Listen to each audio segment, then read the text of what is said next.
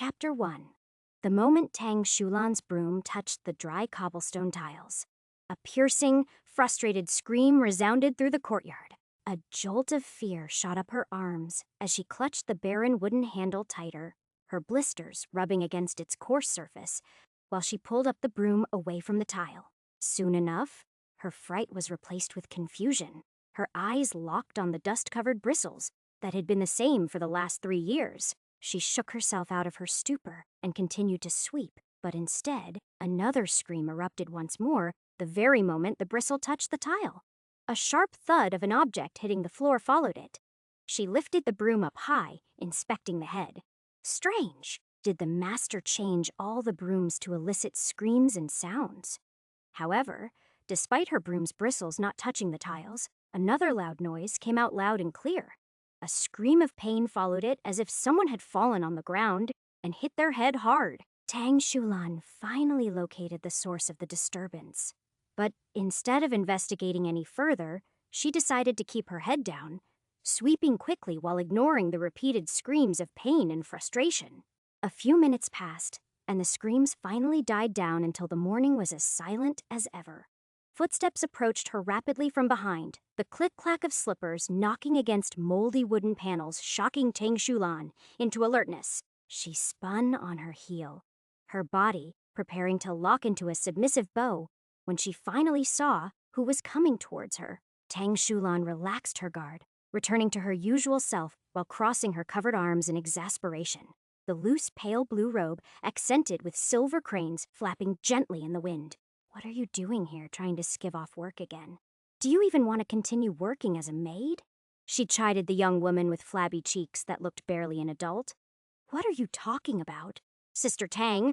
The other maid looked aghast. I heard a terrible scream. It sounded like someone was dying in one of the guest rooms. Is young Master Chen Ren okay? Tang Shulan rolled her eyes, knowing fully well why she was worried. Don't worry about him. There is nothing we can do for him. Master already gave him the best mortal healer in the city, but still. And even the healer said only the heavens can decide his fate now. If he dies, then at least the guest room could be opened for other important guests. It is already a miracle that he woke up and was able to let out those screams, but he seemed to have gone back to sleep since it is so silent. Tang Shulan swept her long black hair back behind her ears, returning to her sweeping tasks. The other maid frowned and looked like she wanted to argue, but she held it in. She hurriedly walked up to the guest room where the screams were coming from, the same robe uniform trailing her feet. She tried to peep in through a gap in the sliding wooden panels before returning. Looks like he is still up, just going through one of his books and clenching his fist. Young Master Chen Ren seems pretty frustrated. Hey, why do you care so much about him? Do you really think he would make you his concubine just because he talks sweetly with you? You need to know your status and let him be. Nothing good comes out of getting involved with a cultivator, especially one with such a bad reputation. Tang Shulan snarled, saying the last part in a whisper, albeit Chen Ren managed to hear it. He's not so ba. Someone who squanders away money every day, philanders with young girls like you, fights all the time in bar brawls and brags about challenging the heavens yet can't succeed in the soaring sword sect entrance examinations. Too bad he got matched with the city lord's son, Li Xuan, and had been on the bed for a week. He's still an esteemed guest and a cultivator. What if he got to know what you think of him? Then, that would be the end of me. Tang Shulan glared. So be it, but anyone in the city who knows him thinks of him like that. It is only you who has rose-tinted lenses for your eyes. When I put it that way, it means you should go back to scrubbing the damn clothes. Sunday isn't going to be up for much longer, you know. You want to get scolded by the young miss again when she comes back from the market? Oh no. The young maid glanced up at the rising sun, gave one last look at the guest room before frantically running away and leaving Tang Shulan alone. Tang Shulan sighed, releasing her pent-up anger on her broom sweeps, each movement kicking up clouds of dust accumulated and fallen leaves from the nearby trimmed trees. She couldn't care less about Chen Ren, and for all she knew, it was only her master's goodwill and business connections with the Chen clan that let him stay here. She continued about her task of cleaning up the courtyard, finally reaching the last task of the day, cleaning the guest rooms. That also involved changing the bandages of Chen Ren, a task she vehemently hated. Still, she had to do it, and as she moved towards the guest rooms, she heard him talking to himself in a strange tone. What is going on? Have I really crossed over to another world? Fuck? I want to return back to my apartment? Apartment. She had no idea what that meant, and as she peeped in through the gap, she saw him pulling out his hair in exasperation. She wondered if he had gone crazy due to his defeat to Li Xuan and had gained a heart demon. That thought scared her, and she took a step back, aiming to run away and inform her master. But before she could turn, Chen Ren noticed her. If you discover this narrative on Amazon, be aware that it has been stolen. Please report the violation. Hey, please come in. I want to talk to you, he said. She wished to refuse, but had no reason to. Slowly, she slid the door open and stepped inside, taking a look at the room which seemed to have gone through a storm. The round wooden table tucked neatly into the corner of the room was chock full of medication and ointments left behind by the healer, while bloodied bandages were strewn all over the floor. Books were scattered alongside crumbled parchments. Clothes and bed sheets lined the floor, and it seemed like Chen Ren had practically searched through the room for something. As she sized him up, she saw him staring right at her with his amber eyes. His long black hair, same as hers, was untied and reached the floor, and his skin was pale and unblemished. With a sharp jawline, he looked handsome, holding a medallion in his hand that she recognized as an heirloom of sorts. He should have been on the bed, barely being able to move as the healer had told them. Yet there was a sharpness in his voice. Who am I? And your name? It is Tang Shulan, right? She looked at him in surprise. He had never spoken her name out loud before, and it was strange that he even bothered to remember it. Yes, young master. And you are Chen Ren, the scion of the Chen clan of Red Peak City, and I am a third-star body, Forging Realm cultivator. And this is the Tang Clan courtyard in Cloud Mist City. Recently, I lost a fight against someone named Li Xuan, trying to enter the Soaring Sword sect, and had been bedridden since then with half of my body scorched in the battle. She nodded her head slowly, confused as to what was going on. Yes, that is correct. As soon as she said that, he lowered his head and almost smacked it on the ground. His whole body slumped against the floor, and he looked as if he had just learned of his whole family dying to a rogue demonic cultivator. Obviously, nothing of that sort happened, making his reaction even more mysterious. This can't be. These memories are all real, he muttered, looking stranger and stranger every second. She moved towards him. Young master, is everything okay? I can call a healer for you if you want. No, nothing is okay. But I don't need a healer. I will just rest and process all this. Can you please give me some space? Once again, she looked at him in surprise. Not only was he talking strangely, he had never been this polite to her before. Had the loss affected him to such a degree for him to change his ways?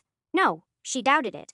As you say, young master, she said, turning on her heels and sliding the door open. Looking back, she saw him muttering something under his breath. But none of it made sense to her. She could only leave and report it to the master. Tang Shulan still harbored curiosity in her heart as to what was going on. But she wasn't brave enough to ask him. She won't be able to bear the consequences if it angered him, and she didn't want to take any chances. She slowly made her way outside the guest room, hoping to find a cat that would often come around in the courtyard, when she heard footsteps coming towards her. Looking up, she saw the young maid walking with a man who she recognized as Feng Ming, one of Chen Ren's drinking buddies and another cultivator. A charming smile hung on his lips as both of them stopped before her. She quickly bowed to him. Young Master Feng Ming, has Chen Ren woken up? He asked promptly. I need to meet him urgently. Tang Shulan hesitated, thinking back to the strange behavior she had just seen. He did wake up a while back, but I don't think it is an appropriate moment to meet. Young Master Chen is still in the middle of getting his bearings. Feng Ming's face fell at that, the smile disappearing. Tang Shulan felt as if she had said the wrong words. It doesn't matter. If he had woken up, he would be happy enough to see me. Lead the way to his room, he said in a commanding tone. She had no way of refusing him, so she nodded and turned back before giving a subdued glare to the young maid who had led Feng Ming to her. This way, young master. As they walked through the hallways, Another scream resounded out, causing her to pause and rub her forehead. What is really going on with him? Asterisk, asterisk, asterisk, Chen Ren screamed, looking at the ceiling as if cursing at whatever deity that was responsible for his current situation. He felt like he had been tossed into an awful situation, one he had no way of coming out of. Panic clawed at his heart, and his whole body trembled as he slumped onto the cold floor. Memories that were not his constantly moved around in his mind, and he didn't ignore it. He couldn't after he had confirmed that they were real. I guess this is really me now, he whispered, looking at a mirror on the side. An unfamiliar face reflected back. He frowned, running his hands through his long black hair. He used to have brown hair before. From a business management college student that was busy looking for a job, he had become Chen Ren, the exiled young master of Chen Clan. Not only that, he had somehow transmigrated into a Xianxia world, one where strength ruled and immortals reigned supreme. A land rife with danger and opportunity in equal measure. Here, murder wasn't a crime. It was a statistic, and any rogue cultivator had the right to murder you for small offenses. His situation couldn't be worse. Yet, as he looked down at the parchments at his feet, his reality came crashing down even further. They were debt records, money that he had taken from various people in the city to run his hedonist lifestyle. As he counted them all, his heart fell, cursing the body he had found himself in. Still, Chen Ren tried his best to stay calm. He had already spooked the maid with repeated screams of frustration. He needed to act normal to deal with his situation. He squeezed his eyes shut, taking deep breaths and processing everything. As he was in the middle of it, footsteps rang outside the door. He opened his eyes, wondering if Tang Shulan was back. The next moment, the door opened, revealing Tang Shulan followed by another maid and a man that didn't look like a servant. He had short black hair with a stubble growing on his cheeks. From the silver robes he wore, it was clear that he was someone important. The man's boisterous voice immediately dominated the serene courtyard the moment he stepped over the wooden threshold into the room. Chen Ren, you are alive. Thank the heavens. I watched that battle between you and Li Xuan. It was certainly the most unfair fight to pit you against the city lord's son. But you did well. Not many can even survive against blazing Hawkfist. How have your injuries been? Chenren starred in a trance-like state for a few brief moments as Tang Shulan moved to leave and close the door, giving them privacy. Who is this now? I faintly recalled someone like this. Ah, Feng Ming. From what he remembered, he was one of his few friends and drinking buddies, a cultivator on the same realm as him. Why was he here? He had no idea, but he needed to act like Chenren. Finally, he snapped out of the trance, replying with a joyful face and an exaggerated voice. Haha, a mere blazing hawkfist wouldn't deter me at all. This entrance test was nothing but a mere hiccup in my path to be a cultivator who would challenge the heavens. True, Feng Ming said, scooping closer to him until he stood right in front. You have always been very motivated about your cultivation. One needs to be motivated when they are on the path to being immortal. You know that very well, Brother Ming, he replied, growing tired of maintaining a smile. I am happy that you came to check on me, and as you see, I am recovering well. Feng Ming crossed his arms, his original enthusiasm clearly diminished for some reason. He gave a look around the messy room before snarling. I can definitely see that, and since you are recovering so well, then perhaps you would be able to return all the debt you currently owe me, right? Of cow. Wait, what? Chapter 2. Chenren stared into the eyes of the man, a cold realization sinking in. Had his luck gone this bad this soon? He had just entered this world and was already thrown into an inferno of trouble. Trouble in the face of a not-so-friendly man. His gaze had turned cold. The pleasant smile that adorned his face when he entered the room was no longer there. A chill ran down his spine under the gaze. Feng Ming's previous demeanor was probably a ruse, simply to know his condition, and now he was revealing his true motive for coming here. It was a clever ploy and one that he hadn't expected. His mind had been too preoccupied with things to prepare for debtors.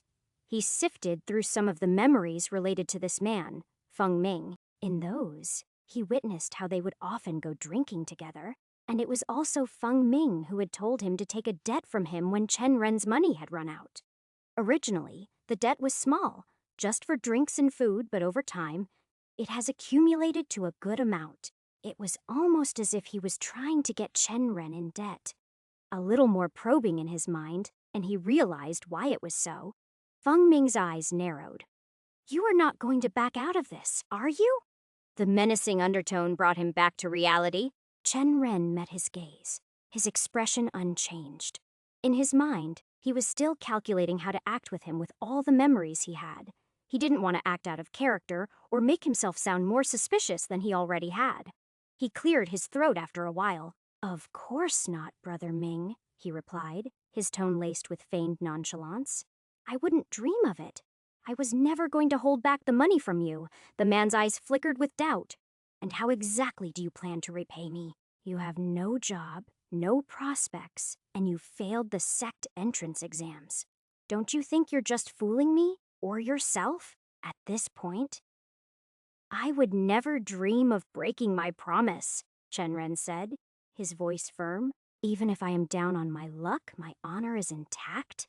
He paused, his eyes glinting with defiance as he thought on the right words to say. "Besides, I still have my connections. I am a member of the Chen clan of Red Peak City. I've already sent a message requesting financial assistance to repay my debt." The man's expression shifted, his eyebrows raised in disbelief.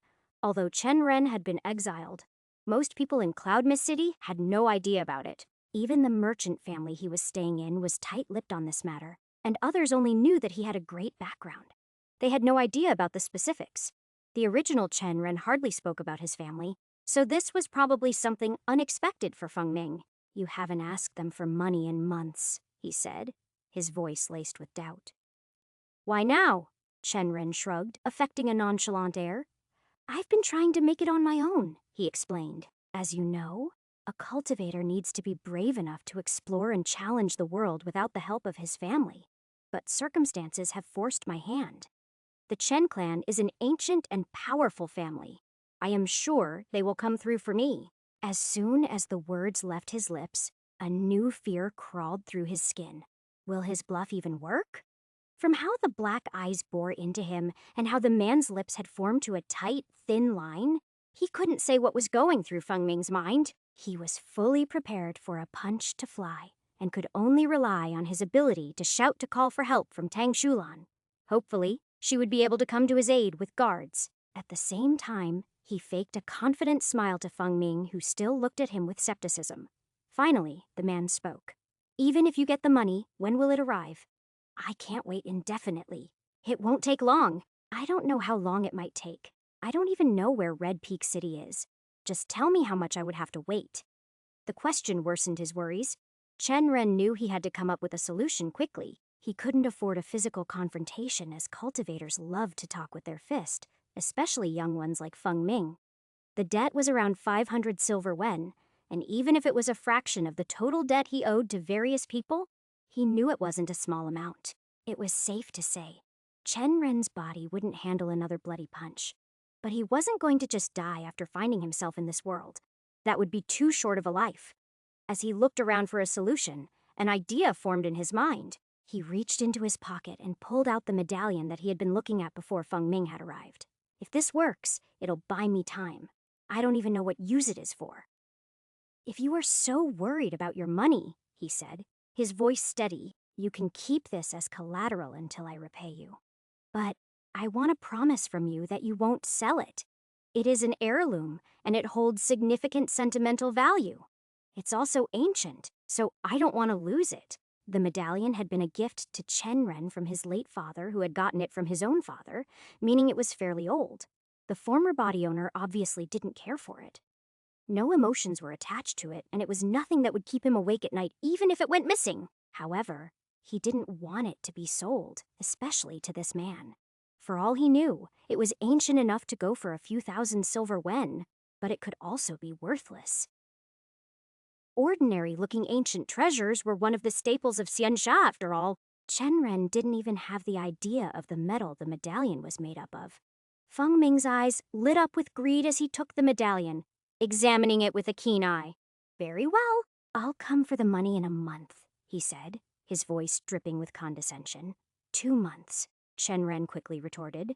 The city my clan lives in is far away. The man paused, then nodded. Fine, 2 months. Don't disappoint me. With that, he gave a final, menacing glance, turned and left, leaving Chen Ren to ponder his next move. Chen Ren slumped onto the bed, his body aching with exhaustion. Everything that happened since morning came to him in waves. The transmigration, his current identity, and most importantly, the big bad news, the debt. The ordeal had drained him physically and mentally. Although he wanted to think of an immediate solution, he knew he couldn't. Not at this state. Therefore, he did something he should have done right when he woke up in this body and closed his eyes, allowing sleep to claim him.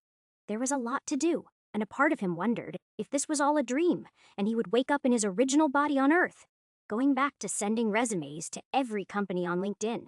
But for now, he just wanted to rest. Asterisk, asterisk, asterisk. It wasn't a dream.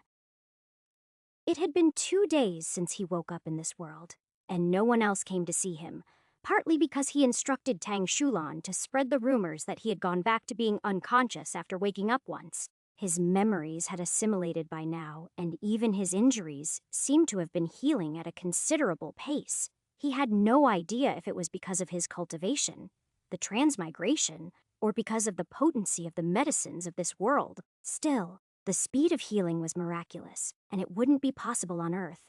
Even Tang Shulan was shocked when she came to check on him. It made him more curious to learn about this world and the secrets it held. At the same time, he realized that he was highly inadequate to do so. Chen Ren hadn't been much of a cultivating genius, nor was he hard-working enough to fill the gaps between him and others. The way to identify a cultivator's talent was by the number of spirit roots their dantian held, and he had merely 21 of them, meaning his talent was on the far lower end of the spectrum. He did have lightning-aspected roots, which was considered rare, but with his abysmal number of spirit roots, it was of no use. If he had even a semblance of talent or hard-working nature, his clan wouldn't have kicked him out, but maybe he might be able to do something about it. On his 3rd day in this world, Chen Ren was finally trying out something that he should have done on the first day itself. He was going to see if he had a system inside of him. It felt a little silly, but transmigration itself was the strangest thing that could happen to someone. If 2 days ago someone had poked him and said he would transmigrate to a world where his body wouldn't be his own, and his memory would be of learning magical kung fu in a land full of magical beasts, he'd slap that man and walk away without looking back. But now transmigration had happened. There was a chance that he'd get a system to guide him through the ups and downs of this world. He had to try. Similar to the countless books he'd read, he focused on his mind, on the memories of Chen Ren.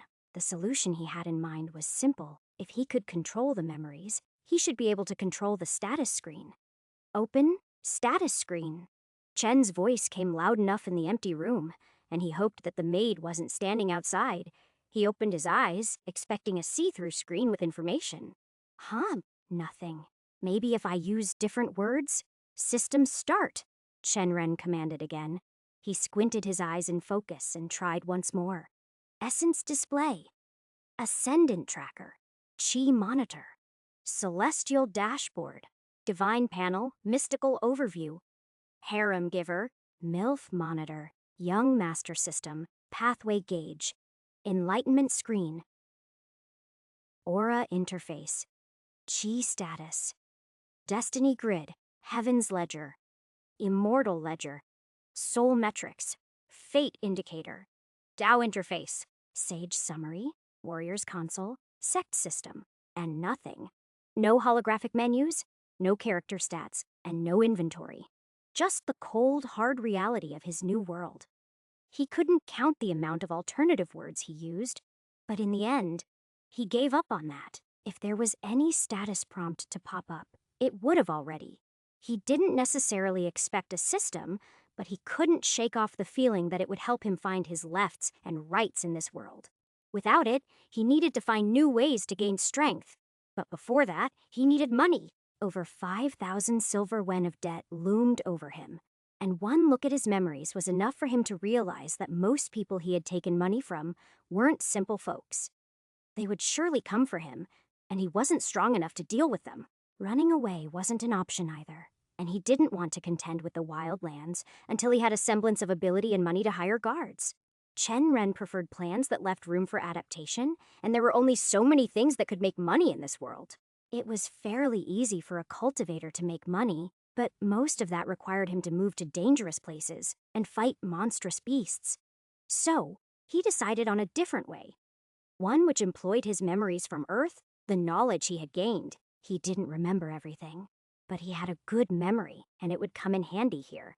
He decided to use his experience of working odd part-time jobs, learning things in his university and online knowledge to start a business. He didn't have the required capital to do much, and he didn't want to borrow more, but he had connections and a bundle of knowledge. As he recovered, he saw enough differences between the technological level of the world and the one he had come from. His memories revealed a lot, and even if he had no knowledge of qi and cultivation, there were a lot of ideas in his mind. He could employ those to draft up a business plan. So for the next 2 days, he scribbled away plans of ventures he could dabble in and also wrote down things that could potentially harm him. From debtors to rogue cultivators, Chen Ren wanted to take no risk as he went on with his ideas. I might be in a rotten situation, practically an orphan and exiled, failed to get in a sect and heavy on debts. But I am not one to give in to circumstances. If this was a sinking boat with holes, I had no option but to learn how to swim. Asterisk, asterisk, asterisk. It had been a week since he had woken up in this unfamiliar body. And finally, the day to venture outside had arrived.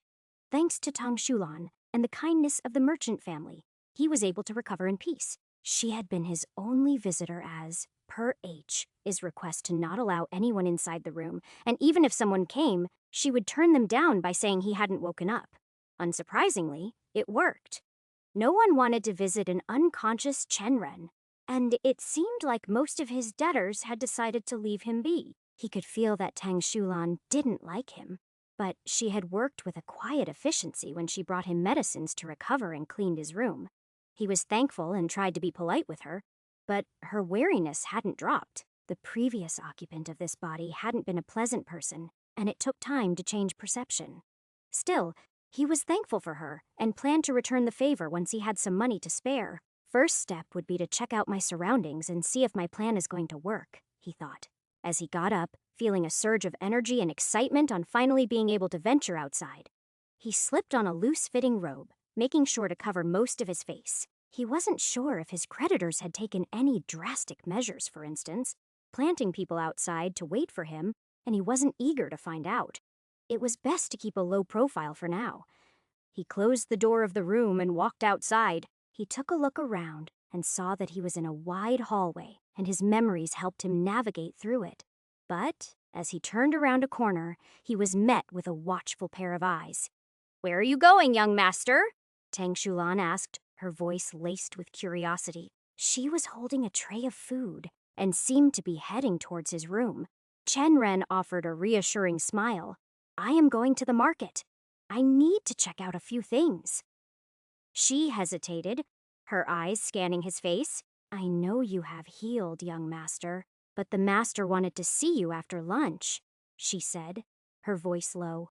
He paused in his steps. The merchant family he had been living with was called Tang Clan, and its head's name was Tang Jihao, a man who had started from nowhere and now dabbled in quite a few businesses around the city. They hadn't met for more than twice since coming to this city, as Tang Jihao was always busy, and now that he had healed, Chen Ren could guess what he would have wanted to talk about.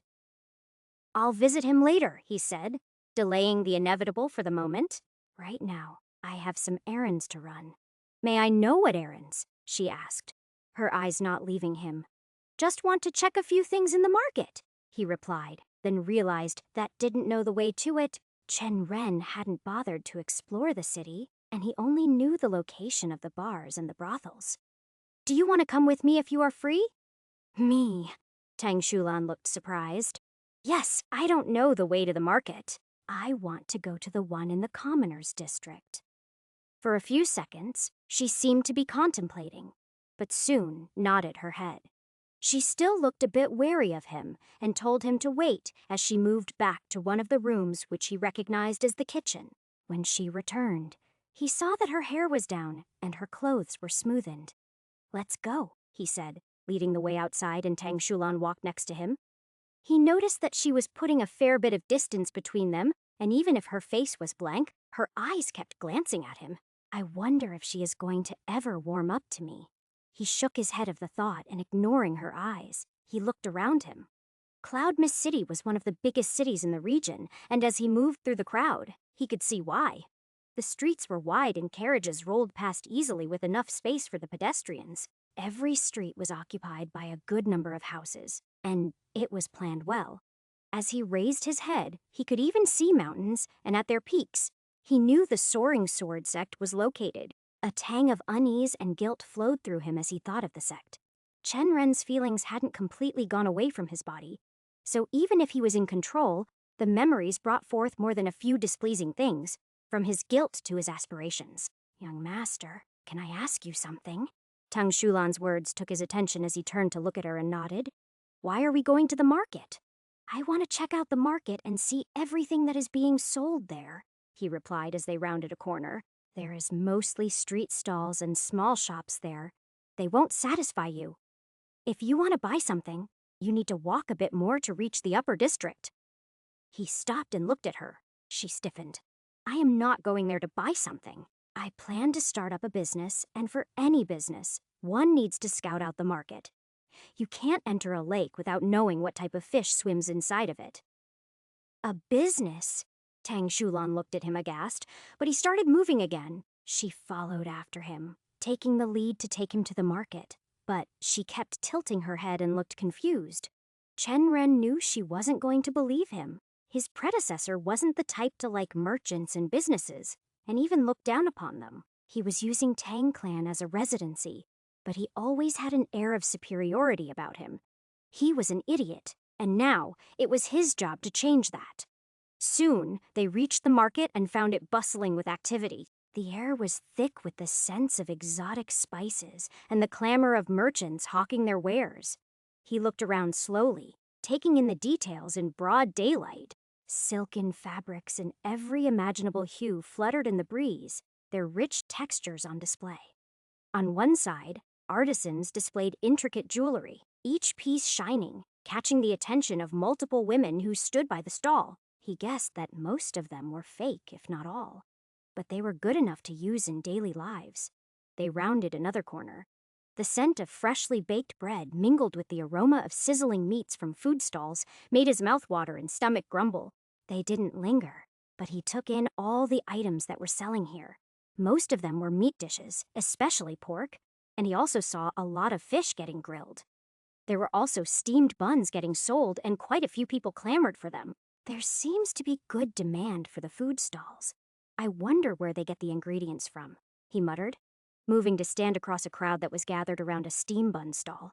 His words were directed at Tang Shulan, and she immediately picked up on it. "They have dealings with farmers, fishermen, and the pigsty. From what I know, a lot of stall owners directly buy from them in bulk, and they also give money to hunters to get specific meat."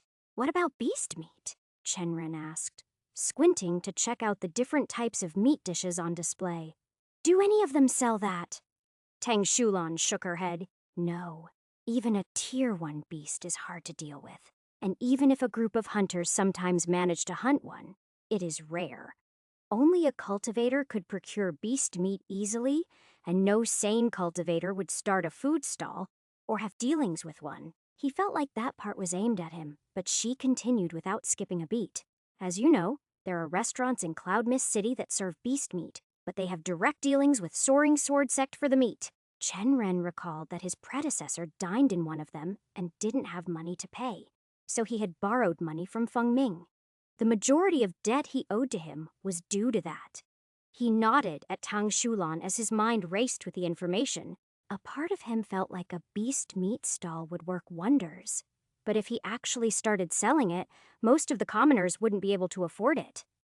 Beast meat was expensive, and he had no plans of taking a loss. Moreover, selling it directly to commoners might be going against the sect, who probably sold it as an additional source of income. Let's keep moving, he said. Do you know any shops that sell cultivation supplies here? There will be some ahead. We are almost at the boundary of the upper district. They walked with the wave of the crowd, his eyes planted on the bunch of children who darted between adults, a carefree expression on their faces. For a moment, he felt like it would have been better if he had transmigrated as a child. At least, he would have more time to find his way around this world then. As he moved further away, he suddenly felt a gaze on his back, and his heart fell. A prickling sensation crawled up his skin, and he wondered if he had been identified by the debtors. But he kept walking for a while before stopping around in front of a stall and sneakily looking around. But he found nothing. Was it just my mind playing tricks on me? What happened, young master? Tang Shulan asked, following his gaze. Nothing. Just stay still for a while. She kept quiet and he pretended to check the trinkets that the stall was selling. 10 minutes passed like that before he finally gestured for her to move. What was that? Tang Shulan finally asked. Is there someone following us? I just felt like someone is. It is nothing now. Sorry for scaring you. She stiffened at that and he wondered if she had noticed someone, but her gaze was locked onto him. Young master, have I offended you? He shook his head, wondering what it was about.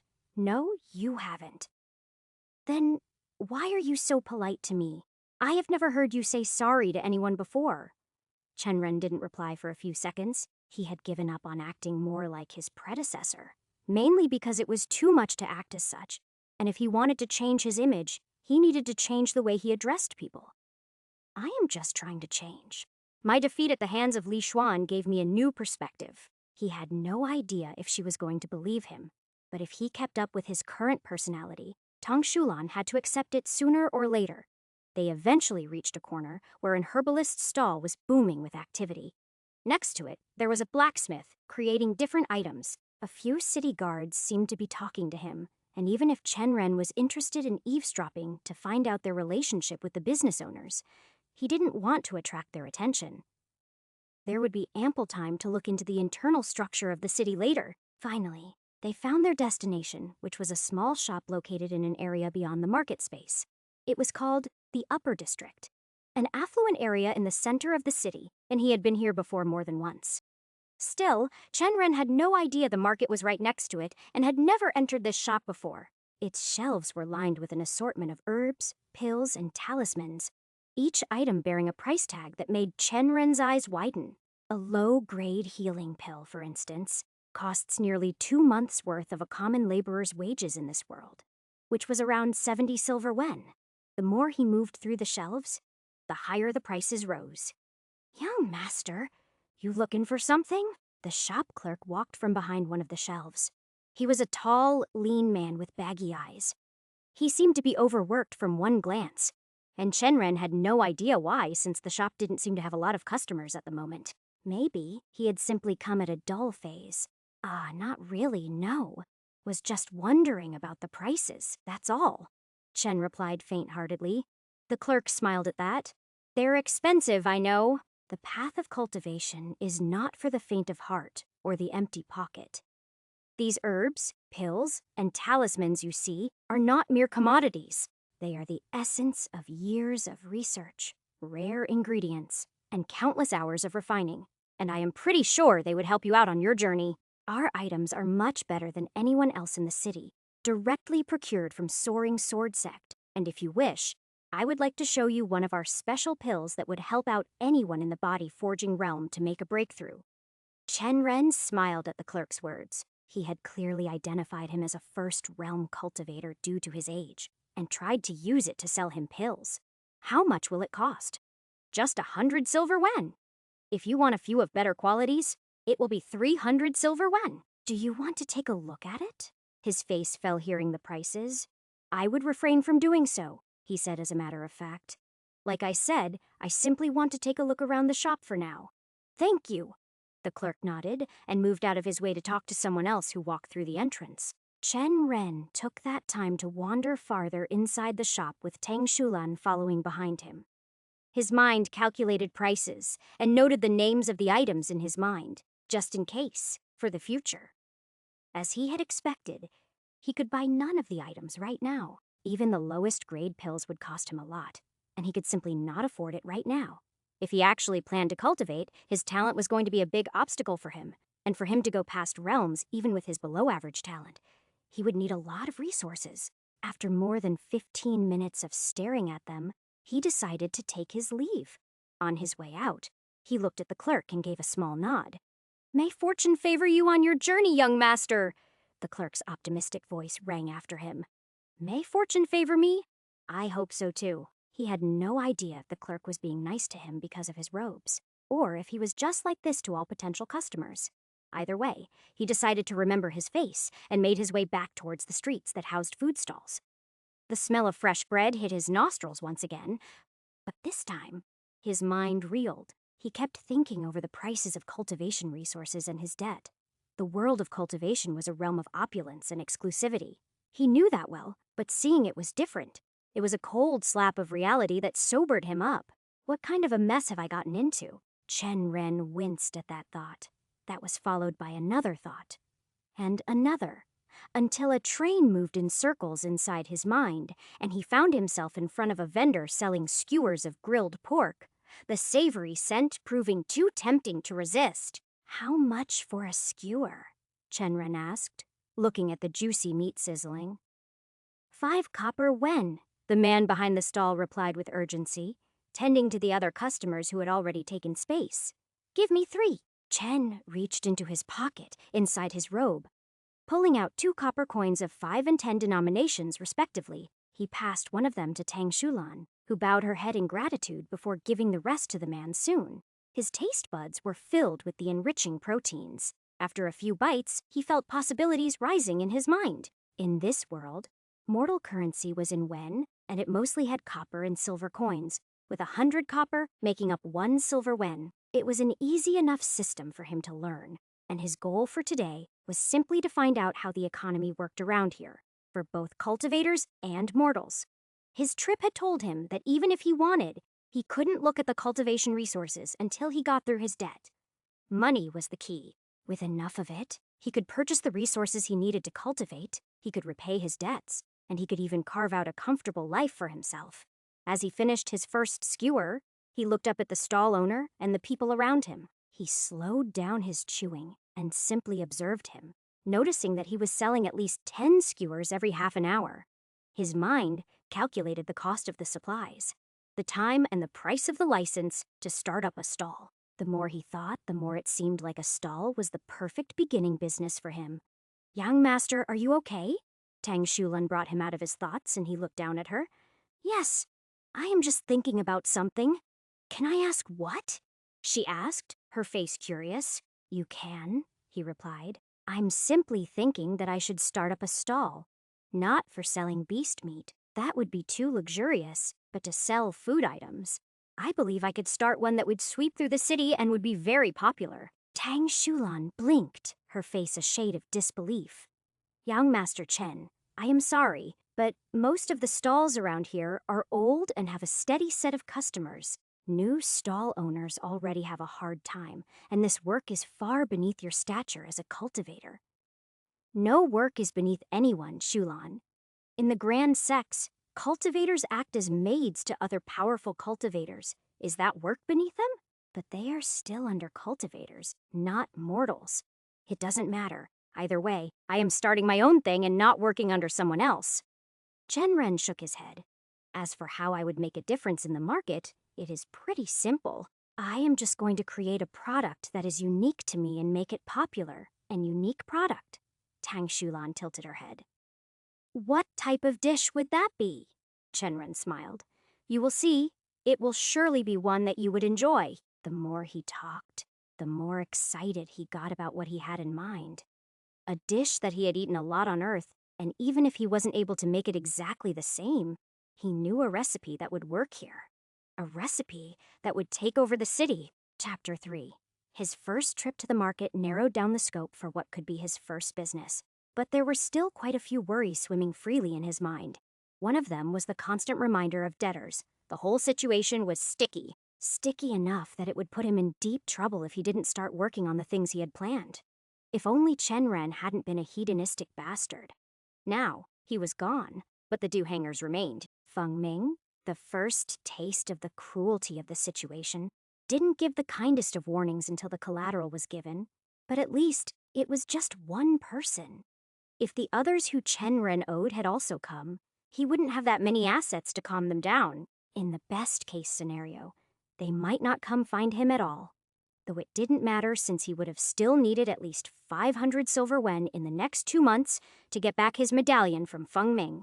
Upon his return from the market to his abode, he immediately sought the aid of Tang Shulan to pen letters to each of Chen Ren's debtors, humbly requesting leniency and an extension of time. It was a gamble, sending out these letters, as it might either buy him the precious time he needed or invite unwanted scrutiny. But at this point, he was no stranger to risk. He would not sit idly by while the wolves circled closer. It was better to know what was coming to him rather than wait for them to knock on his door. As he wrote the letters, he understood more and more who his predecessor had borrowed from. Local gangs to even the Li clan. He had taken money from whoever was willing to give it. It was a shock to learn that he hadn't borrowed anything from the Tang clan, but he guessed that his predecessor was already living in the guest room without rent for months and didn't want to do anything that might ruin the arrangement. With the letters sent, he knew the first stone had been cast. Chen Ren knew better than to invite disaster by waiting for it to arrive at his doorstep. His recent encounter with Feng Ming had left a bitter taste in his mouth, a reminder that his standing in this world was fragile. Though his pride chafed at the idea, he recognized the wisdom in humility. Better to extend a hand in peace than to let a blade come close to my throat. Moreover, Chen Ren's reputation in this world had been that of a man too proud for his own good, so a humble request for understanding might just catch his debtors off guard. It was a calculated move, one that could either buy him time or invite further disdain. But in his mind, the roll of the dice was worth it. Beyond this, Chen Ren established a disciplined routine over the next 3 days.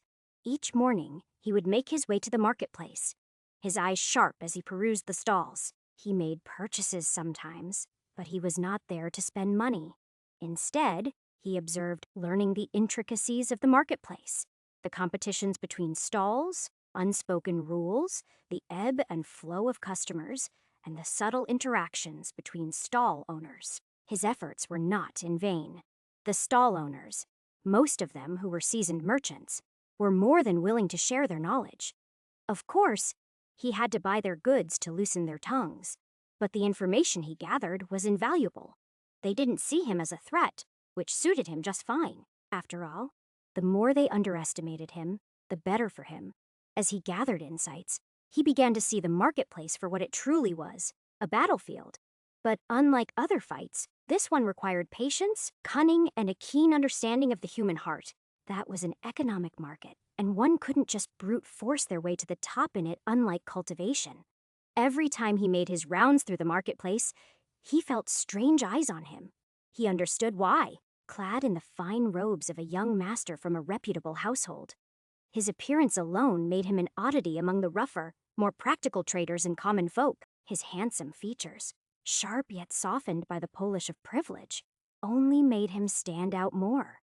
It was clear to anyone with half a mind that he didn't belong among the stall keepers and street merchants. Yet here he was, day after day, seemingly more interested in their mundane dealings than a man of his stature should be. He didn't let their looks bother him, though. They could whisper and speculate all they wanted. He had more pressing concerns. Still, there was no denying that his behavior drew attention, especially from the Tang clan's family maid. Tang Shulan didn't accompany him every day, but whenever she had free time, she would quietly follow, her eyes constantly flickering to him, as if trying to decipher some hidden motive behind his actions. Today was such a day where she had been around. At first, he ignored her glances, but as they walked, they grew more frequent until he could no longer pretend not to notice. Finally, he turned to her, his tone measured, but with a hint of impatience. "If you have something to say, then say it," he demanded, watching as she flinched at his directness. She hesitated, clearly torn between her duty and her curiosity. After a moment, she nodded, gathering her courage before asking the question that had been gnawing at her. "Young Master, why are you doing this?" visiting the stalls every day, speaking to these merchants. It is not something someone of your standing would usually do. His eyes softened slightly as he considered her question. He knew that his behavior must seem strange to her. Someone who had known his predecessor, an arrogant and untouchable young master. But again, it was not his reality anymore. He was not the previous Chen Ren, and he could never be like a cultivator too stuck up his ass. Chen Ren's response was simple. I did tell you before, I want to start up a business and I'm doing market research for it, he said with a straight face as if it were the most natural thing in the world. Shulan blinked in surprise, her expression shifting from confusion to shock, as if he had just uttered the most blasphemous statement she had ever heard. She stared at him, waiting for the punchline. But when she realized he wasn't joking, her shock turned to concern. Young master, she began carefully, appearing as if she was trying to find the right words to convey her doubts without offending him. Starting a business isn't easy. There are many rules and regulations to follow. You'll need to establish a supply chain, deal with suppliers, and manage all sorts of details. It's not something to be taken lightly. If you really want to start up a business, you should do so with cultivators, not among stall owners. Do you think cultivators would let me deal with them? Even if I have a good product, there is no guarantee they won't just steal it. I am not strong enough to work with them. Tang Shulan again looked alarmed. I'm sorry, young master, but still, mortal businesses are a complicated matter. He saw those words coming from a mile away. From the start, ever since he let her know what his plans were, she had not been optimistic about him starting a business. Chen Ren nodded along. I'm aware of that, Shulan. That's why I've decided to start with something simple, something that's easy to manage, but has the potential to grow into something much larger, a business that could span the entire Kalian Empire if done correctly. Her skepticism was palpable, but by how she was fidgeting her fingers, it looked like her curiosity got the better of her. What kind of business can that be, young master? She asked, her tone cautious. Chen Ren turned to her, his eyes gleaming with determination. You already know the answer to that too. A stall. For a moment, Shulan's face was a portrait of disbelief. She stared at him as if he had just declared himself the emperor of the empire, her eyebrows about to touch her hairline and her jaw about to hit the floor. But then, as if remembering her place, all her facial features quickly returned to their natural state. She inhaled a generous amount of air and stood like she normally did. After all, she had no right to question him, even if his plan seemed contentious to her. She doesn't know how far the food industry can truly go. In the Kalian Empire, there is no concept of a restaurant chain or a franchise, like how it was on Earth. Most of them here are bound to a city or town. They soon arrived at the familiar stall, one that had become a part of his daily routine. Today, there were only a few men who stood in front of it. Unlike some busy days where an extra person would be too much in a crowded place, Chen Ren found it easy to walk closer to the stall and stand in the front. The stall owner, Old Man Tian, was cheerful doing his daily skewer selling to a tall man who mindlessly captured the entire space. He immediately spotted him and greeted him with a broad grin, clearly pleased to see a repeat customer. Young master, welcome back, Old Man Tian called out. You have brought the young miss here again today. Chen Ren smiled at that. Without waiting for a response, Old Man Tian started preparing his grill. What will it be today, the usual? Chen Ren nodded, his expression calm. Yes, 2 skewers, please. As the stall owner expertly prepared the skewers, Chen Ren turned to Shulan and handed one to her without a word. They ate in silence for a moment. After a few bites, Chen Ren looked up and asked, Were you able to do that thing I asked for? Old Man Tian's eyes brightened with understanding. Yes, young master, he replied with a smile. It's all taken care of. All that's left is to submit the document at the government office, explaining the nature of your stall and such. Chen Ren gave a small nod of appreciation. Thank you. What time would be best to do that? The stall owner leaned in slightly. Tomorrow morning, early. That's when the clerks are in a good mood and the lines aren't too long. Understood, Chen Ren said, finishing his skewer with deliberate care. He handed the empty sticks back to the stall owner with a nod of thanks before turning to leave, Shulan following close behind. As they walked back home, Shulan stepped closer to Chen Ren. Young master, she began hesitantly. What was that conversation about? You seem unusually close to that stall owner. Old Man Tian is one of the oldest vendors on this street, he explained. He's seen many come and go, and he's always been more than willing to chat. Over time, I've made it a point to talk with him whenever I visit his stall and get a good rapport with him. Yesterday, I talked to him about getting a permit for the stall, and he helped with it. As you know, doing anything in a government office isn't something as straightforward as it seems. Shulan frowned slightly, trying to piece together what he meant. Not straightforward, Chen Ren nodded. Getting a permit isn't just about submitting a document. Sometimes you're expected to grease a few palms to get things done quickly, but I don't have the funds for that. So, I've had to rely on good relationships and advice from those who've been through the process before. Can't you just force your way through it? She asked, surprising him a bit. I can, but I have realized violence isn't the best way to solve things. If I forced my way in, there'd be tens of ways more trouble could come my way. If I smack a simple clerk, he would bring out his nephew, who is in a sect. If I smack him, the nephew would bring out his master, he said, ignoring the petrified look on Tang Shulan's face. I asked the stall owner to put in a word with a clerk he might know. Not every clerk is the same. Some are more by the book, while others expect a little something extra. He pointed me toward one who won't take bribes and will get the job done quickly. What does the stall owner get out of it in return, young master? Chen Ren's lips curled into a slight smile. He gets to do a small favor for a cultivator and a young master. I've subtly hinted at my intentions while enjoying his skewers. And he probably thinks I'm just playing around with the idea of running a stall, or that it's some sort of mental training as a cultivator. It doesn't matter what he believes. What matters is that he now has a story to tell how he helped out a young master who's also a cultivator. That's worth more to him than any silver I could offer. Shulan nodded thoughtfully as they reached their compound. Chen Ren moved around to start heading towards his room from the courtyard. At that moment, Tang Shulan's voice called him out. Young master, you might get the permit, but what are you planning to sell? From what I know, most things already have established stalls with regular customers. Chen Ren paused, turning to her with a confident smile.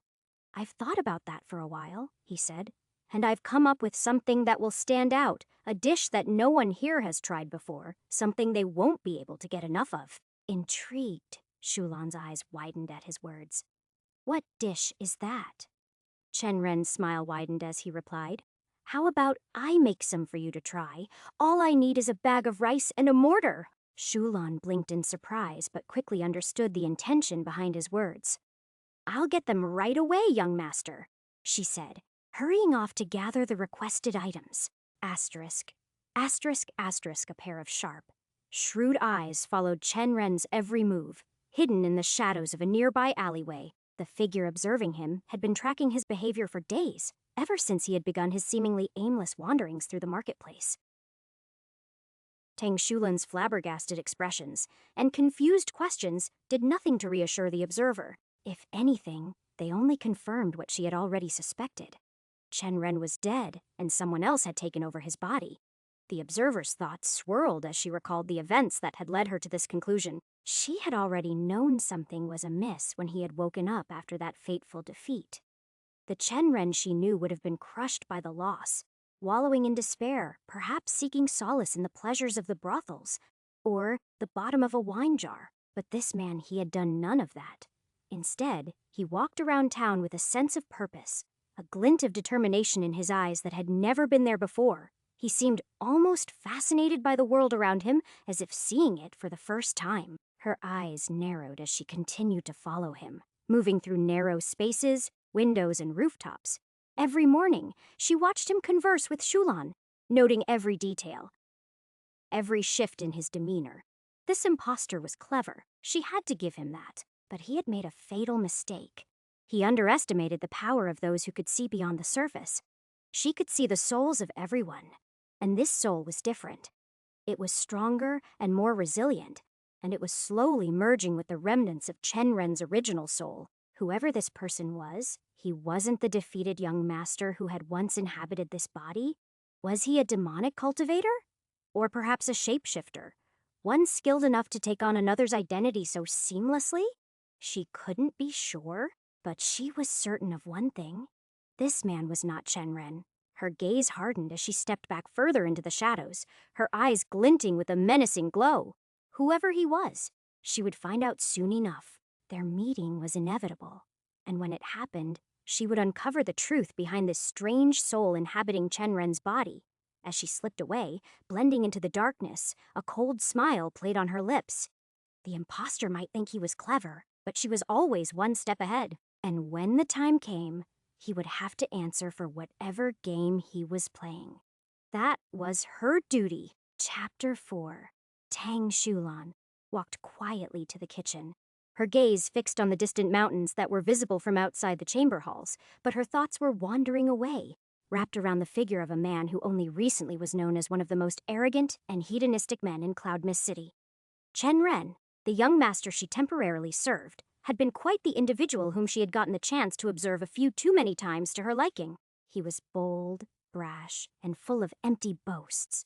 But now, she found herself at a loss with this new persona. He had been flaunting his cultivation, tossing around his weight in the city, and flirting with anything that moved. But now he was different. It started after the defeat by Li Xuan. It hadn't been something small. The young master had almost died in front of many people. That day had shaken him to his core, she could tell. But instead of the loud proclamations of revenge or desperate attempts to regain his lost face, he had retreated into himself. He kept to his chambers, scribbling away in a language she didn't recognize. She had taken a peek at it when she had entered his room to clean and found the language unfamiliar and foreign. Tang Shulan wasn't illiterate and had been taught the common script, but it wasn't that. Moreover, there was a politeness to him now that hadn't existed before, a quiet respect in the way he spoke and acted. Not just with her, but with everyone. He even talked about starting a business, of all things. The idea was so far removed from the man she once knew that it made her wonder if he was even the same person. Is he the same person or a shapeshifter? No. If that was the case, I would have already been dead. Shulan couldn't shake the feeling that he was playing some kind of game, that this was all a facade. Yet when she looked into his eyes, she saw something she hadn't seen before. A light, a spark of purpose, and clarity that had been missing before. They were not the eyes of a defeated man, nor of one who sought to reclaim his former glory through the same reckless means. No, these were the eyes of someone who had glimpsed something greater, something beyond the petty squabbles of sects and clans, beyond the simple pleasures of life. And that unsettled her more than anything. The man she once knew might have been a fool, but he was a predictable fool. This new version, with his quiet intensity and strange behavior, was a mystery she wasn't sure she wanted to solve. Though she was certain he'd give up sooner or later, her confidence wavered when she discovered the reason behind his visits to the stall owners. It was a strategy so unexpected that it caught her off guard. Her mind drifted back to a few months prior when the family head had handed the young miss, Tang Yucho, a sum of money to start a business, to test her capabilities. But she had faltered at the very first hurdle, unable to secure a permit due to the officials' endless delays and other lazy reasons, and her father had barred her from using the family name to sway things in her favor. But Chen Ren was already ahead of where the young miss had stumbled, though she doubted his approach would lead to anything substantial. The idea that he could create a dish unique enough to captivate the entire empire seemed like just another empty boast. A large but empty boast. So when he had asked her to bring rice and a mortar, claiming he would craft this so-called legendary dish, she nodded and fetched the sack of rice that had been sitting in the kitchen, along with a mortar. As she handed him the items, a part of her wanted to see him fail, wanted to see that spark in his eyes, and movements extinguished by the harsh reality that the world wasn't so easily conquered. Things couldn't be easily achieved. When she gave the items, Chen Ren took them from her hands without a word, his expression unreadable. Then, to her surprise, he asked, "Can you help me out? This might take a while." There was no hint of the usual bravado in his tone, just a calm expectation that she would follow his lead. Tang Shulan nodded. Okay. They started by rinsing, then soaking the rice, a process that took 6 to 7 hours, an eternity in Shulan's mind. She had never known a dish to require such long and careful preparation, and the repetitive nature of it wore on her patience. When it was finally done, Chenren turned around and looked at her. He handed her the mortar. "Grind it," he said, leaving no room for debate. Shulan couldn't help but wonder if she was the one making the dish while he simply watched. But she complied nonetheless. Her curiosity piqued despite the work. Either way, even if the entire thing ends up being an utter waste of time, she was just a maid. How could she defy the young master? Also, they had already spent quite a lot of time on this, washing rice then soaking them for almost 7 hours. Really? Shulan shook her head and focused on grinding the rice, resulting in a smooth paste. Throughout the process, she repeatedly asked what they were making, but Chenren remained tight-lipped, offering nothing more than a cryptic smile and a promise that she would soon see for herself. Finally, she finished her task and turned to him. "And now?" she asked. "Now? You watch." He prepared a bamboo steamer and lined it with a cloth. Then, he poured a thin layer of the rice batter before closing the lid. After a minute, he opened the steamer and carefully removed the cooked layer of rice, placing it on a cutting board. He poured another layer of batter and repeated the process until all was used. Once the cooked rice had slightly cooled, he rolled the layers and cut them into thin strips, his hands moving with unexpected precision. The silence between them was punctuated only by the soft rustle of the wind outside. Shulan had never seen anything like it before. She watched, half in wonder, half in disbelief, as he took the strips and they moved back to the kitchen. There, he gathered the strips in a bowl, their texture smooth and translucent. The simplicity of the act belied the anticipation that had built up in the hours of preparation. "What is this called, young master?" she asked once again, not able to contact her curiosity. He smiled. "Noodles?" Tang Shulan had never heard that before, but before she could ask more questions about it, another order came from Chen Ren. "I want you to bring me vegetables. Whatever you have, bok choy, spinach, mushrooms, green onions, scallions, carrots, broccoli." "Make haste," Chen Ren said, while she tried to keep everything in her mind. The list wasn't hard to memorize, so she quickly walked off to fetch them, still unsure of how the noodles might taste. After she brought them back, they chopped the vegetables together, the slamming of the knife against the board being the only noise in the room. From time to time, she would glance at the young master and wonder how he was so skillful with a knife.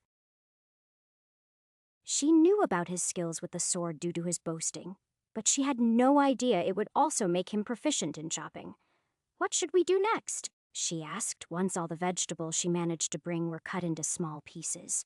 Her question went unanswered as Chenren walked around the small space to reach the boiling water. "Hand me the vegetables," he commanded. She quickly took it to him and watched him throw them into the pot. A few minutes later, he scooped them out and added them to the rice noodles. The smell made Shulan's stomach rumble. He turned and handed the bowl to Shulan, who blinked at it in mild confusion. "These noodles, are they for me?" she asked, tilting her head at the unfamiliar dish. "Yes, and these are called rice noodles. There are more varieties of them depending on the ingredients you use," he replied, his tone casual, as if the name of the dish wasn't strange at all. Seeing the bewilderment on her face, he simply added, "Go on, try it and tell me what you think." Shulan hesitated, the nerves evident in the way she handled the chopsticks. She took a small bite, half expecting the dish to be as strange in taste as its name. To her surprise, the noodles were chewy, with a satisfying texture that paired well with the boiled vegetables. It could use a bit more seasoning, but the initial taste wasn't bad at all. It was pleasant. "It tastes good," she admitted, her voice carrying a hint of surprise. Chenren nodded and took the bowl from her, tasting the noodles himself. But unlike her, his expression shifted into a frown as soon as the noodles hit his tongue. "It doesn't even taste half as good as ramen," he muttered, and all Tang Shulan could think of was one thing. What is this thing called ramen now? Asterisk, asterisk, asterisk as Chen Ren set the bowl down. His mind churned with dissatisfaction. The rice noodles had come out well enough for a first attempt, but they were far from perfect. The texture was decent, and the flavor was acceptable. But acceptable wouldn't be enough if he wanted to turn this into a product that could dominate the market. The memory of Shulan's reaction played in his mind. Her initial surprise, the cautious bite, and the eventual approval. She enjoyed it, yes, but she hadn't been blown away. And that wasn't good enough for him. He couldn't afford to settle for mediocrity. Not when the stakes were this high. If he was going to make a name for himself, if he was going to sell this dish across the empire, then it needed to be more than just acceptable. It needed to be exceptional. Every bite had to leave an impression, something that would linger on the tongue and make people crave more. Hence, from that day onward, he began experimenting in earnest. Each day brought new variations, new attempts to refine the texture, balance the flavors, and elevate the simple ingredients into something that'd leave his mark behind. He knew he had a long way to go, but he was determined, because if he knew anything, it was that food could be something that would be etched into one's mind like a tattoo, whether it was good or bad. Foods were memories, and they could easily shock the taste buds, digging into the senses of one's very being. Another important thing when it came to them was their scent. He needed his noodles to be something that people crave daily, and for any dish to truly succeed, the details had to be perfect. For that, experimenting was the key. If he didn't dive deep into each aspect of the process, his efforts would be wasted and customers wouldn't return. He must not give up, especially when his life was at stake. Fortunately, the Tang clan had an abundant supply of rice because one of their businesses was selling rice. And with the guest room courtyard currently unoccupied, he had the space and freedom to test his recipes. So each day, he set to work, creating rice noodles with a focus that bordered on obsession. He experimented with everything. The exact amount of rice, how long he soaked it, the boiling time, the vegetables, the salt. Every evening, he called Tang Shulan to taste the newest batch, using her feedback to make incremental changes. She was candid with her opinions, sometimes too much so, but it was exactly what he needed. Each critique helped him refine the recipe further. At the same time, Chen Ren kept a careful eye on the cost of ingredients. He knew that while rice was relatively cheap, it alone wouldn't be enough to draw in a large customer base. The addition of salt and vegetables, though necessary for flavor, also increased the overall cost, which was something he had to keep in mind if he wanted the business to be profitable. He realized that creating a sauce to accompany the noodles, especially a spicy one, could be a key factor in making his dish stand out. But before he could even think about adding that extra layer of flavor, he needed to perfect the texture of the noodles themselves. They had to be more than just edible. They had to be something that left a lasting impression, something that people would come back for. Fortunately, it seemed that Chen Ren's efforts were paying off. Shulan's once skeptical eyes now watched him with anticipation every day as he prepared the noodles. He could tell that she expected something different every time she brought the chopstick to her lips. But it wasn't just her word of his daily experiments had spread among the servants, and even a young maid, who was too enthusiastic to know about the dish and taste, began showing up regularly, eager to sample it and offer her thoughts. Her name was Liwa, and she had been supportive throughout, not just with trying the dish, but also with words of motivation. It seemed as if this young maid rooted for Chen Ren due to the flirting of his predecessor. Whenever she was done with tasting a meal, she'd say things like, "Young master, I will come by tomorrow too. It was better than yesterday, and I feel less boiling time would do wonders. Firmer noodles like 2 days ago would be great, or it could be my personal preference. Either way, eating a dish from your own hands seems like a dream." Shulan squinted her eyes at Li Hua before turning to the noodles. "I prefer softer noodles. Maybe, young master, you should try adding oil to the boiling water to prevent sticking and to add a subtle flavor." Chen Ren nodded. He had thought of it, considering there were so many ways that noodles could be made. "How's the broth?" he asked. "The salt ratio is perfect, I feel." The younger maid replied with excitement. Shulan, on the other hand, simply nodded along. "Thanks." Chen Ren collected the dishes and went back. Knowing the other maids would come rushing in soon, it was quite exciting. At first, Chen Ren thought they were merely being helpful, giving him feedback to refine his recipe. But the stars in their eyes and the way they eagerly awaited each new serving told a different story. They genuinely liked the noodles. A small part of him was tempted to start charging them, but since he wasn't paying for the ingredients, he decided against it. Besides, he didn't want to risk discouraging them from coming back. Their enthusiasm was valuable in its own right. These taste testers were the key to refining his dish. As he continued to make noodles for them every day, he found an unexpected joy in the process. A type of joy that couldn't be put into words but warmed the heart from the inside when he thought about it. Creating something that others enjoyed was fulfilling in a way he hadn't anticipated. While his ultimate goal was to make money, the satisfaction he felt when he saw the pleasure on their faces made the effort worthwhile. At least for now. I always thought being a full-time cook was nothing but stress. But was this how Gordon Ramsay and Marco Pierre felt? Maybe I should have tried working at my uncle's restaurant. I may have had a hidden talent for cooking. He started piling the bowls so that he could be ready to serve when the maids came rushing in. It was during these moments of focus that he noticed something strange. His chi would occasionally flare up in his core, a sudden surge of energy that caught him off guard. He felt it everywhere to the tip of his fingers. A sensation, a tingle, a rush of something. It happened a few times as he worked on the noodles. But since there were no other effects, he didn't dwell on it too much. Like all those times, he chalked it up to his lack of training since arriving in this world, dismissing it as a minor side effect of his current lifestyle. For now, his focus was entirely on perfecting his noodles. With each new batch of noodles, he refined his process, and more servants began lining up in the guest room courtyard. Their eager faces waited for their turn to taste his creation.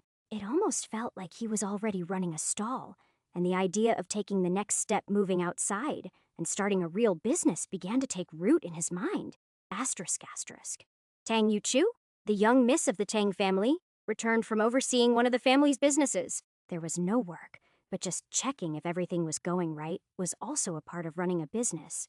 As she entered the main courtyard that evening, she was struck by the unusual stillness. The place was eerily quiet, with not a single servant in sight. Normally, they would at least be picking up water from the well and there would be the sound of footsteps or chatter. But today, it was as if the place was abandoned. Frowning, she turned to her maid, who always accompanied her. "Where is everyone?" Tang Yuchu asked, her voice laced with irritation. Her maid hesitated for a moment before replying. "There's been a rumor, miss, about young Master Chen Ren. They say he's been making a dish for the servants every evening in the guest kitchen. They could be there." Tang Yucho scoffed, rolling her eyes. "Chen Ren? That idiot. He can't do anything right. What could he possibly be making? That's worth their time." Despite her dismissive words, curiosity got the better of her, and she motioned for her maid to lead the way. As they made their way through the corridors towards the guest courtyard that was adjacent to the main one, the distant sound of chatter and laughter grew louder, guiding them toward the source of the commotion. Finally, they turned a corner and came upon a long line of servants stretching out from the guest room courtyard. Even some of the older servants had joined the queue, waiting patiently with eager expressions. At the front, Tang Yucho spotted Chen Ren and Tang Shulan working together, preparing something and handling the bowls with utmost care. The moment the servants noticed Tang Yucho's arrival, the lively atmosphere froze. All eyes turned toward her, the air thick with tension as everyone stepped back, unsure of what to expect. Tang Yuchu marched forward, her gaze narrowing as she approached Chenren. "What do you think you're doing?" she asked loudly, unable to hold what she was witnessing. Without looking up, Chenren responded with slight irritation from being disturbed. "Who the hell are you?" Chapter 5. "Who are you?" Chenren's hands paused over the steaming pot of noodles as a shadow fell over him. He looked up and felt immediate regret when his gaze met the figure before him. Not because her presence commanded some sort of attention, but because her face resonated in the depths of his memory. The young miss of the Tang clan. There was no mistaking her. Different memories came rushing into him as he looked at her for a second more. She was young, with sharp, thin eyes, pursed lips, and a pointed nose, with an elegance that belied her age. Her long, black hair flowed, framing a face that could easily be mistaken for a painted portrait. Her eyes, dark as night, held a sharpness that pierced through him, or anyone who could be standing in his position. He finally noticed how her short figure was looking up at him with an unwavering look of questioning. "Who are you?" "Really?" Chenren mentally slapped himself, knowing he could have at least looked up before questioning with such a commanding voice. But what was done was done. Before Chenren could speak up and clean the little mess he made, she spoke. "So, now you need me to introduce myself?" A slight, mocking smirk tugged at the corner of her lips as she continued. "I'm Tang Yuchu, the young miss of the clan you've been staying with all this time. If you can put on this show with the servants, it seems your injuries have healed. I thought, even if you woke up after losing the battle, you wouldn't dare show your face in the Tang clan." Chenren, unfazed by her words, bowed his head slightly in acknowledgement. He knew better than to take offense. The relationship between them was complex, as he had seen and known from Chenren's memories. "I didn't know you'd be around," he replied calmly. "And yes, my injuries have healed. As for the servants, I'm just cooking something for them." Tang Yuchu arched an eyebrow, skepticism clear in her eyes. "Cooking? Do you really think I believe that? You've never been one to speak kindly to the servants, let alone cook for them?" Chenren allowed a small smile to play on his lips as he gestured to the steaming bowls and the line of servants waiting eagerly. "As you can see, I've changed a bit." Before Tang Yuchu could respond, Tang Shulan stepped forward, her tone respectful yet firm. "Young miss, young master is indeed cooking and distributing noodles to the servants. I'm helping him with that. It's also not interfering with their work. They come here after finishing their duties." Tang Yuchu stared at Tang Shulan, her expression blank with shock. Her eyes went from his to the sight of the servants, eagerly waiting for their turn, empty bowls in their hands. The idea of a servant, especially one like Shulan, defending Chenren was unthinkable. Yet here it was, unfolding right before her eyes. Chenren himself was taken aback. Snapping out of his surprise, Chenren turned to Tang Yuchu, his tone casual yet inviting. "If you'd like, young miss, you can try the noodles for yourself." Tang Yuche looked down at the steaming bowl of noodles in the servant's hand, her brows furrowed in confusion. "What even is that?" "Noodles. It's made from rice. You'll like it," Chenren replied with a hint of confidence as he quickly prepared a bowl for her. Scooping up the already prepared noodles, he added a good amount of vegetables and broth. After all, he couldn't be stingy with someone who had technically provided him the ingredients. Tang Yuchu's eyes widened as he handed her the bowl. She glanced between it and Chenren, unable to hide her shock at the sheer audacity of the situation. The longer she hesitated, the more awkward the moment became. Without missing a beat, Chenren prepared another bowl, this time for her maid, who took it with a clumsy bow. "Don't worry," he said with a chuckle. "It's not poisoned." Tang Yuchu's cheeks flushed with a mix of embarrassment and irritation. She looked at the bowl again. Finally, she relented and took a cautious bite. Chenren watched her closely, a satisfied smile tugging at his lips. The pride of a cook settled deep in his heart. The last few days had been spent in a relentless pursuit of perfection. Rice noodles were a simple dish, yet within that simplicity lay countless possibilities. He had worked tirelessly, refining the texture and firmness of the noodles, adjusting the broth, and adding just the right amount of vegetables to enhance the taste. Seeing Tang Yucho's expression soften as she ate, he knew he had succeeded in conquering the tastes of probably his richest customer until date.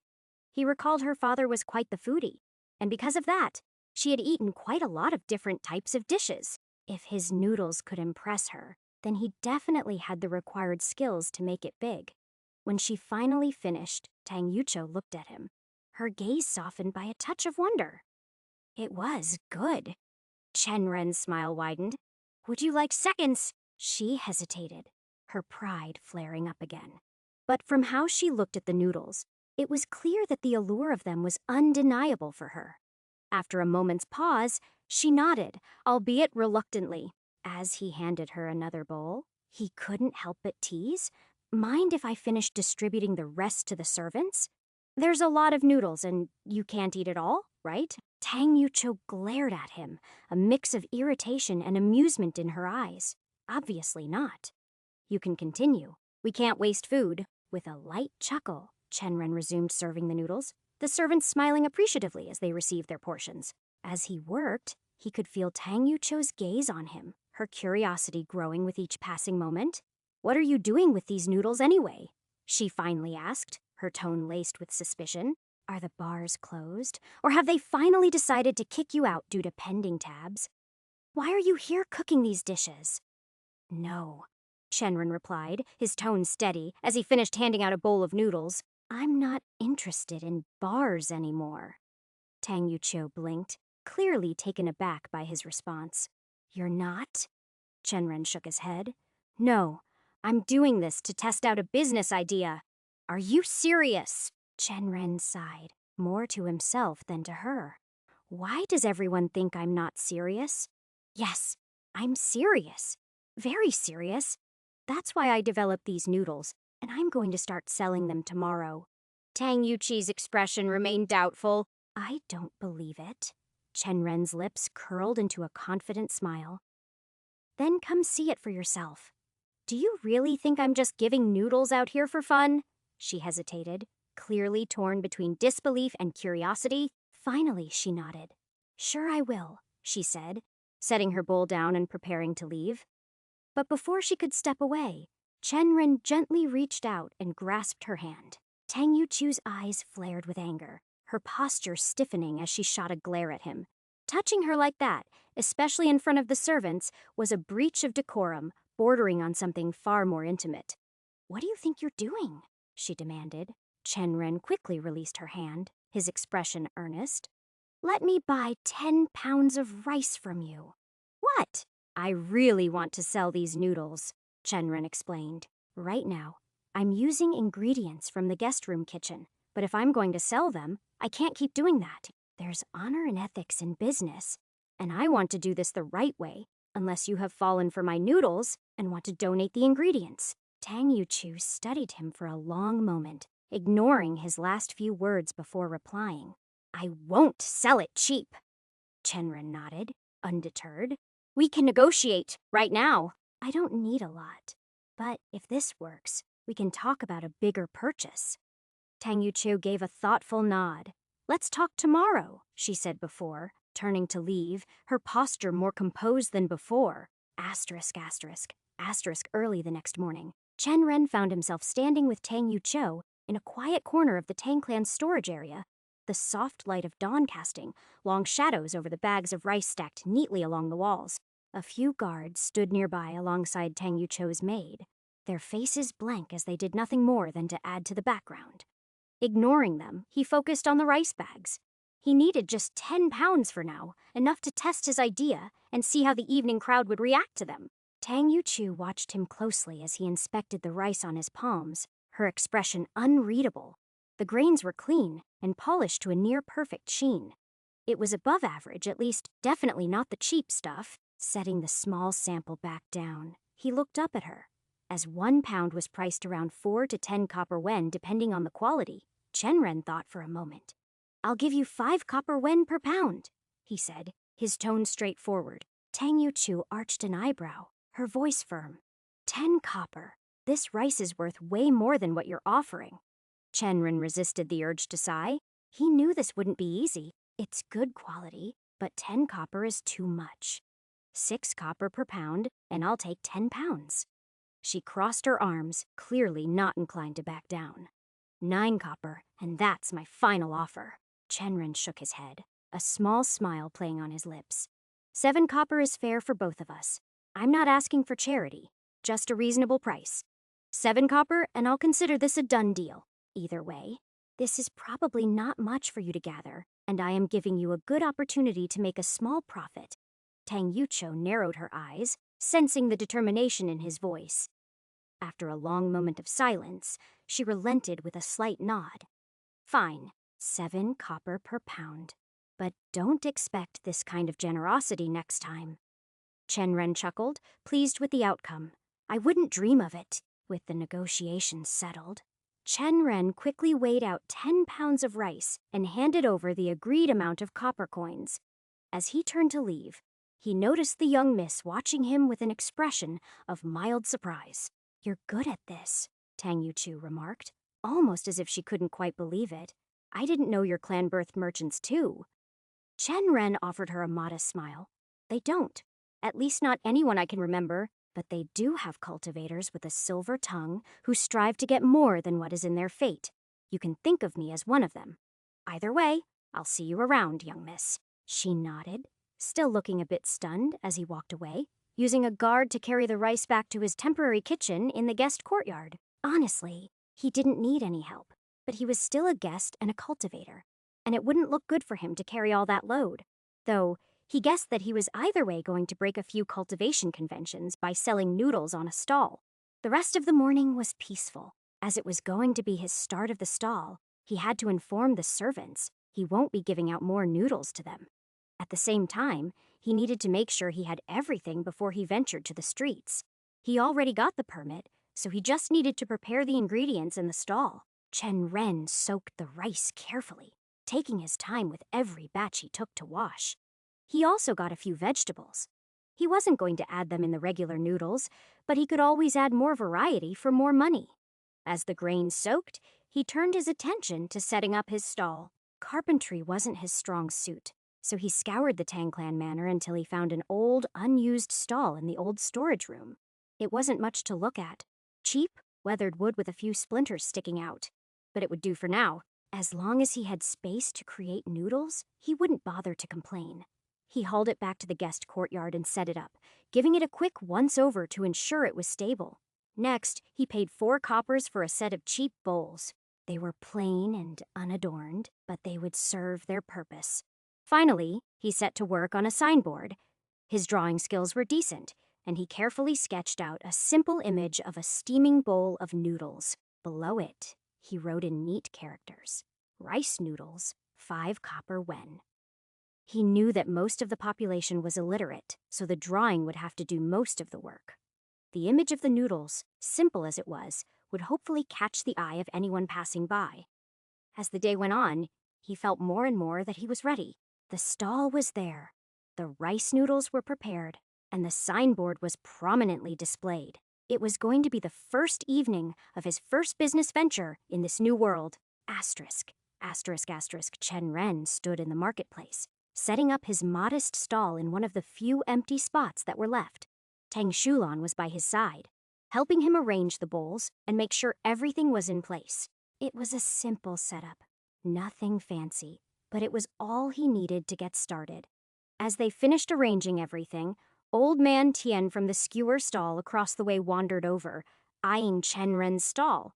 "I didn't expect to see the young master personally selling stuff," he said, his tone both amused and respectful. Chen Ren smiled and shrugged. "I wanted to cook, and there's nothing better than seeing the satisfaction on people's faces when they enjoy good food." The old man nodded, looking around at the crude setup before asking, "So, what are you selling?" "Noodles," Chen Ren replied simply, gesturing to the signboard with the drawing of the rice noodles. The old man squinted at the sign, clearly puzzled. "Noodles, eh? Never heard of them? How much, young master?" 5 copper per bowl, 7 for vegetable rice noodles, Chen Ren said, hopeful that the man's curiosity might lead to a sale. But the old man shook his head, a smile tugging at the corners of his mouth. 5 copper, huh? Too much for a dish I never heard of. I think I'll stick to my skewers." With that, he moved back to his own stall, leaving Chen Ren and Tang Shulan to wait. Chen Ren didn't think of it much either. Was the noodles overpriced? Not in any way. If anything, he had observed, calculated, and measured if it was worth the price they were selling. Expectedly, anyone with a brain would know that it is. After Old Man Tian returned to his stall, Chen Ren and Shulan waited. They waited and waited. As the minutes turned into hours, not a single customer approached their stall. The market was lively, with the other stalls busy with activity, but Chen Ren's corner remained stubbornly quiet. He could feel the stress of each passing moment, the growing tension gnawing at the back of his mind. He couldn't blame the crowd. His stall, with its plain appearance and lack of seating, didn't exactly scream for attention. Plus, he was offering something completely new. A slow start was to be expected. But as the second hour dragged on without a single customer, Chen Ren's patience began to wear thin. He glanced over at the old man Tian's skewer stall, which was surrounded by people. The old man noticed him watching, and with a mischievous glint in his eye, gave a smile that only served to stoke the embers of Chen-ren's frustration. "I'll show him how to get a stall running," Ren muttered under his breath, his jaw tightening in determination. Tang Shulan, who had been quietly observing the situation, looked up at him with curiosity. "What are you going to do, young master?" He didn't answer right away as his mind worked. In this world, most of the online marketing stuff he knew was useless, and he had to rely more on word of mouth to attract attention. But if no one tried his noodles, there was never going to be any of that. The more he thought, the more he felt like he was close to getting an idea until his expression brightened with sudden inspiration. "I have a great idea," he said, a sly grin spreading across his face. "Once it works," Old Man Tian would change his sly grin to one of envy. Chapter 6. Chen-ren stood at his humble stall, the scent of freshly made rice noodles wafting through the air. Ever since he'd been making those noodles, he felt like he smelled of rice noodles and broth. He looked around, taking in the sights and sounds. Lines and lines of stalls lined in the street, each vendor shouting out their wares with practiced fervor. Brightly colored banners fluttered in the wind, and the mixture of haggling voices melded with the clatter of carts and the laughter of children. He had overestimated himself. Just because he had a product from Earth, he had thought it would be an instant success in this world. After all, it had worked back in the Tang clan's courtyard, servants lining up daily, eagerly awaiting his latest batch of noodles. But he realized now that there had been more to their enthusiasm than just the taste. They were curious about the novelty he brought with him, intrigued by his sudden transformation from a disinterested youth to a diligent cook. And, of course, the noodles were free. Out here, on the crowded streets of the city, it was a different story. His stall was just another face in the crowd, blending in with the myriad of other food vendors and merchants, selling everything from exotic spices to handmade trinkets. No one stopped. No one even glanced his way. He was invisible among the throng. Another forgettable peddler with no charm or allure to his setup.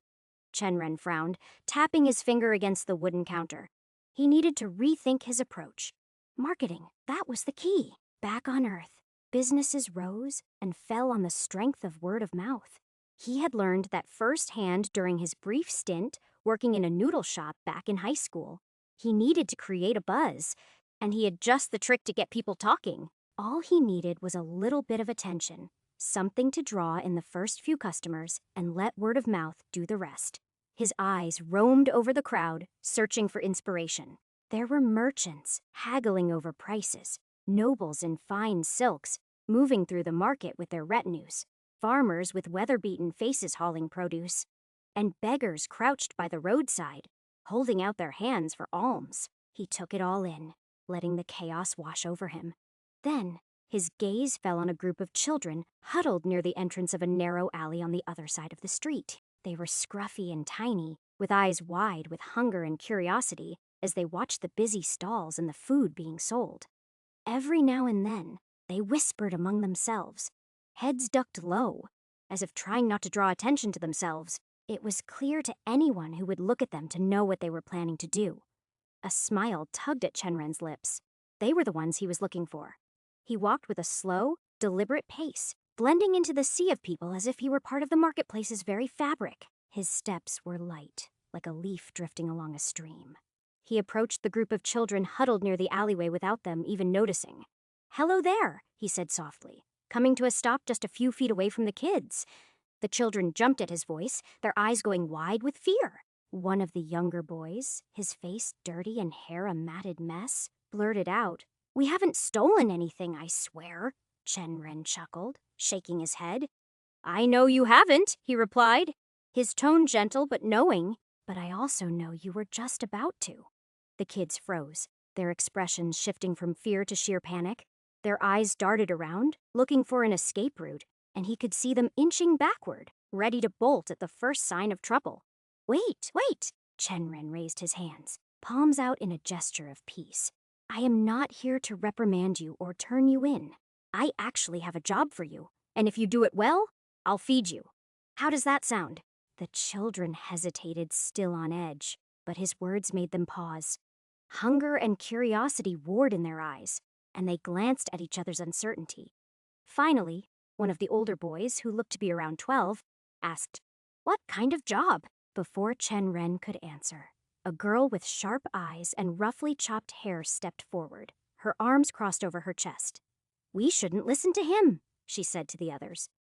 Then she turned her gaze to Chen Ren, suspicion etched across her features. "We're not joining any gangs, mister." Chen Ren raised an eyebrow, amused. "Do I really look like a ruffian to you?" He gestured to his simple clothes, clean and well-maintained, and then pointed toward his stall. "I run that food stall over there. The job is straightforward, nothing dangerous, and once it is done, you'll get to eat your fill." The girl hesitated, her eyes flicking back and forth between Chen Ren and the other children. He could see the wheels turning in her head as she weighed her options. Finally, she gave a slow nod, her stance relaxing slightly. "All right, what's the job?" Chen Ren crouched down to their level.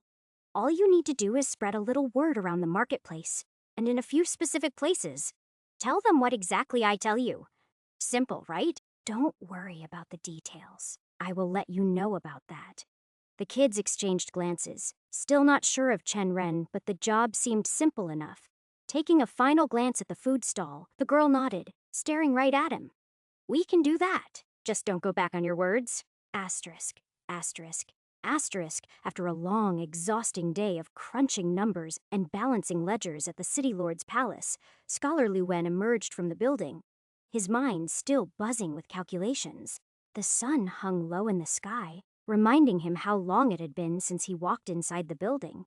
His stomach rumbled loudly, again reminding him that he hadn't had a chance to eat lunch. He grimaced slightly, rubbing his hand over his belly as he considered grabbing some street food on the way home. He was young and hadn't gotten the chance to select a bride, which meant that if he went home like this, he would have to cook himself. That was the last thing Lu Wen wanted to do right now. All he needed was some good food and a bed to rest to get over the tiredness of the long day.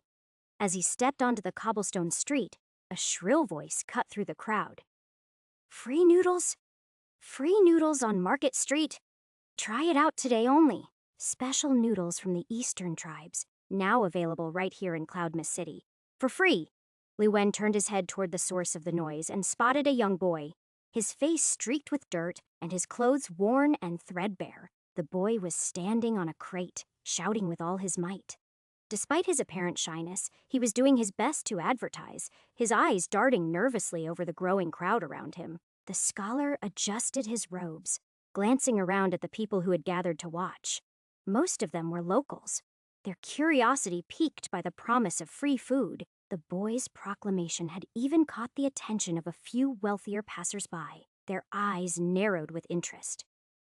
Lu Wen's gaze returned to the boy, and he couldn't help but feel a pang of sympathy. Clearly, the child was trying to earn some coin, but the mention of the Eastern tribe's cuisine had truly caught his attention. Lu Wen stroked his beard thoughtfully. The Eastern tribes were a mysterious lot, known for their seclusion and rugged lifestyle that lived east to Kallian Empire. They were hunters and warriors, living in the wilds, and often looked down upon as uncultured brutes by the refined citizens of the Empire. Yet, there were always whispers about the quality of their food-robust flavors that could make even the most discerning palate dance in delightment. He had heard stories of spicy broths and smoky meats, dishes so flavorful that they lingered in one's memory long after the meal was over. It was said that they harvested special spices, making their meals a delight to feast on, and he knew a few emerging sects had tried to encroach upon their territory for the spices, but had been held back due to the terrain. Hence, their food was famous, especially among the upper class. Unfortunately, the opportunity to taste such exotic cuisine rarely presented itself in the Empire, let alone in Cloud Mist City. As Lu Wen pondered over this unexpected chance, the boy's eyes met his. Seizing the moment, the boy pointed directly at him, his voice cracking slightly as he shouted, "Sir, if you want to try these special noodles, you better hurry to Market Street. Look for the stall with the red banner. If you don't go fast, the delicacy will run out." The boy's earnestness brought a smile to Lu Wen's lips. He knew a marketing ploy when he saw one, but the child's enthusiasm was contagious. And, truth be told, the scholar was intrigued. He had missed lunch, and his stomach growled again, this time with renewed vigor. A taste of the Eastern tribe's cuisine was an opportunity he couldn't pass up. Nodding to himself, he adjusted his hat and made his way toward Market Street, weaving through the crowd. He could hear the boy's voice behind him, still shouting, still pulling in more curious onlookers.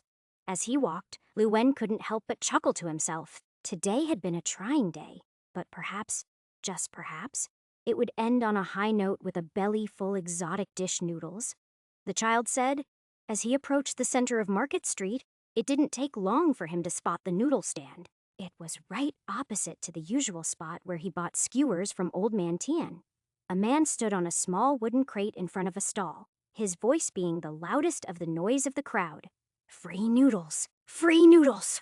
Eastern delicacy, right here in Cloud Mist City. Come and get your free bowl today. The man's shout attracted quite a crowd. Lu Wen pushed his way gently through the people, his eyes scanning the scene. A young girl stood beside the man, carefully handing out bowls of steaming noodles to those who approached.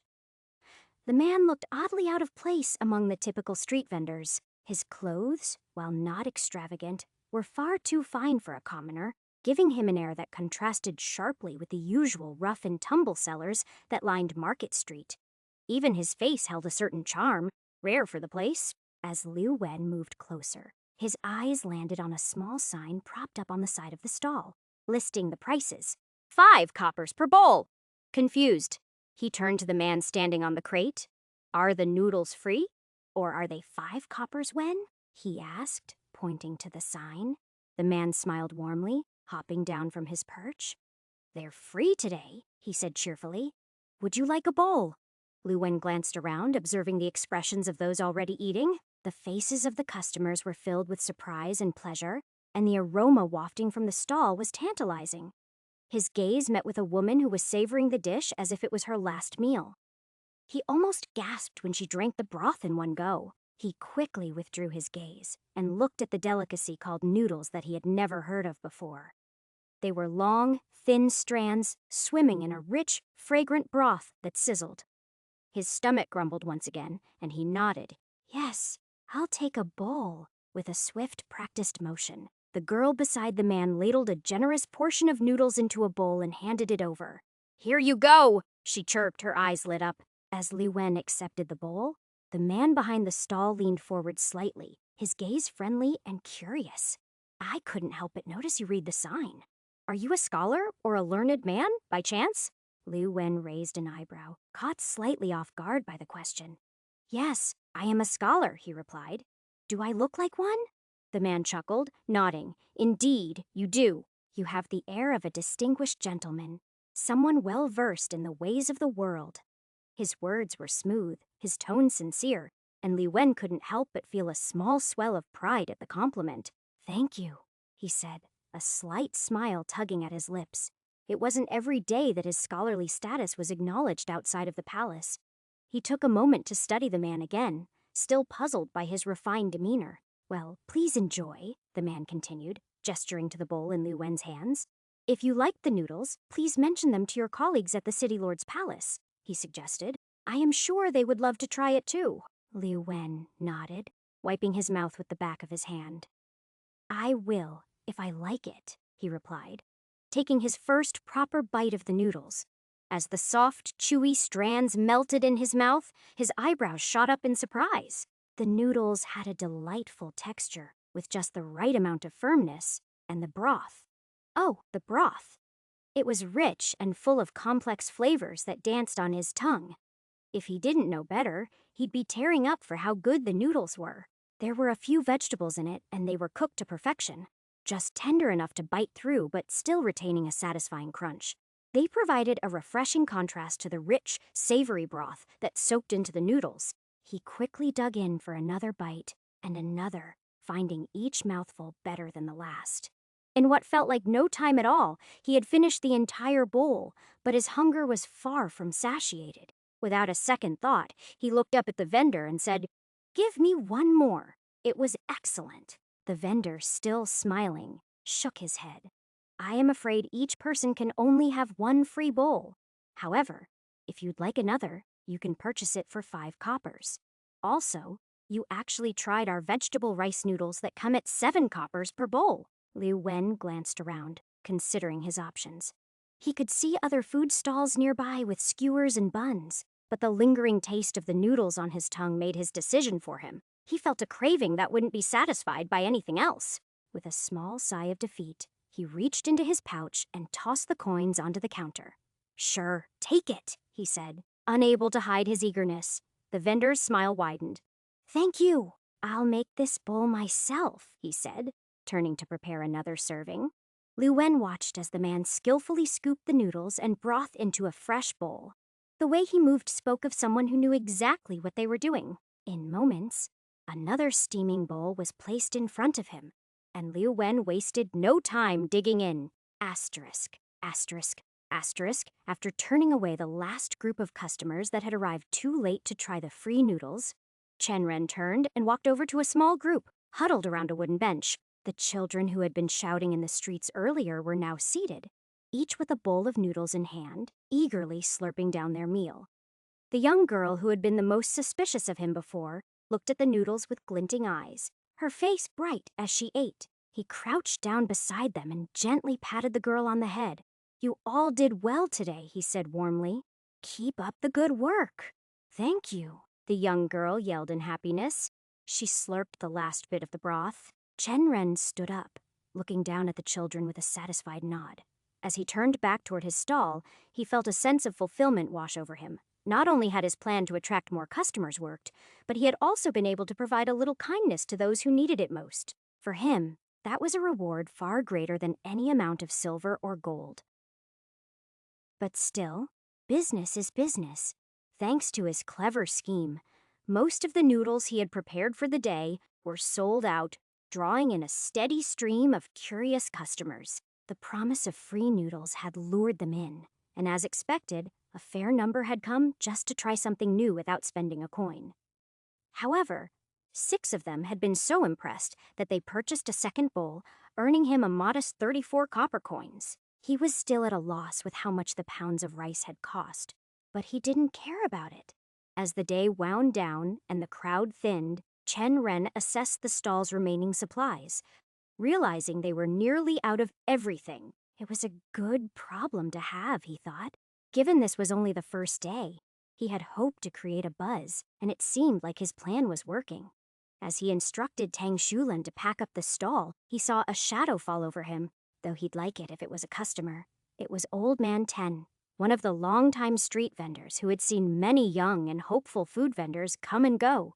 His words to be exact, "You got quite a lot of customers today, young master," he remarked, eyeing the empty noodle pots. "People do like free food." Chen Ren didn't take offense at the comment, instead replying with a shrug, "They do, and if it's good, they'll come back." Old Man Tien scratched his chin thoughtfully. "I don't know about that. People paying for something and getting it for free are two different things. When they get something for free, they're often reluctant to pay for it next time." Chen Ren nodded, understanding the point. "True, but only if the product isn't good enough for them to feel it's worth paying for. We'll see how things go tomorrow, one way or another." Old Man Tien raised an eyebrow, clearly skeptical. "Are you really planning to be back here tomorrow?" "I will be," he replied confidently. The old man nodded, his lips curling into a knowing smirk as if he thought this young, new, idealistic, foolish young master was wasting his time. "Well, good luck to you then," he said before turning and walking away, his gait slow but steady. As Old Man Tien disappeared into the crowd, Tang Shulan turned to Chen Ren. "He's not exactly wrong, you know. We sold out because it was free, but we're going to take a big loss if this keeps up." "I know," he replied, glancing around at the remaining ingredients and the coins he had made. "But it was just a one-day thing to get the word out. Besides, I don't have much money left to keep this up for long." He paused, thinking about the meager funds he had managed to scrape together. Over the past few days, he had scrounged through his clothes and belongings, finding about 8 silver wen hidden in various pockets and pouches. It wasn't much, but it was all he had to keep his fledgling business afloat. If things didn't turn around soon, he might have to start selling his clothes just to get by. But my plan wasn't just to give out free food to spread the word, he continued. There's more to it than that. You'll see tomorrow. I'm pretty confident Old Man Tian is going to be in for a big surprise. Tang Shulan frowned at that. Her mouth opened and closed, as if she was deciding if she should ask. Chenren patiently waited until she pursed her lips only to open them and question. Oh? What are you planning? You'll have to wait and see. Let's just say I have a few tricks up my sleeve. With that, he finished packing up the stall, his mind already racing with ideas for the next day. Tang Shulan shook her head, already having predicted his answer. Chenren knew he had taken a risk for the business with the current amount of equity they had by giving out free food, but he was betting on the quality of his noodles and the curiosity of the people. If he could turn that curiosity into regular customers, then today's investment would be well worth it. And if things went according to plan, tomorrow would be a turning point, one that even Old Man Tian wouldn't see coming. Chapter 7. Tang Shulan wiped her brow as she and Chenren finished the day's work. The sun had already long set, calming things around the courtyard from the busy state that they'd been in the morning. But she still had some energy left. She helped Chenren carry the stall and bowls back to the guest courtyard. Despite her initial reluctance, she had grown accustomed to their routine, though she still found his behavior puzzling. Once they had set everything down, Chenren turned to her with a small smile. Thanks for the help, Shulan. I appreciate it. I will see you tomorrow. Tang Shulan nodded, caught off guard by his politeness yet again. No matter how many times he thanked her or spoke to her kindly, she couldn't quite get used to it. It wasn't just the words, but the way he looked at her, as if she were a person, not just a mortal to be looked down upon. It was an unfamiliar sensation coming from Chenren, who only ever treated people as livestock rather than humans. She recalled when he had first come to live with Chen Clan and had nearly crippled a maid because she had dared to take out his clothes to wash without asking. Although he had spared her later on, Tang Shulan still recalled the look in his eyes.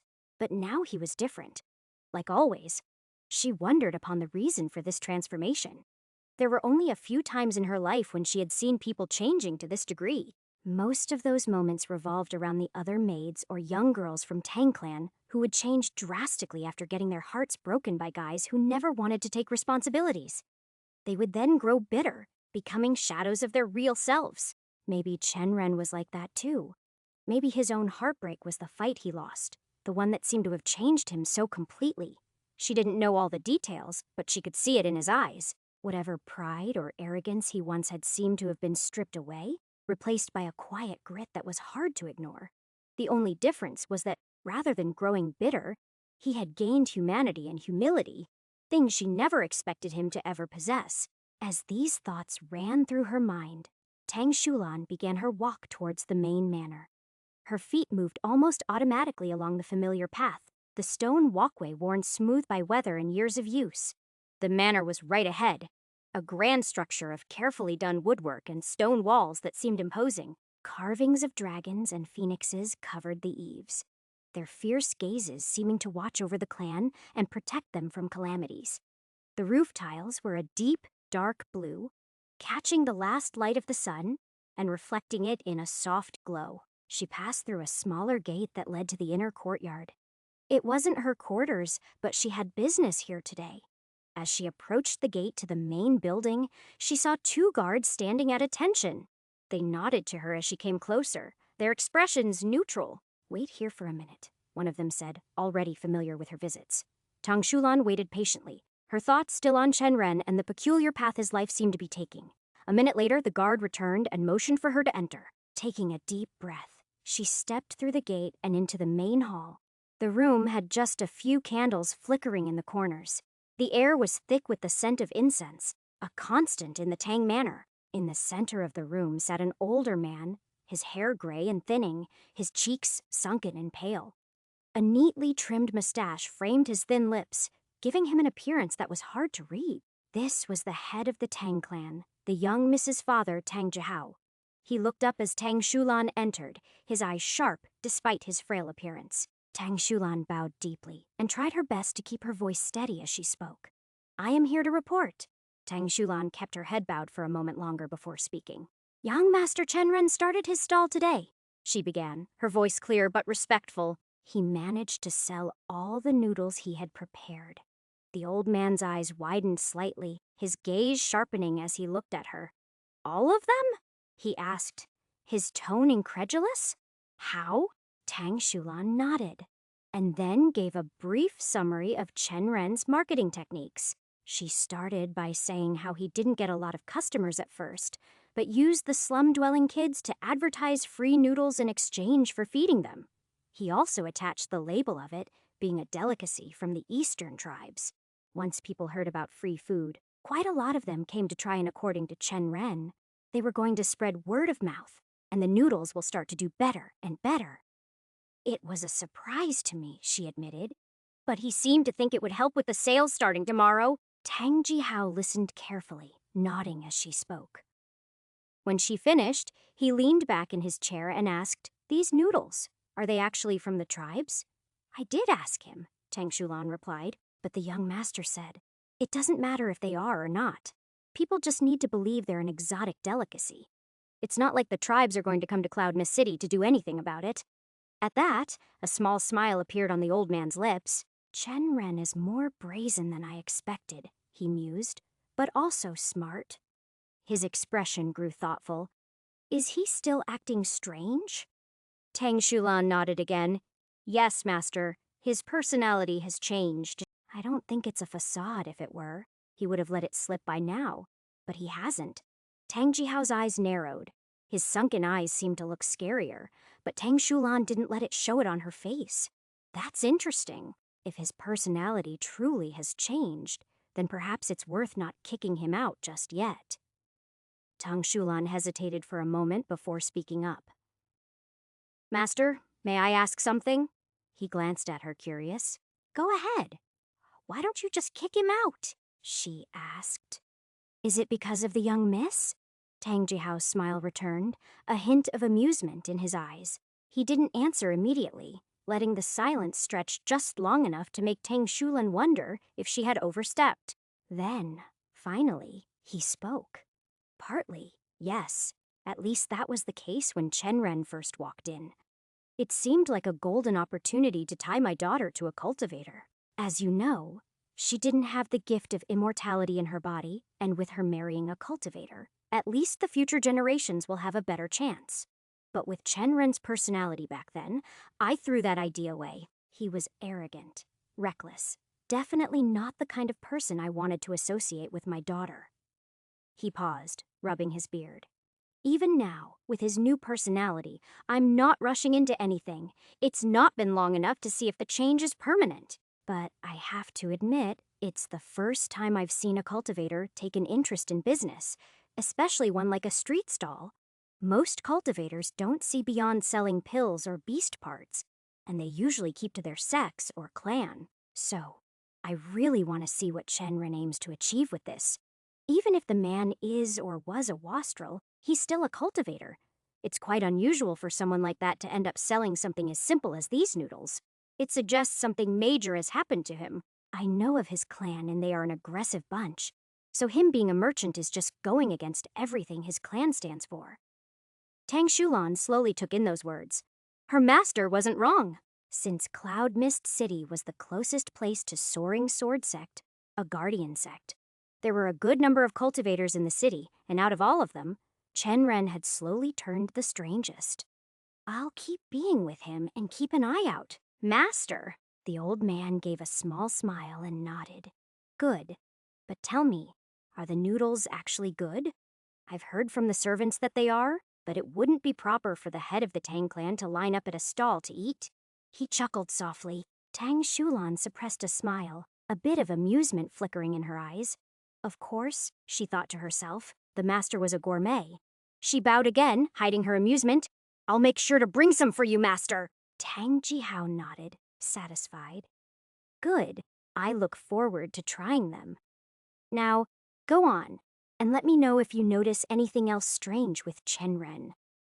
Tang Shulan bowed once more before leaving the room, a small smile tugging at her lips. For all his sternness, Master Tang could never resist good food.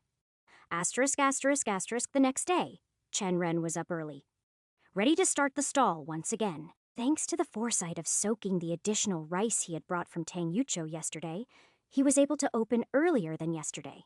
A part of him was eager to catch the morning crowd, those on their way to work or leaving their homes for various errands. He wanted to see if he could attract some early customers with his noodles.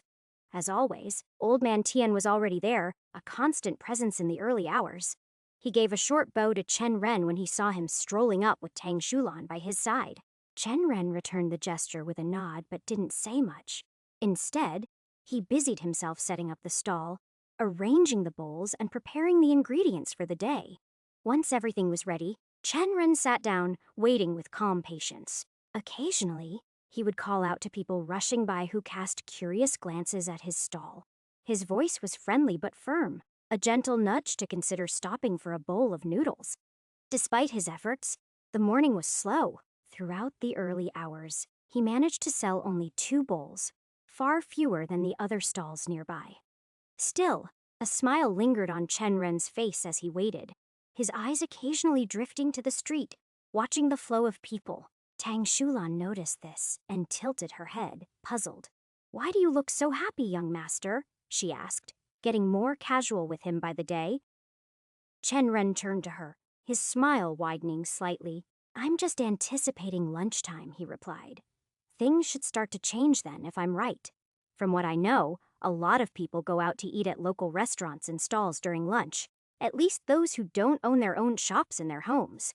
And if the marketing from yesterday worked as expected, then they'll be looking to try my noodles today." As he spoke, he could feel a sense of anticipation bubbling in his heart and nerves. This was the moment he had been waiting for, the real test of his efforts. The free food wasn't just to spread word of mouth in the common public. He had deliberately sent the kids to areas where a lot of people worked together, such as the places with big forges, the city lord offices, and other similar areas. If he was right, then if even a few of his customers from yesterday had done what they promised, he would be quite busy as the day went by. He glanced at the sun climbing higher in the sky, marking the approach of midday. "Please, don't let me down." Lu Wen stretched his arms above his head, feeling the tension release from his shoulders as lunchtime finally arrived. He bent further and heard his spine crack. Ah, the relief. Soon it turned into embarrassment when his stomach rumbled, a clear sign that it was time to find something to eat. He made his way out of the office where he worked, joining the steady stream of people leaving their own workspaces in search of a meal. Everyone who worked in the city lord's office had specific things they liked during lunch. Some would bring their own lunch, but most would go out to eat in nearby restaurants and stalls. There were also those who were loyal to specific places and would eat similar things every day. He wasn't one of them, liking to savor different kinds of food. As Lu Wen moved down the street, he found himself walking beside a group of fellow workers, deep in discussion about lunch plans. Zhang Wei, Lin Feng, and Yuang Bo, a close friend trio that would always hang out for lunch, were talking very loudly. "Should we try something different today?" Zhang Wei suggested, his eyes twinkling with the thought of lunch itself. "I heard there's a new place by the river that serves amazing dumplings." Lin Feng, who walked in the middle, shook his head. "I'm in the mood for something simple," he said, his tone decisive. "How about the chicken skewers from the stall on the corner? Can't go wrong with those. Or maybe some hot buns. I heard they have a new filling today." Yuang Bo's excitement was palpable, and he rubbed his hands together, imagining the taste. The three continued their animated debate, tossing around different ideas until Lu Wen felt that they noticed him walking quietly beside them. "Hey, Lu Wen," Yuan Bo called out, grinning. "Where do you want to go for lunch?" Lu Wen paused, suddenly remembering what the noodle stall owner had told him the day before about promoting his new stall. And truth be told, after tasting 2 bowls, he has been craving noodles ever since he started thinking about lunch. "Actually," he began, trying to keep his voice casual, "there's a new stall I heard about that's selling some kind of Eastern tribe delicacy. They call it noodles. Supposedly, it's really good." At this, Zhang Wei's eyes widened with interest. "Noodles, you say? An Eastern tribe delicacy?" he repeated, stroking his chin thoughtfully. "I've never had anything like that before. Could be worth a try." "Yeah, why not? I'm up for something different today. Lead the way, Lu Wen." Yuan Bo was practically bouncing on his feet. An adventure for the taste buds. Let's do it, Li Wen smiled, pleased with their enthusiasm. As everyone was agreeable about trying out a new delicacy today, he found himself moving to the center of the group. He led them toward Market Street, where the noodle stall was set up. As they approached, he noticed something surprising. The area around the stall was already bustling with people, all eagerly slurping down noodles. The sight took him aback since he hadn't expected the stall to start doing such business in just a day. Just yesterday, they were giving out free noodles in a bid to attract people. Looks like we're not the only ones who heard about this place, Zhang Wei said, grinning as he took in the crowd. This must be the real deal. Lu Wen nodded, a smile spreading across his face. Looks like these noodles are going to be a big hit, he said aloud. His eyes moved towards the owner of the stall, who was handing out the bowls one by one with a smile on his face. Everyone, please get in a queue. It is first come, first serve. All of you are going to get noodles today, so just stand for a while and prepare your stomachs for the best dish you will ever eat. As Lu Wen and his group joined the line, the rich smell of freshly made noodles filled the air, and he could practically taste the delicacy all over again. Chapter 8. The line of customers moved at a steady pace as they were being given bowls of rice noodles one after another. Chen Ren felt the stall buzzing like a hive with the people who continued to come and go, making his grin grow wider. Every time someone grabbed a bowl of steaming hot rice noodles, the sound of coins clinking into his hands was a sweet melody. The gratification of his hard work to make those dishes. What made it even sweeter was the sight of Tang Shulan glancing at him from time to time. All the while, something akin to admiration sparkled in her eyes. Even old man Tian, who never treated his idea of running a stall seriously, stood frozen at a distance, mouth slightly opened, while staring at the crowd gathered around his stall. Although Chen Ren took pride in what he had done in such a short time, he didn't let the attention he received swell his ego. With each bowl he served, he flashed a welcoming smile, heartfully thanking every customer and urging them to spread the word about his stall. Please tell your friends about the stall, he said with a chuckle. Come back tomorrow if you like it. I'll have more ready. Some nodded at his words, while others, lost in the flavor of the noodles, barely acknowledged him. But none left disappointed. A fact he didn't miss. He knew that regardless of their gratitude, or the way they showed it at the end, he gained profits by selling the noodles, and in return, the customer's hunger satiated. That was all that mattered. As he reached for the next bowl, he recognized someone from yesterday. There, standing before him, was the scholar who had bought an extra bowl from him, the one who he had requested to spread the word. Behind the scholar was a small group of people, clearly drawn by his recommendation. The scholar's knowing smile didn't go unnoticed by Chen Ren. Ah, it's you again. Welcome back, he said, his eyes lighting up as he gave a subtle nod towards the small group behind the scholar. Looks like your words worked wonders. The scholar gave a polite smile. I just told the truth. Your noodles speak for themselves. Ah, thank you anyway.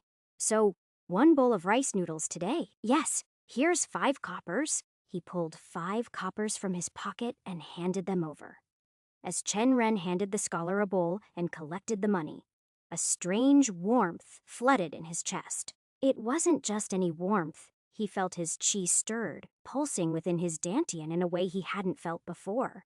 He blinked, the sensation catching him off guard, but quickly shook it off. Thank you.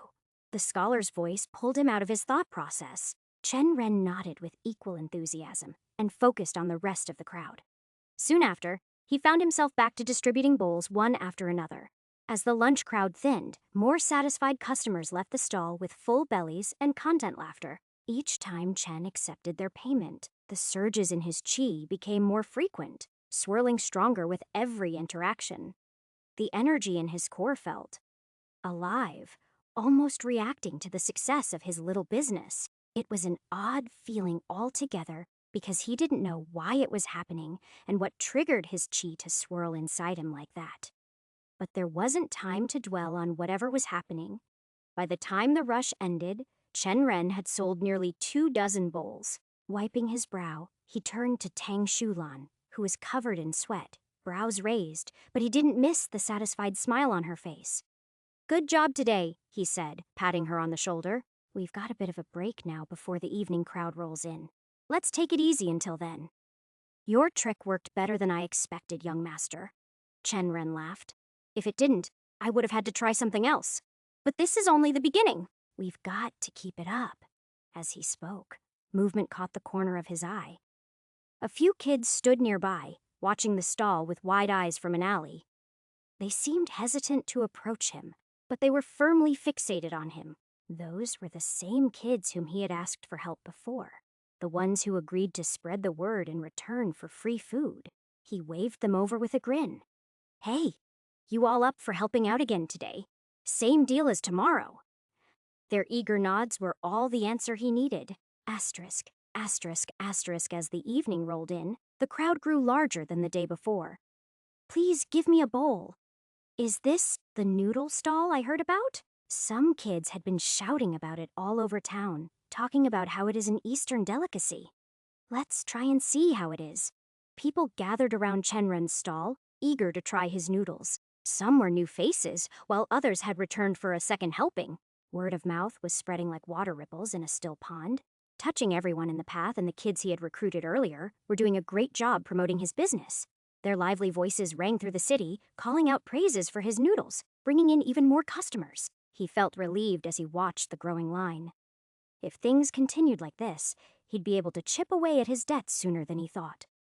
Of course, that was still a distant goal, but he was finally beginning on something, and it had even started to work. Chen Ren believed that one simply needed to focus on their present, and the future would change accordingly to that.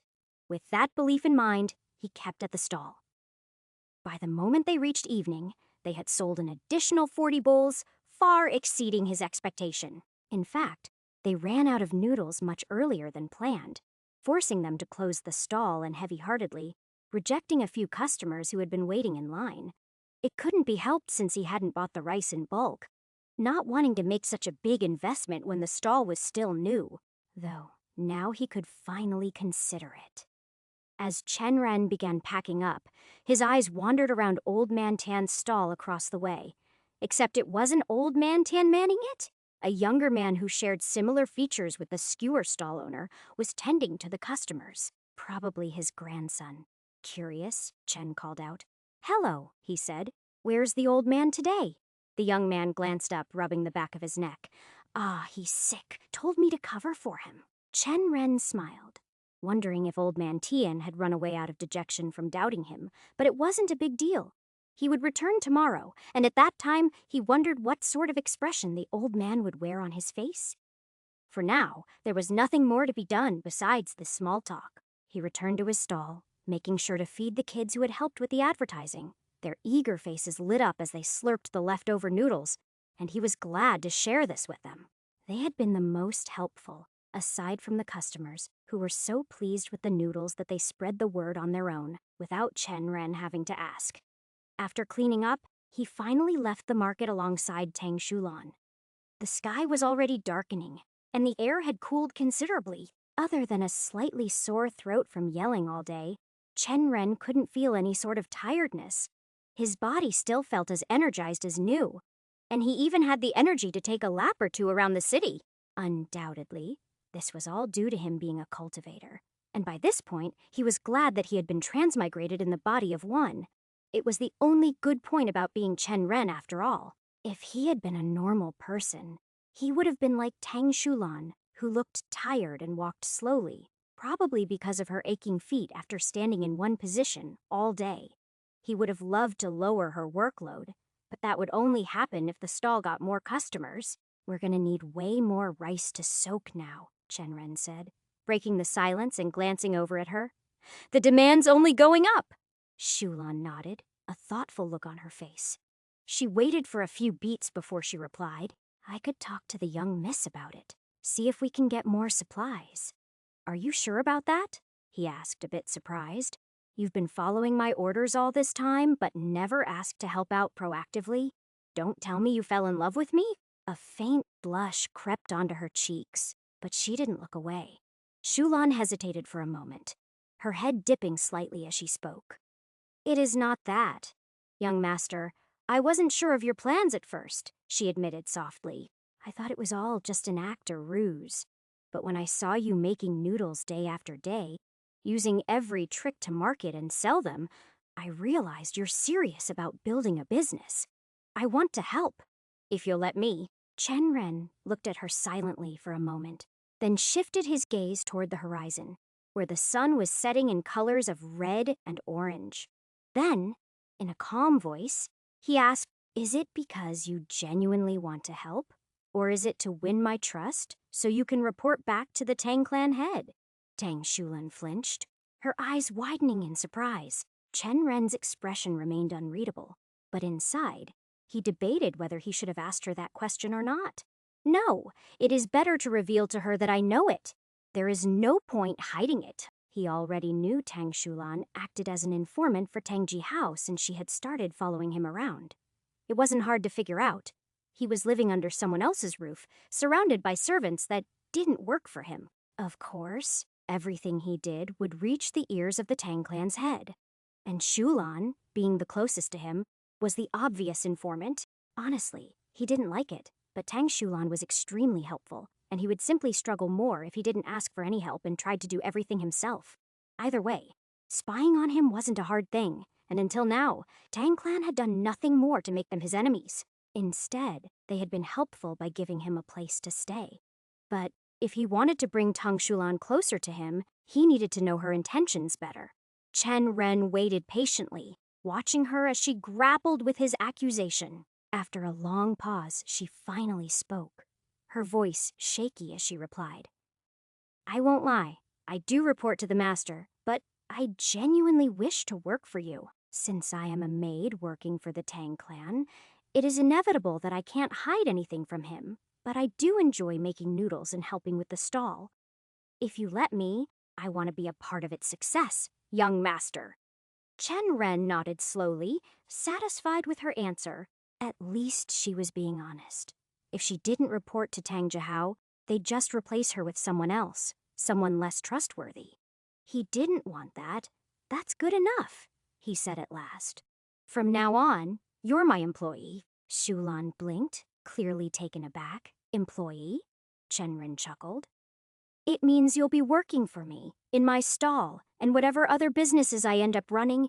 In return, I'll pay you. You can report whatever you want to the clan head as long as I'm living here, but from now on, you work for me. But I'm already getting paid by the clan, she said, still perplexed. This and that are different, Chenren replied, waving a hand dismissively.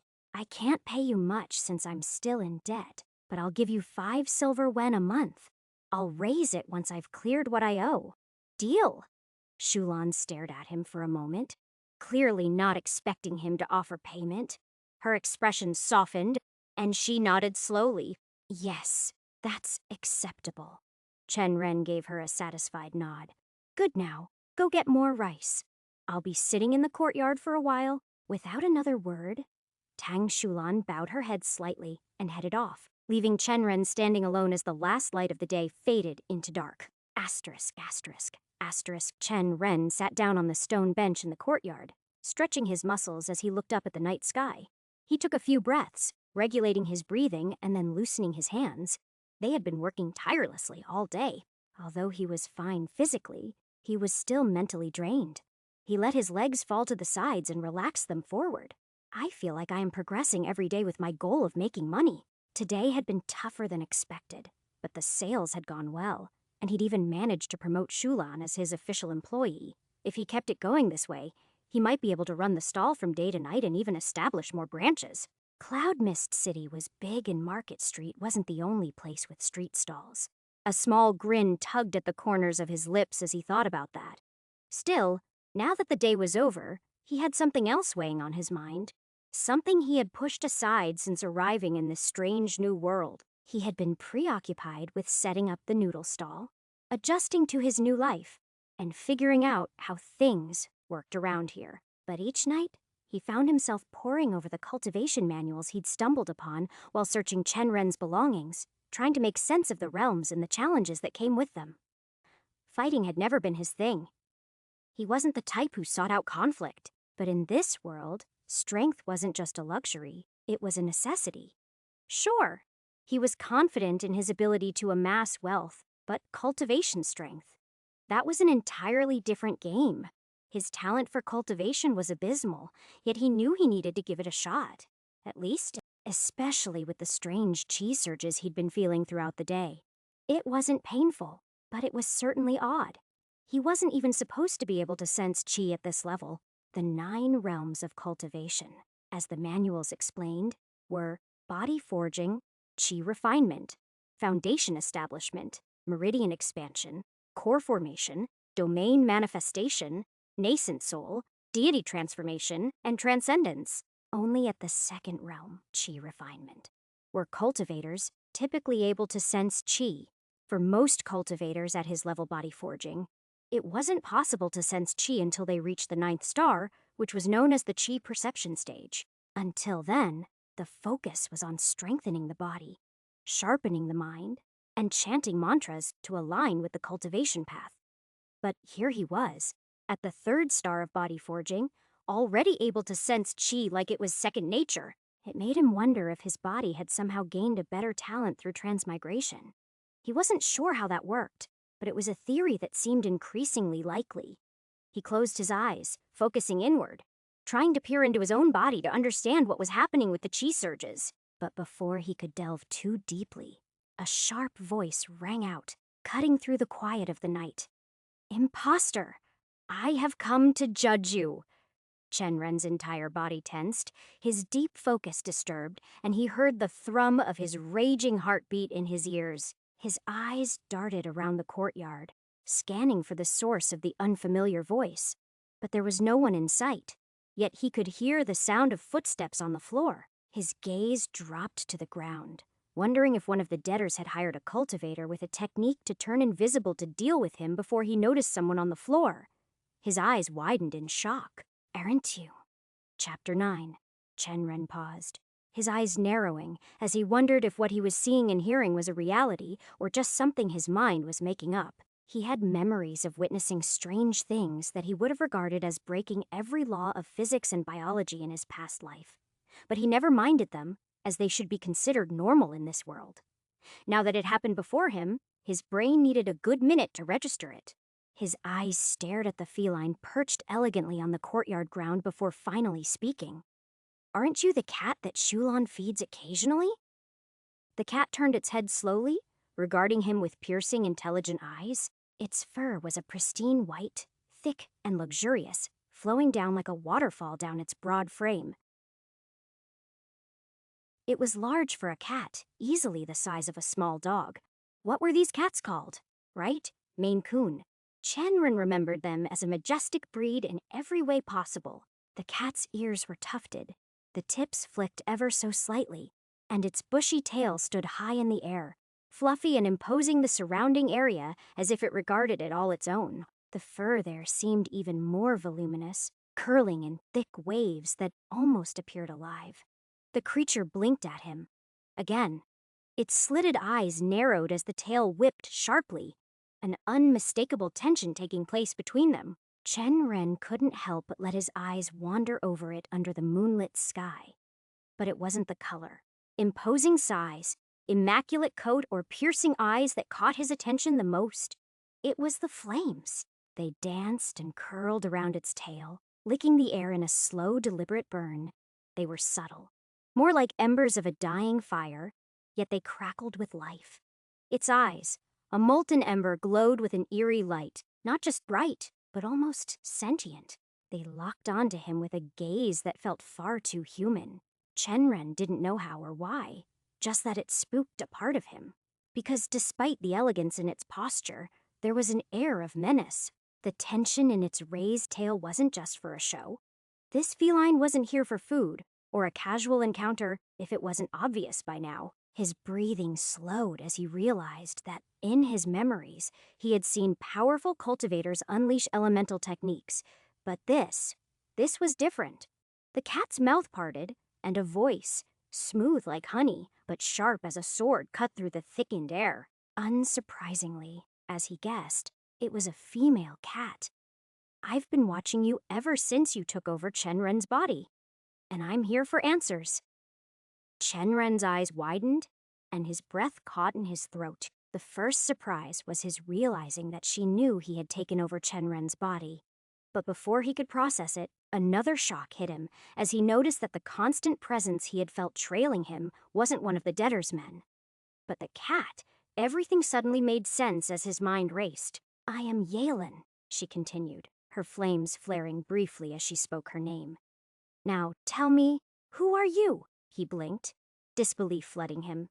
How did she know? His first thought was to chalk it up to his laziness compared to the original Chenren, but something told him that wasn't it. His gaze dropped to the fire trailing along her tail once more. No, it had to be something else, something about her, some skill she possessed that allowed her to see through his facade. And now, that same skill had placed him under her scrutiny. Chenren hesitated, weighing his options. Should I lie or confess the bizarre truth? One glance at the flames still licking at the cat's tail told him all he needed to know. He swallowed and spoke, his voice giving away the fact that he was nervous, even though he was just facing a damn cat. I don't know how I got here. I remember falling asleep, and the next thing I knew, I was Chenren. I have his memories, but I know they aren't mine. It's like remembering everything about someone else's life, but having no real connection to it. I didn't try to take over his body. It just happened. I didn't wish for it, nor do I understand how or why it happened. It was bizarre, even for me. He watched the cat carefully, his pulse racing. Would she accept that answer? What if she didn't? His gaze stared beyond her, but there was no one else in the courtyard. Even if he shouted for help, it would take a swipe of her tail for the embers to burn him down. He had purposely avoided any places where he would be alone, in case he got confronted by some debt collectors. But it never crossed his mind that there would be other forms of threats. As the seconds stretched out, his heartbeat thrummed in his chest and the flames around the cat's tail dimmed, imitating the last bits of dying fire. "So," she spoke finally, her eyes glowing faintly, "were you a powerful cultivator whose soul mistakenly took over Chenren's body in the process of ascension? I heard of such a case a century ago." Chenren shook his head immediately, choosing to be truthful. "No, I was just a mortal in my world. There is no concept of cultivation where I come from, except in books or games. Although it is just a hypothesis, I believe it is because our atmosphere doesn't have chi." Hearing that, Yalen paced around the floor for a few seconds. Her tail moved to the rhythm of her paws, making him want to reach out and pat her fur, but the flames stopped him from moving. Finally, she turned around and stared at Chenren. A chi-less world. Interesting. Probably one of the lower worlds that no one has heard about, she murmured before her gaze sharpened, focusing on him with a newfound curiosity. "Then tell me, what have you been doing with those things you call noodles?" His eyes lit up at the mention. "Oh, those? I'm building a business," he said, a touch of excitement creeping into his voice. "I'm trying to make enough to pay back the debts Chenren owed, so I can be debt-free as soon as possible. I didn't take them, but you know I can't just escape them no matter how unfair it is. After that, I plan to focus on earning more money, hopefully a lot more." Yalen's flames flickered again, but this time, it felt less like a threat and more like a signal of amusement. It dimmed once again, quicker than it had before. "Money, why?" she asked, stretching the why a bit longer while her head tilted to the side. "You were a mortal, but now you are a cultivator. Why not focus on cultivation, rise through the realms, and claim whatever you desire? Artifacts, women, riches, it would all be within your reach." Chenren chuckled softly. "That sounds tempting, ideal even. But I don't have much of a choice right now. Cultivation is interesting, but making money is necessary. At my level, I can only hunt low-level beasts, and the debt hanging over Chenren's head isn't small. It would take me a while to pay it off that way, and be far more dangerous. You see, the knife is dangerously close to my neck, and I know it could strike at any moment. From what I've learned and already know about this world, that is the conclusion I've come to." He hesitated for a moment, then sighed. "Besides, I've realized Chenren's talent isn't exactly remarkable." Yalen's fiery gaze softened as she gave a slight what looked like nod. I can understand that. Chen Ren was never blessed by the heavens. I almost pitied him in his childhood, but instead of challenging the heavens, he allowed them to crush him. The man grew bitter, more with each passing year. Her tail lashed sharply once before she shook her head. All right, I won't be exterminating you. At least, not until you reveal yourself to be a demon who has been lying this whole time. But I doubt it. Her eyes sparkled briefly, the flames around her tail snuffing out completely. Chen Ren let out a quiet sigh of relief, though he still watched her warily, curiosity bubbling beneath his calm exterior. Her words confirmed that she didn't consider him lying. Or maybe she was simply choosing to let him be for now in order to keep him from panicking. There was no way to know, and hence he focused on something else. Finding out how she and Chen Ren had been related, there was no recent memory of him talking to a cat that could speak the mortal language. If there had been one, it would have certainly stood out. But, as he looked deeper and deeper, something eventually caught his attention. A vague memory of a cat lingered in Chen Ren's childhood. Could it be the one in front of him? But other than that, it seemed like the man didn't like cats at all. Something that, in his opinion, should have been considered a crime. He glanced back at the cat. So, in return, can I ask you a few questions? I think it's only fair. Yalen tilted her head slightly, her expression inscrutable. She licked at her paw once. Sure, go on, she replied. I'll allow it. Chen Ren leaned forward, his curiosity driving him to ask the question that had been swirling in his mind the whole time. Despite giving himself time during their conversation to process everything, he couldn't ignore the fact that there were still things he didn't understand. Who are you exactly? And what is your relationship with Chen Ren? The cat straightened, her tail following the actions, and her eyes took on a deeper, more thoughtful glow. My name is Yalen, she began, her voice layered with boredom. Okay, but I already know that. I want to know more than your name.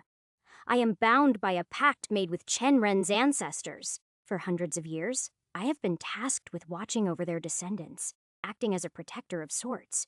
This pact has 70 years left on it, and by all means, I have expected Chen Ren to be the last one to have my otherwise costly services for free. Chen Ren listened intently, the pieces slowly falling into place as she continued. I've been with Chen Ren since he was a child, looking over him from the shadows. But, as you already know, I wasn't exactly successful in protecting him. Her tail twitched, betraying a hint of frustration. The boy was too stubborn, too full of pride. He ignored every bit of advice I offered him in his childhood and never liked me. Wouldn't even acknowledge my presence most of the time. He was simply wallowing in despair over his parents' death. So, I simply followed him, silently, waiting for the day he'd come find me himself and listen. Her voice softened as she sighed, her little face scrunched up in frustration. But he died a meaningless death. His own idiocy sealed his fate. By the time he was brought to the Tang Clan manor, he was almost lifeless. That was when I noticed your soul beginning to merge with his body. Chen Ren blinked, absorbing her words. So he had been right in his early conjectures. His soul had started to enter the body at the exact moment Chen Ren was on the verge of death, and she had been there, powerless to intervene. It also revealed that the cat was able to see souls, probably the reason she knew he wasn't the original Chen Ren. He did the mental maths. If the pact between Yalen and Chen Ren's ancestors was truly that old, then the cat was far more powerful than he had initially imagined. And the original Chen Ren, he hadn't been a simple fool, but the worst kind of fool. Not only had he ignored a protector who could have helped him rise, but he'd squandered a chance to grow stronger under her guidance. Truly, an idiot. It also explained something else. Now he understood how Chen Ren had made it to Cloud Mist City unscathed, even without guards. Yalan had been watching over him the entire time, silently keeping him alive. He glanced at her again, curiosity gnawing at him. So, does the pact extend to me too? As soon as the question left his lips, he was rewarded with silence. Just silence that stretched far longer than what he was comfortable with. Yalan didn't respond, her fiery eyes narrowing in contemplation. Maybe I asked something that I shouldn't have. She doesn't seem unreasonable, but you hardly know in this world. He held back a frown, but before he could retract the question, she shook her head. I have no idea. The voice came out so low that if Chen Ren hadn't been attentive, it would have run past his ears. The pact should remain in effect as long as Chen Ren is alive. Since you carry remnants of his soul, he isn't technically dead, she paused, her tail flicking absently. It's a very blurry line. Chen Ren nodded slowly, unsure of what to make of her response. On one hand, the pact stood barely, which likely meant she wouldn't or couldn't hurt him, but on the other hand, he doubted she harbored any real care toward him. After all, he was someone else. Their relationship was complicated, a tangled mess he had no desire to unravel right now. It hurt his mind just to think, and unfortunately, he couldn't simply give her tuna to win her over. Hence, he decided to stick to the reason he had come here. Turning his gaze to the cat, he asked, Do you mind if I cultivate for a bit? Yalen flicked her tail dismissively as if shrugging off the question, hopping onto the bench beside him. Go on, she said casually, as though his request was of no real importance. All right then. Chen Ren tried to ignore her presence and focused inward. His strange meeting with the cat bothered him, especially because she had been keeping a close watch on him. Having a spirit beast that could potentially kill you in one blow next to you while you try to cultivate wasn't exactly a great way to concentrate. It took him half an hour before he dispelled some of his nervousness and focused on the faint surges of energy in his dantian. The feeling was refreshing, like a tender warmth filling him from the inside. He tried to probe the energy, to manipulate it, but his control was clumsy. Frustratingly so, he shifted tactics, attempting to absorb the chi in the air around him.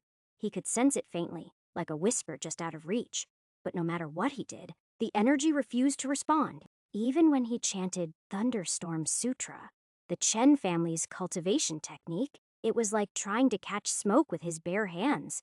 Nothing worked. As he continued to struggle, the silence was finally broken by Yalin's voice. What exactly are you doing? Chenren sighed, opening his eyes and glancing at her. Cultivation, he said flatly. Yalin's tail swished lazily. You're in the body-forging realm, she remarked, her tone dismissive. Cultivating like this won't get you far. At your stage, you can't sense chi properly, nor can you circulate it through your meridians. You need to focus on training your body, slowly pushing it to the peak of body, forging before you even begin to sense. Chi Chen, Ren, mid-breath interrupted her, his voice calm but firm. I can already feel chi. Her eyes narrowed, and the lazy swish of her tail stopped mid-air. What did you just say? She asked, her voice low, sharp with sudden intensity. Chenren blinked, surprised at her reaction. I can feel chi, he repeated, uncertain why it seemed to shock her so much. He knew it was unusual, but by her reaction, he might have massively underestimated such an ability in this realm. The cat's gaze bore into him, her eyes narrowing further as though she were reassessing everything about him. Chapter 10. Chenren frowned as he struggled to explain the strange phenomenon that had been happening to him in the last few days. It took a while for him to get everything out as he thought back to how he had been feeling different since he had first started his stall. I didn't notice it at first, but I've been feeling something in my dantian these days. It's faint, like a soft pulse, but it's there. I can sense chi in the air too, though. It's barely noticeable. Yalin's eyes narrowed, her eyes sparkling lightly. She licked her mouth, was she mused. You sure you're not just filling your head with air? She asked, a smirk playing on her feline lips. It was already odd that a cat could speak even better than some humans, but the fact that he could understand her emotions felt like an out-of-the-world experience. Then again, everything here was out of the ordinary. Chenren shook his head firmly and got back to the topic. No, it's real. It's faint, but I can feel it. The cat studied him for a moment before giving a small flick of her tail. Close your eyes, she commanded. Chenren hesitated. Why? She hissed at that question, clearly unsatisfied by Chenren's response. You don't need to worry. If I had any intention of harming you, you wouldn't even take a single step before it was over. A chill ran down his spine at her words, and with a reluctant nod, he closed his eyes. Silence stretched between them before the cat's voice broke through again. Do you feel anything now? Chenren focused.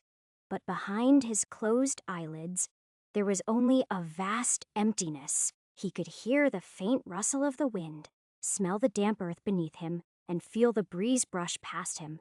But it was as if he didn't exist like a ghost in the night. All his concentration was for nothing. No trace of what she wanted him to find. No swirl of chi. Not even a slight ripple in the air. "No," he replied, trying not to sound frustrated. "How about now?" Yalin's voice seemed to hum with a strange energy. Suddenly, he felt a shift. A wave of chi had gathered and bunched up around him. His senses sharpened, picking up the energy, however weak. "Yes," he breathed. "I can feel it now. It's like something pressing in around me. But not physically. It is mystical in nature." "Okay, open your eyes."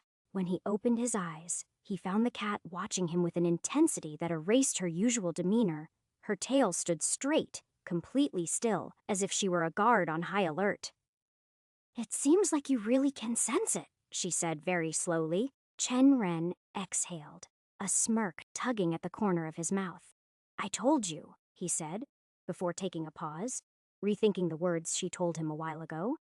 "So, if most people can't do this, does that mean I'm actually special?" The thought hung in the air. The idea of having some hidden talent gnawing at him. He might not have gotten a system like if this were a video game, but if he could gain some special talent with sensing chi, he might just be able to progress faster than what he had initially assumed. Yalin's eyes gleamed for a moment before she meowed softly. It sounded more like a scoff than a noise coming from a cat.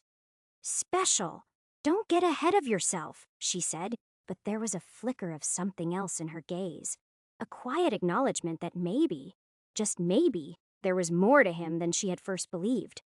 "Well, partly maybe, but I've seen geniuses who could sense chi from childhood. I'm not sure if you're one of them, but I believe it more that being from another plane has made you more sensitive to chi." She moved towards the left gracefully from where she was, pacing in thought before turning to him. "There's another thing, though." Chen Ren's brows furrowed. "What?" Yalin's tail flicked as she explained. "Cultivators often feel bursts of chi or sense it swirling when they practice their Tao. It also happens when they experience a breakthrough. After all, a Tao is the path a cultivator walks on, and as they progress, they gain insights, small or large, depending on their mastery of it." Chen Ren thought for a moment, his face twisted in confusion. "Even so, it doesn't add up. I wasn't practicing any martial arts or swinging a sword when it happened. I was distributing rice noodles or running my stall. Why would my chi flare up then?" The cat gave him a sidelong glance. "Tao of noodles," she said in the most serious tone possible. Chen Ren chuckled lightly.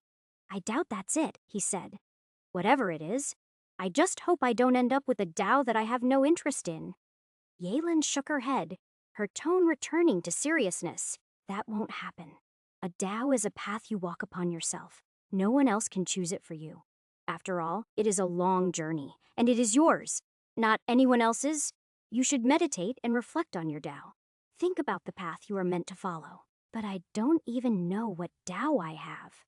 The cat's gaze softened slightly, almost as if teaching a child. "Then consider which Tao you want. The Chen Ren before you walked the martial Tao, but clearly that path was lost. You are not him. You need to search for what you desire, what you seek deep within yourself." Chen Ren nodded, settling into a cross-legged position as he closed his eyes, focusing inward. The cat's words echoed in his mind, urging him to think about his Tao, the path he wanted to follow. His thoughts drifted naturally toward the martial Tao. In a world of cultivators, it was the logical choice, wasn't it?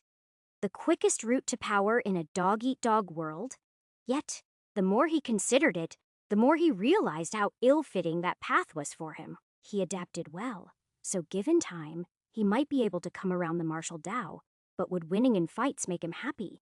Even if he ignored the fact that he would be risking his life every day, his natural talent of 21 spirit roots was too low for any sect to look at him nicely. Moreover, he had already strayed far from the martial path, choosing a very different route, business, earning money, managing his noodle stall, paying off debts. He was more of a merchant than a warrior. If any Tao suited him, it had to be that. As he pondered, He felt a sudden stir in his dantian. The chi within him began to swirl more intensely as if resonating with his thoughts. He kept at it, focusing on the vision of his products flourishing, the coins piling up, and his success growing as he built a name for himself. He imagined expanding his business, using the wealth to improve himself, his connections, and his life. He imagined creating more products from Earth, slowly taking over the mortal market before looking at the sex. He imagined creating his own company. The more his thoughts moved in that direction, the more his chi swirled inside of him. Then, a chill ran down his spine. His eyes snapped open. He was no longer in the courtyard. Instead, he floated in a vast, endless space filled with stars, each one twinkling like a distant diamond.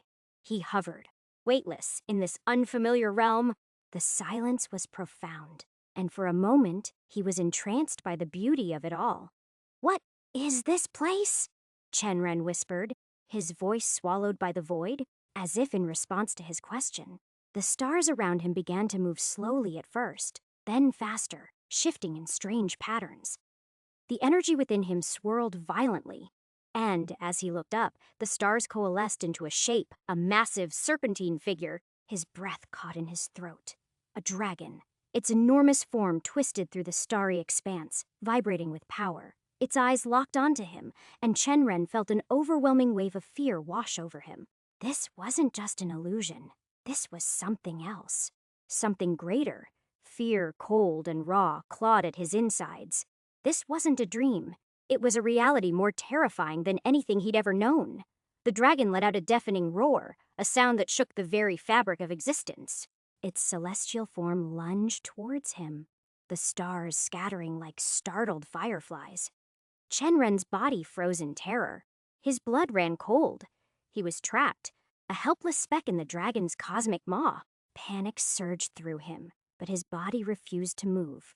As the dragon's shadow loomed over him, he squeezed his eyes shut, a silent scream trapped behind his lips. And then he woke up, gasping for breath. His eyes flew open, and he found himself back in the courtyard, the faint scent of grass and the cool night air grounding him. His heart pounded in his chest as if he had just escaped death. What just happened? Chenren blinked, staring up at the night sky. His breathing was heavy, and sweat beaded on his forehead as he sat up from the bench, holding his head to steady himself. His mind raced, trying to comprehend what had just happened. That dragon, the stars, the overwhelming fear. It all felt so real. He took deep breaths, one after another, before the cat's voice made him turn towards her. "So," Yalen said casually, perched on the bench, "it seems you actually managed to connect to your Tao." Chenren's eyes flickered towards her, still dazed. "What?" The cat hopped down gracefully and padded closer, her amber eyes gleaming in the moonlight. "Just an hour ago, when you were meditating, you let out a massive surge of chi. You made a breakthrough," she explained, her tone matter of fact. "You are now a 4th-star body-forging cultivator." Chenren blinked, processing the information slowly. A breakthrough? Just like that? He still couldn't wrap his head around it. That terrifying vision, that dragon, had all of that somehow pushed him to a new level? The cat nodded, her tail swaying lazily behind her. "Yes, it is rare for a cultivator to skip an entire stage in the body-forging realm. But I guess your connection to your Tao must have been strong enough. You finally aligned with it." For a moment, Chenren could only sit there, taking it all in. His heart still raced, but now he noticed something else. A warm energy coursing through his body.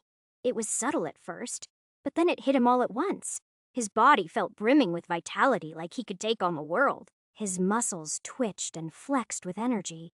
His mind was sharp, and a rush of positivity surged through him, making everything feel possible. So this is what it is like to break through. He exhaled, marveling at the sensation. No wonder cultivators meditate for hundreds of years, just to feel this again and again. Before he could lose himself in the feeling, the cat interrupted with a curious tilt of her head. "What Tao did you connect to anyway?" Chenren didn't answer immediately, still replaying the images in his mind. The swirling stars, the dragon, and that strange vastness of space. Then it clicked, and the answer was clear as day. His lips twitched into a small smile as he spoke, almost amused by the absurdity of it all. The Tao of money!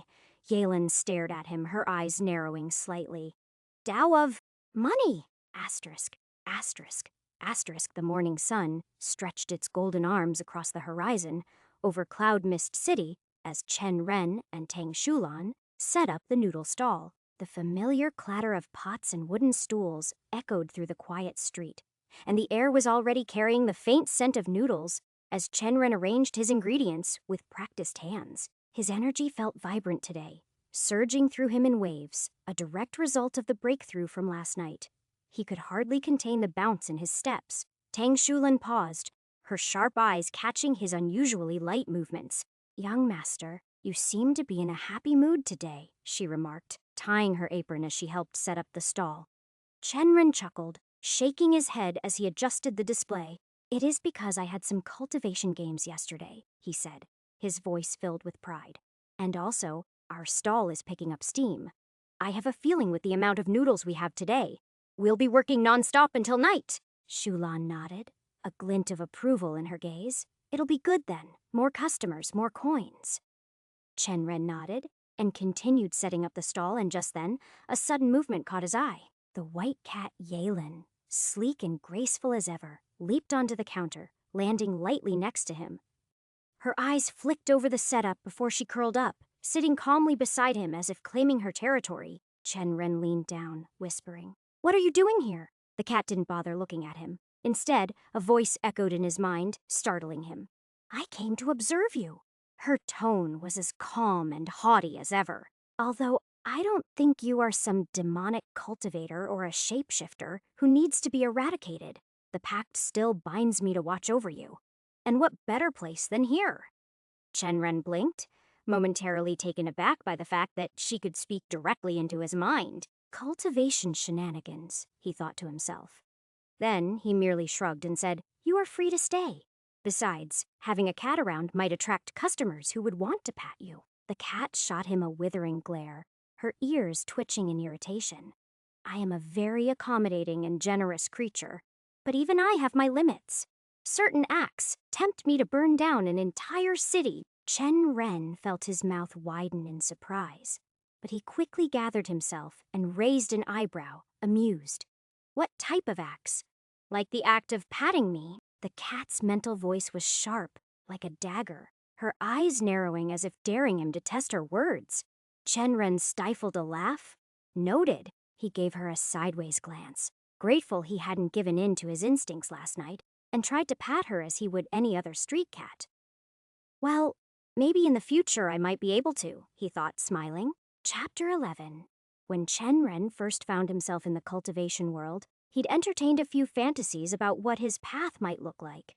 Would he become a sword-wielding prodigy, cleaving through sect rivals gracefully and skillfully? Or perhaps he'd find his calling in the intricate arts of arrays, mastering their complexities to shape the battlefield. And, like any man might in this strange, mystical world, he briefly considered the idea of amassing a harem after all. That seemed to be a common theme in stories about powerful cultivators. But making noodles? He definitely never expected that to be where he ended up. Yet here he was, running a noodle stall that had, in just a week, become the talk of the marketplace. Every day, a steady stream of customers came by, drawn by the novelty of an Eastern delicacy that no one else in the region was offering. It wasn't just the taste of the noodles that brought them in. Chen Ren's marketing tactics had spread his name throughout the streets like wildfire. Free samples, word of mouth from his customers, and the curious spectacle of his stall with the long queue had made it impossible for anyone to miss it. The man selling noodles, a dish unfamiliar to most, stood out even among the countless food vendors. And then there were the kids. Chen Ren had never been one to encourage child labor, but in this case, he saw it differently. The group of street children who helped him were hungry, and for them, assisting with his stall wasn't about earning coins. It was about earning a meal. According to them, there had been days when they hadn't eaten at all. Though Chen Ren hadn't lived a life on the streets, he understood enough to sympathize with them. The thought of them going hungry left a bitter taste in his mouth. and he saw this as a way to offer them something better, however small it might be. Over the days he'd gotten to know the kids better. The leader of the group was a girl named Mei Lin, small but fierce, with sharp eyes and an even sharper tongue. She was the one who had organized the others, making sure they didn't cause too much trouble around the stall. The boys followed her lead. Chun, the quiet one who always worked the hardest. Bo, who often tried to sneak extra noodles when he thought no one was looking. And Jian, the smallest, but the one with the loudest laugh. Thanks to his noodle business, the kids seemed to be in far better shape now. Their cheeks looked a little less hollow, and their energy had doubled, quite the difference from when he'd first met them. From selling 60 bowls of noodles a day, Chenren's business had doubled. He now dished out 120 bowls, sometimes barely keeping up with the demand. The small pot he used to cook noodles wasn't enough anymore, and every morning he had to haul back 20 pounds of noodles just to meet the appetites of his growing customer base. It wasn't just the number of bowls sold that had increased. His profit margins did too. All the ingredients were cheap, and thanks to a little bit of ingenuity and the connections he had through Tang Shulan, Chenren had managed to cut costs even further. Vegetables, which should have eaten into his profits, were basically free compared to the other costs. Tang Clan regularly bought high-quality vegetables to serve to guests, but often the excess went unused and would have spoiled if no one ate it.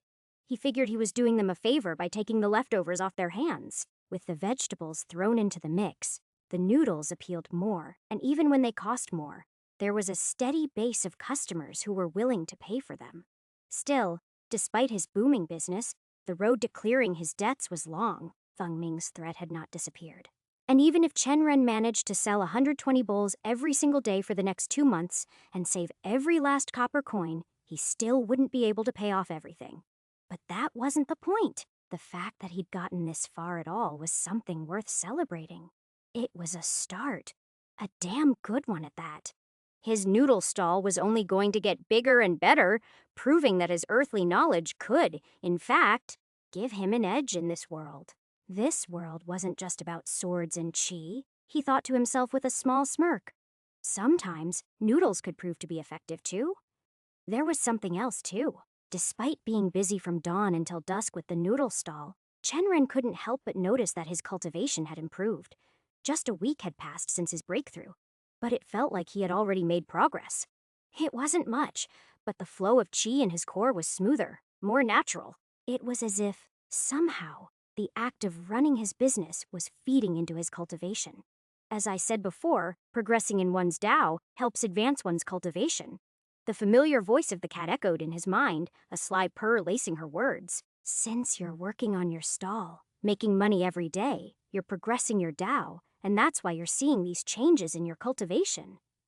Chenren frowned, considering her words. He'd heard about martial Taos before, but no matter how much he thought about Tao of money, it felt like something completely different than those.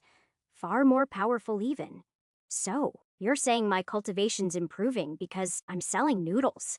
Yes, that is what I am saying, the cat confirmed, her tone nonchalant. But I've never seen such a Tao in my lifetime. It's an esoteric Tao, something I don't quite understand. Chenren's frown deepened at that. Esoteric Tao? Yes, the cat continued, her voice tinged with frustration, as if she was explaining something common. Esoteric Taos are unconventional paths. They pop up every so often, but they're rare. Few practitioners of these Taos ever make a name for themselves because they don't follow the usual paths, like swordsmanship or alchemy. The last one I heard about was a century ago. Some guy managed to merge to the Tao of farming. I think he had a giant chicken that guarded his barn and annihilated a few sects. He blinked. A giant chicken? That's right, she purred, amusement bubbling in her voice. He and the chicken wiped out entire sects that tried to mess with him. At least that is the rumor that traveled to my ears. So, while these esoteric Taos aren't common, they can be powerful in their own way. He briefly moved his eyes away from her and watched the stall. His eyes drifted over the crowd. Business was booming, and his plan to expand was coming together. But it wasn't just the money that interested him anymore. To his eyes, All these people seemed as if they were giant balls of chi, his to claim. So, it means the more money I make from my stall, the more I'll progress in my cultivation, he asked, his voice echoing in his mind, aimed at the cat who was in the process of stretching her body after half of a day just lying around. The cat's voice responded in his head, her tone unimpressed. Not exactly. You'll progress for a while, but it'll get harder. You'll hit a point where the stall alone won't be enough. She flicked her tail lazily. Even in martial dows, you can't just rely on the same moves forever. You have to learn new techniques, face new challenges, or do something meaningful to advance.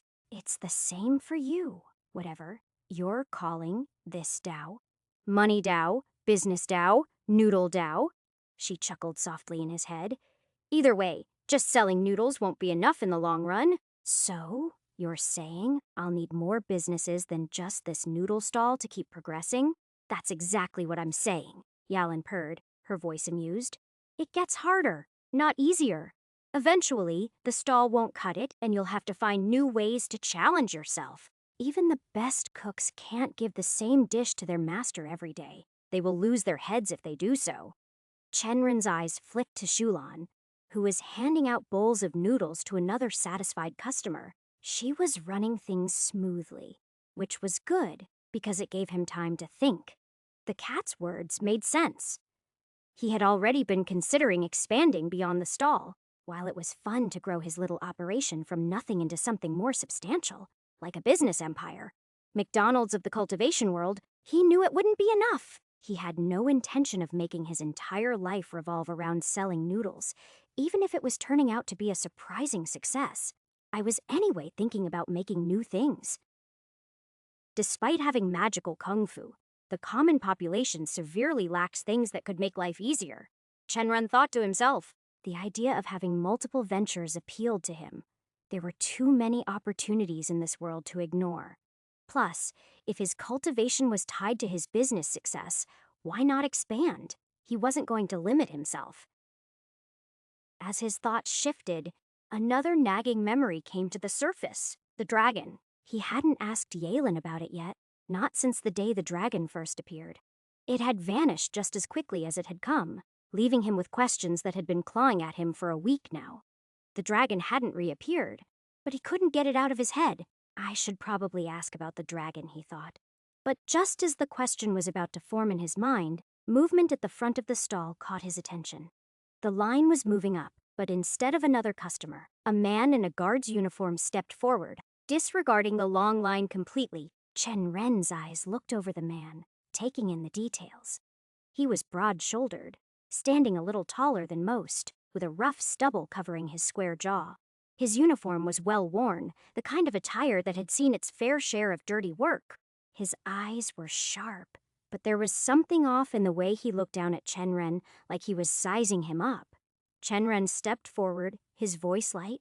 "Do you need some noodles?" The guard didn't respond right away, his gaze lingering on Chenren for just a moment too long, as if they were locked in some kind of silent contest of will. Chenren raised his eyebrows, wondering if this was about to turn into some strange show of strength.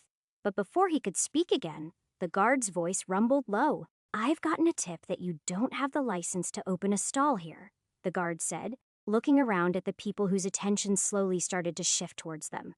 Chenren opened his mouth to respond, but before he could, the guard slammed his fist down on the edge of the stall. The wooden surface shook under the force of the blow, sending one of the bowls teetering dangerously. But before it could fall, Chenren's reflexes kicked in, and he caught the bowl mid-fall, placing it safely back on the counter. "I do have a permit," Chenren said calmly, his eyes narrowing as he met the guard's gaze. The guard scoffed. "Where is it then?" Chenren reached into his robes, his fingers brushing against the familiar texture of parchment as he pulled out the permit. The paper had a slight crinkle to it, a sign of its frequent use over the past few days. He had prepared for this exact scenario, knowing that in a city like this, a rising business was bound to attract some unwanted attention. With a calmness that he didn't feel on the inside, he extended the permit to the guard. The man snatched it with deliberate slowness, his eyes scanning the document as if trying to find anything. That could be used against the stall. His lips twitched slightly as he read the details, and the crease in his brow deepened, betraying his frustration. "It's a new one," the guard muttered, his voice carrying an edge that suggested he was searching for a reason to doubt. Chenren didn't flinch. His expression remained neutral, though a small smirk threatened to tug at the corner of his lips. "The stall is new too," he replied coolly, his gaze unwavering. The guard's eyes flicked up from the permit, locking onto Chenren's face. "I've heard you're selling some kind of Eastern delicacy," he said, his tone dripping with suspicion. "Is that true, or are you faking it?" For the first time, Chenren's brows lightly knitted together. Faking it? Yes, he was doing that. But the guard had no reason to care about that. His voice was firm as he responded. "I got it from the East. You don't see anyone else selling noodles like mine, do you?" He leaned in slightly, his gaze narrowing. "And even if it were fake, I didn't hear any regulation about false advertising. Did I miss that section in the guidelines?" The guard opened his mouth, clearly ready to argue the point, but he faltered once he saw Chenren's sharp gaze. "There is," he began, his words trailing off uncertainty. Chenren seized the opportunity. "There isn't," he said, his voice sharp but calm. "I read the guidelines thoroughly. I even asked the clerk who issued me the permit. There's nothing in there about false advertising. So if you want to accuse me of something, make sure you're ready for the consequences. And remember," his voice dropped slightly, "I'm not a mortal." The guard's eyes widened ever so slightly, the shift in Chenren's tone clearly unsettling him. His gaze flicked downward, taking in Chenren's robes. For the first time, he seemed to truly notice the fine quality of the fabric, the noticeable patterns woven into it. His expression changed, the initial aggression fading into something more cautious. Without another word, the guard handed the permit back, his movements stiff. "I'll be keeping an eye on the stalls from now on," he muttered, the earlier bluster gone from his voice. "Don't do anything shady." Chenren simply nodded, watching as the guard turned and walked away, his back a little too rigid, his steps a little too quick. The tension in the air seemed to lift slightly as the man disappeared into the crowd. He let out a long, measured sigh, the weight of the interaction slipping off his shoulders. What was that about? Shulan's voice broke through the moment, and Chenren turned to see her standing nearby, her brow furrowed in confusion. "My first guess was a bribe," Chenren said, shaking his head slightly. "But he didn't ask for anything when we were talking, never even hinted at it. I think it's more than that." Shulan's frown deepened. "More than that? What do you mean?" Chenren's gaze flicked toward the spot where the guard had stood moments ago. "He didn't take anything from any other stall. Not even a glance in their direction. He came straight to us. And then he left, just like that. He probably wanted to cause trouble for any little thing he could find, but got scared once he realized I am a cultivator. He was aiming for us specifically." "That's bad news," Shulan said softly. She crossed her arms, a frown settling on her brow as she considered Chenren's words. "Do you think someone is targeting us?" "Potentially," Chenren replied, his voice steady. He leaned against the stall, gazing out at the bustling crowd that had formed, the scent of his freshly made noodles wafting through the air. After all, we did get big in such a short amount of time. People are bound to be jealous of a growing rival business. It's human nature.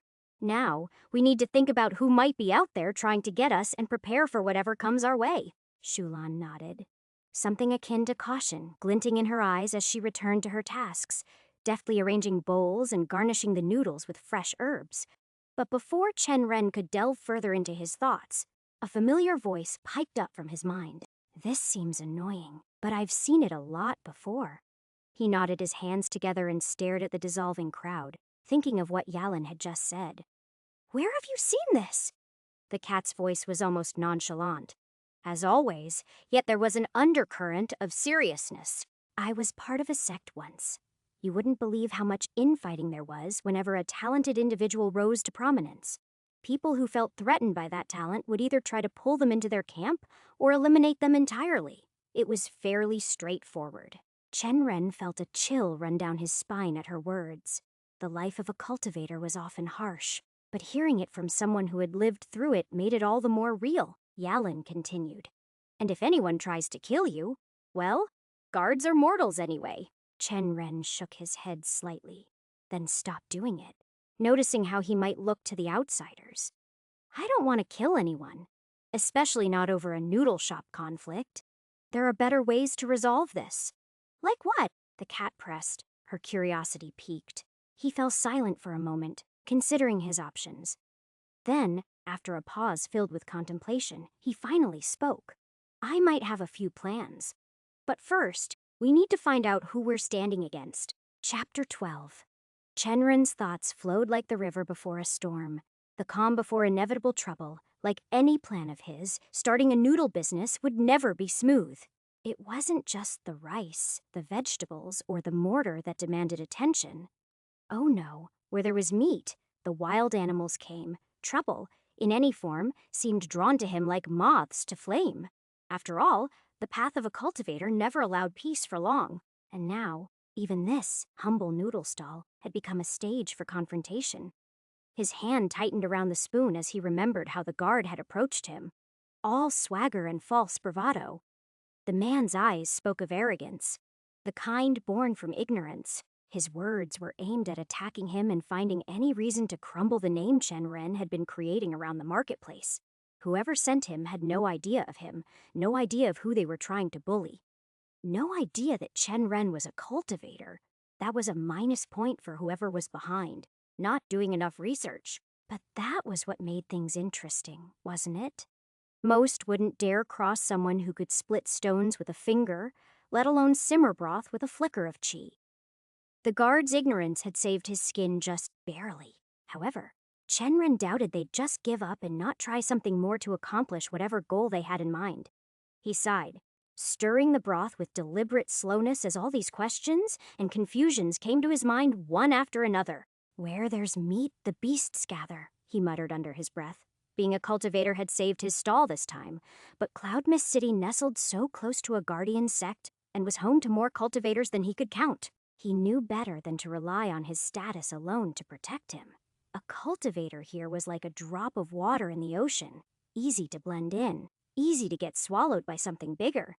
Even so, a small grin tugged at his lips. Let them come, rivals or not. He had been in tougher battles than mere noodle stalls could ever provoke. If his enemies thought he'd be easy prey, they would soon discover just how deep the water truly ran. For the next 2 days, Chen Ren's mind moved like the shifting clouds, mapping out scenarios and contemplating every possible angle. He wasn't one for brute force, not when he could win with finesse. Violence, while always an option, wasn't his first choice. His gaze flicked to the cat beside him, her amber eyes glowing as she looked at the streaming flow of consumers. She was his hidden trump card, a power he didn't dare reveal to the world yet, not while he was still weak and unable to protect himself against anyone of a higher realm. His cultivation, though progressing, was still in the early stages of body forging. Any opponent above that realm would crush him like dry leaves underfoot. Thus, Braun had to take a back seat. His brain, however, was sharper than any blade. So, he focused on his noodle stall for some time until he decided on what was best to be done next. Fortunately, everything ran without a hitch. He made more money each day, his hands growing more accustomed to the daily grind. The qi that once surged through his core was diminishing, just as the cat had warned him. But that didn't stop him from keeping a vigilant eye on the horizon, half expecting a debtor or some envious soul to appear, hungry for the wealth he was making. But no one came. Not yet. On the third morning, an unease settled over him like a shroud. It wasn't just paranoia. This was something real, something tangible. Old Man Tan's hunched figure appeared near the stall, his weathered face grave with news. Young Master Chen Ren, the old man grumbled, his voice a low rasp. His eyes narrowed towards the broth as he looked back up at Chen Ren, who gave him his undivided attention. I've heard it, for sure this time. They're going to make their move today. They're jealous. Your stall is minting money so fast. Though the facts were loud, his voice was comparatively low, cautious enough not to let anyone else hear. Chenren subtly nodded. stirring his broth with a forced calmness he didn't feel on the inside. I see, he replied evenly, his mind already running through his contingency plans. Well, I've prepared everything. It should be fine. You're sure they won't act before the afternoon? Old Man Tien nodded, squinting toward the marketplace. Yes, not before. They're waiting for the crowds to build up first, Chenren smiled. Good. That gives me enough time to finish the morning rush. Old Man Tien nodded firmly. I wish you all the best. Chenren exhaled slowly, his mind sharpening as he watched the old man. At first, he'd considered Old Man Tien as a possible culprit behind his troubles. They had a rivalry, after all. The old man had his stall nearby, and while their competition wasn't exactly cutthroat, it was enough to raise suspicions. But Old Man Tien was no fool. He'd been the one to help Chenren secure the elusive permit for his stall in the first place. If he had wanted him out of the way, he could have easily tipped off the guard about his status as a cultivator. Fortunately, Old Man Tien was wise enough not to take the fight against a cultivator. Shaking off the thought, Chenren returned to the moment just as the old man spoke again. So, if all goes according to plan, you'll lend me the kids, right? Chenren gave a slow nod. Yes, for an hour. They'll help advertise your stall, but you've got to feed them twice in return daily. No shortcuts. He grinned, his yellowed teeth showing. Yes, I will. I am fair. With a satisfied nod, the old man turned to shuffle back toward his own stall, hurrying through the crowd, knowing the morning rush was about to begin. As soon as he was out of earshot, Shulan's soft voice cut through the morning air. You sure it's okay to give away your marketing tricks like that?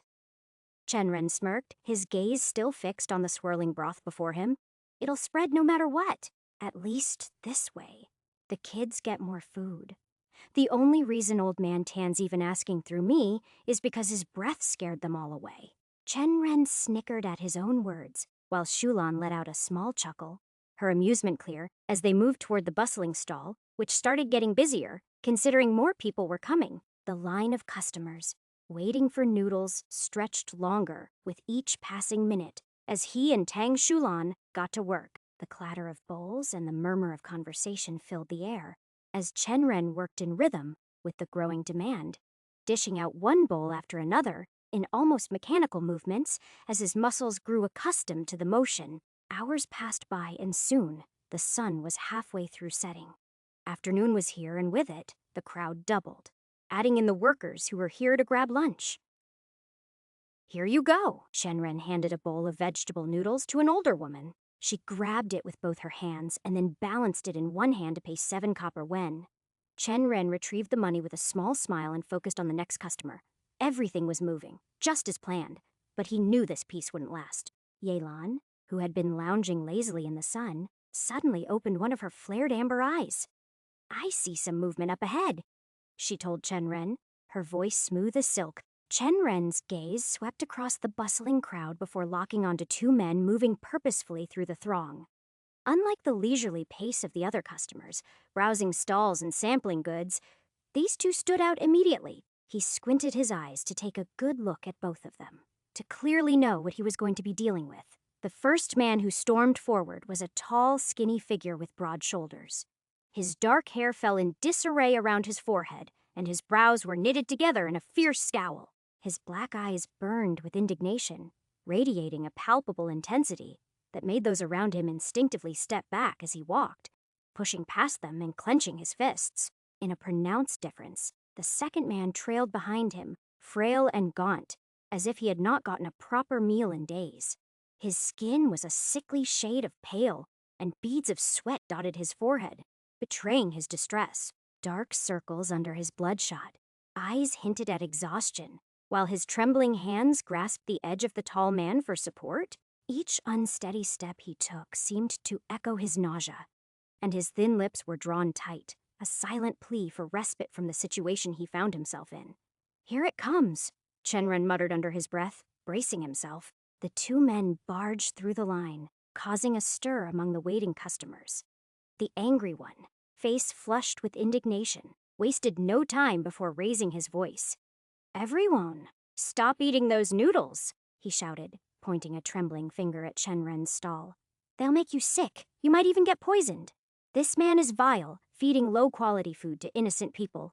Look at my brother. He ate here yesterday, and now he's been puking his guts out all day. The herbalist says he won't heal for a week. At his outburst, a murmur of uncertainty rippled through the crowd like someone blew a horn through the silence. Customers froze mid-bite, their chopsticks suspended in the air as they exchanged bewildered looks. Some stared down at their bowls, looking as if the once tempting noodles now appeared less appetizing under the scrutiny of accusation, while others cast wary glances toward Chen Ren, uncertainty flickering in their eyes.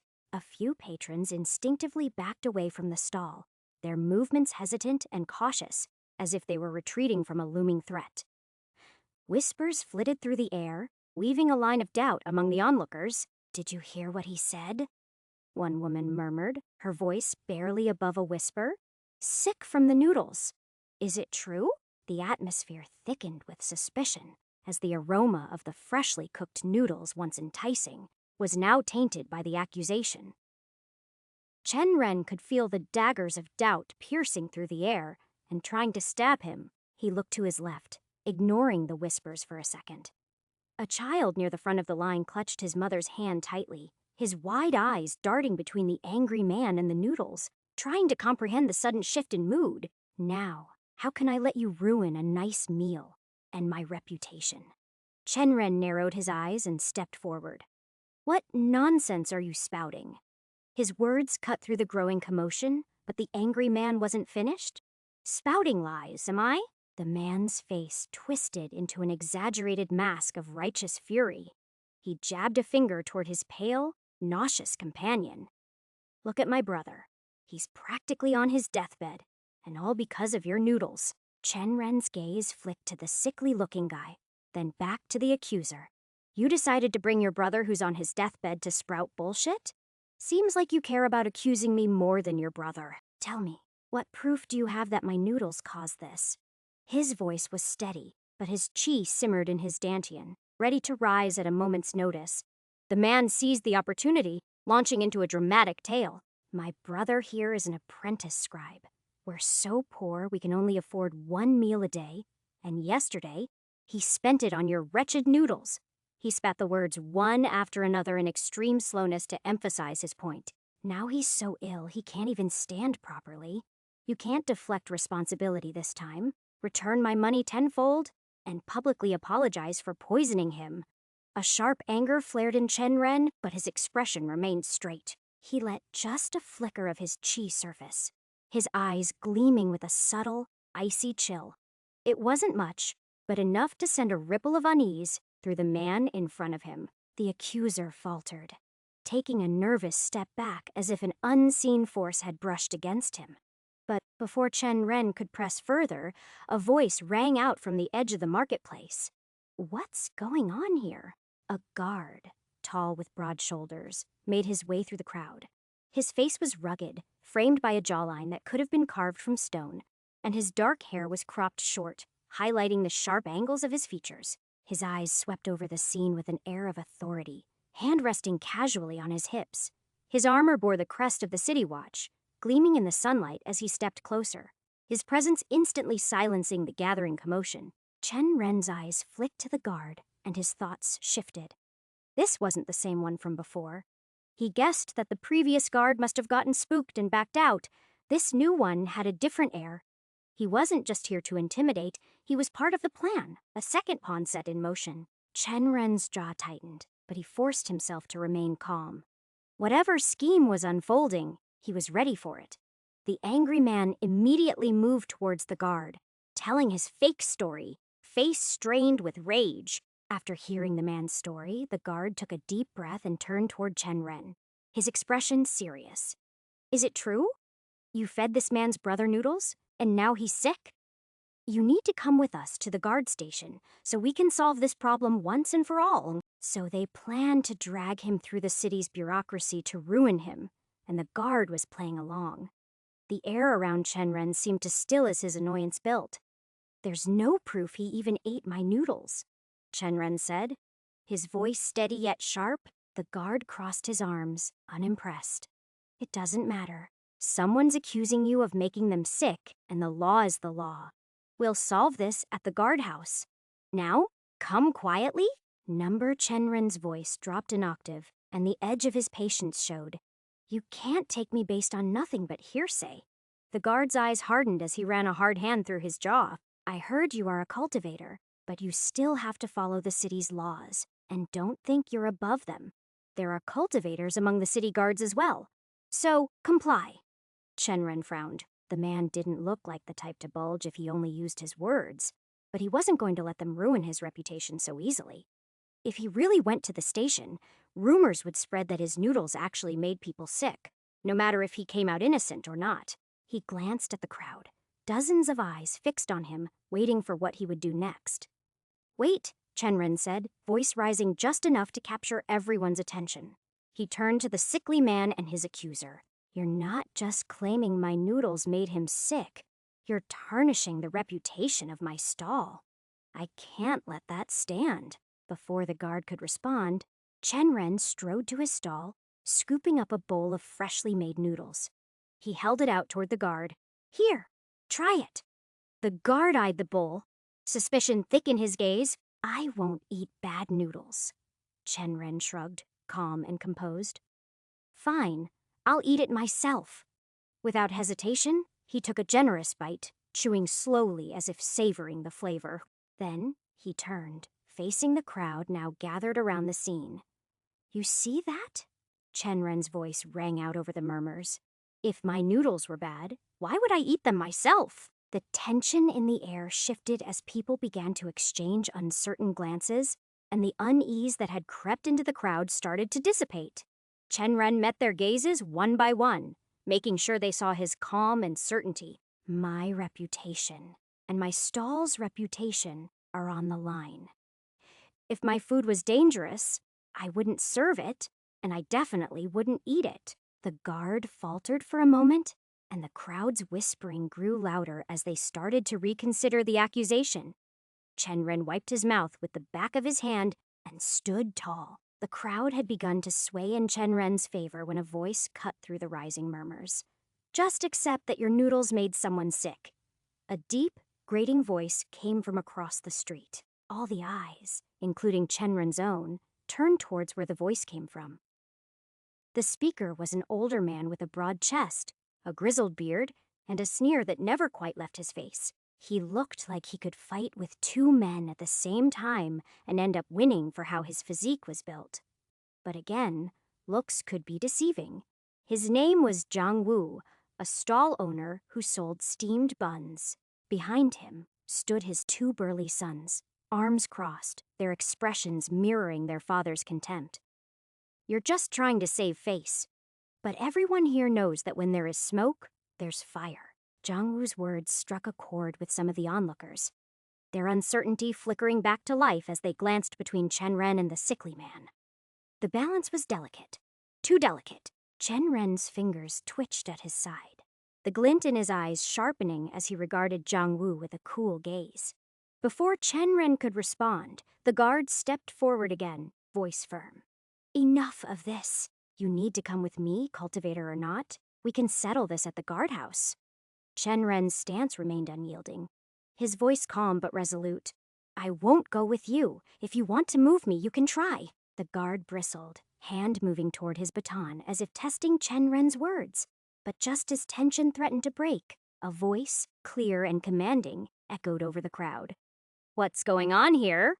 All eyes turned toward the source of the voice. Walking toward the scene was Tang Yucho, the young miss of the Tang clan, with her maid trailing a step behind her. Her presence suddenly became obvious in the marketplace chaos, a figure of poise and authority amidst the rabble. Her eyes briefly scanned the situation, landing on Chenren with a raised brow. Chenren felt a smile tug at his lips. Finally, it was time to turn this around. This was the shift he needed, and it couldn't have come at a better time. He gave her a respectful nod as she reached the front, his mind already racing through the next steps of his plan. Chapter 13. In a matter of seconds, the attention that had been focused on Chenren shifted entirely to the woman who had just arrived. Her attire stood out against the modest crowd. an elegant red robe embroidered with delicate white roses at the hem, accompanied by a necklace and rings that spoke of wealth and status. She moved with a grace that naturally commanded attention, her presence turning heads as she approached and stood in front of Chenren's stall. Anyone with a discerning eye could instantly recognize her as someone of importance. However, the moment the heavy, curious eyes fell on her, she spoke, her voice coming out clear and firm, similar to how tall she stood. "What is going on?" The guard took a deep breath, trying to compose himself as he faced the young miss. "It's like this," he began, his voice faltering as he gestured toward the stall. "One of these two brothers locals came by yesterday and ate at his stall. Not long after, this one started complaining about stomach pains, claiming he was poisoned by the noodles he served. He is saying the food was spoiled and that it made him sick. This is his elder brother, telling how this one's at his deathbed and wants justice against the stall owner who fed his brother bad noodles." His words came quickly as if to rid himself of the burden of the accusation. But once he finished, Tang Yucho merely cast a sharp look at him and asked, her tone measured but piercing, "So, you believe he sold sickly noodles?" The guard hesitated, his confidence wavering under her steady gaze. It wasn't just Tang Yuchu and Chen Ren, but even the consumers who surrounded the stall looked at the guard awaiting a reasonable response. "That's what I've heard," he said, his voice faltering. "We need to investigate, and for that, the man must come with us." Her frown deepened as her eyes swept over the gathered crowd, scanning their faces quietly. Her gaze looked sharper than a razor as she dragged it along the people. Even the air felt uncomfortable as a few seconds passed by. After a pause, she turned her attention back to the guard. "If you don't know," she began, her voice cutting through the tension, "let me clarify. The noodles he sells are made from rice? A fact anyone here can see from their texture and appearance. The Tang clan has a direct arrangement with Chenren, and I, myself, oversee the transaction and can guarantee that the rice is of high quality without any blemishes on it." But she stepped closer, her gaze hardening as she stared the guard down. "I am Tang Yucho, daughter of the Tang clan head, Tang Jihao. If you truly mean to make this accusation, you are not merely questioning Chenren, but challenging." "No, questioning the reputation of the entire Tang household. Is that a risk you are willing to take? Tell me." The revelation of her identity caused more than a few people to look at her differently. Tang clan might not be a cultivator clan, but they had deep pockets to hire a lot of them, and everyone in the city knew the kind of reputation they uphold. The guard paled visibly, beads of sweat forming at his temple and around his shaved mustache. He licked his lips and visibly contemplated what she had said. And as the man hesitated, murmurs rippled through the crowd. The two brothers, who had stirred up the commotion, looked ashen, especially the sickly one, who seemed on the verge of collapse. He was holding on to his dear brother, who now looked to want nothing more than to run, hide himself, and never look behind. Desperation flickered in the guard's eyes as he stammered, "No, young Miss Tang. We were only trying to do our job." Tang Yuchu raised an eyebrow, her gaze cold. "Your job, is it? A job that involves creating a public spectacle and tarnishing the reputation of someone not only a cultivator, but also a guest of the Tang clan? Huh, you have guts." Her voice carried a dangerous edge, and she leaned in slightly. "My father meets the city lord every year at the Winter Solstice Festival. Perhaps I should mention this little incident to him. Let him know about how the guards of this city treat honored guests of our clan." The guard paled further, his bravado crumbling. He took a step forward and raised one hand in the air. "And no, young miss, it wasn't my intention to go against the Tang clan. But you're saying that there is something wrong with the noodles. You also sounded pretty adamant about taking Chenren to the guardhouse." I mean, that's what, before he could finish, the shopkeeper, Zhang Wu, who had been accusing Chenren, interrupted, desperation in his voice. "Wait. It might not be the rice, but what about the vegetables? They could have been bad. I have seen him handing out those vegetable noodles." That statement turned all the attention from the cornered guard towards Zhang Wu. Tang Yuchu's eyes narrowed. and she turned her attention to Chen Ren, her voice calm as she pointed at the baskets of fresh vegetables sitting on top of his stall. The vegetables? Aren't they from the Tang Clan manor as well? Isn't that right, Chen Ren? Chen Ren quickly nodded, grateful for her support. Yes, they are, Yu Chu. His eyes briefly met hers, and he flashed a look of silent gratitude. She narrowed her eyes slightly at him for calling her by her first name, but quickly understood his intention as he added, "The man is just unaware of my close relationship with the Tang Clan, and how I have no reason to scour bad ingredients when I could get the best ones in the city easily." The guard, seeing the tide turning against him, immediately bowed at Tang Yuqiu. "I'm sorry for what just happened here, young miss. It seems like this is all a big misunderstanding. Please allow me to correct my mistakes." "Go on, I would like to see that." Tang Yuqiu crossed her arms as every eye moved to the guard. "You." The guard turned towards the aggressive brother. "It seems the noodles didn't make your brother sick after all. Now, get out of here, unless you want me to arrest you for defamation of an honored cultivator." His voice trembled as he addressed the two brothers, and the sick brother clung desperately to the taller one, his breath ragged, skin pale, and slick with sweat. His hands trembled as he gripped his sibling's arm, eyes wide with fear. The taller one, his face drained of all color, cast frantic glances around the marketplace, his composure unraveling. For a moment, the crowd stood frozen, watching as panic took hold of the two. Their movements became jittery and uncontrolled as the sick brother let out a strained gasp. Without exchanging a word, they both turned, stumbling over their own feet, and bolted. The sick one clenched tighter to the taller and dragged along as they fled, leaving nothing but murmurs and curious eyes after him. The guard, desperate to escape his own shame, bowed again, this time toward both Tang Yuqiu and Chen Ren, muttering a hasty apology before attempting to slip away. But Chen Ren stepped forward, his hand rising to stop him. "Wait," he said, his voice calm but firm, freezing the guard in place. Chen Ren's eyes gleamed with subtle amusement as he addressed the guard. "Since you are already here, why not check the ingredients at the other stalls as well? I am sure you might find someone worthy of your attention. After all, it wouldn't be right to leave empty-handed, would it?" His tone was light, but the underlying message was clear. The guard, catching on to the meaning behind his words, quickly nodded. "Yes, you're right. I was only here to ensure the stall owners were following the rules anyway." His tone was hurried, eager to deflect from the earlier confrontation. He looked around as if he didn't know where to begin, his eyes shifting from one stall to another, even looking at the old man Tian's stall, which was right across the road. "Well," Chen Ren casually gestured toward Zhang Wu and the steamed bun stall behind him. "Why not start with that stall over there?" The guard's eyes widened slightly, realizing what Chen Ren was hinting at. "Of course," he replied, as Zhang Wu and his two sons shook from the response. Their eyes and mouth widened at what was about to come. With a final, shallow bow, the guard moved toward the accused stall, leaving the crowd whispering and pointing fingers at the steamed buns. Asterisk, asterisk, asterisk. The crowd thinned after the commotion ended. Yet the stall remained lively.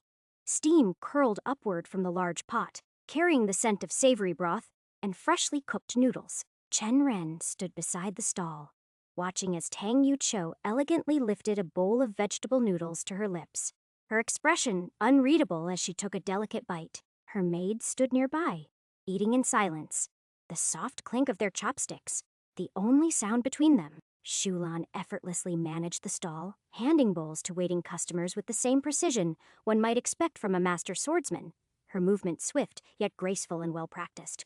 Meanwhile, the Yalen slept lazily on a shaded ledge nearby, undisturbed by the flurry of activity.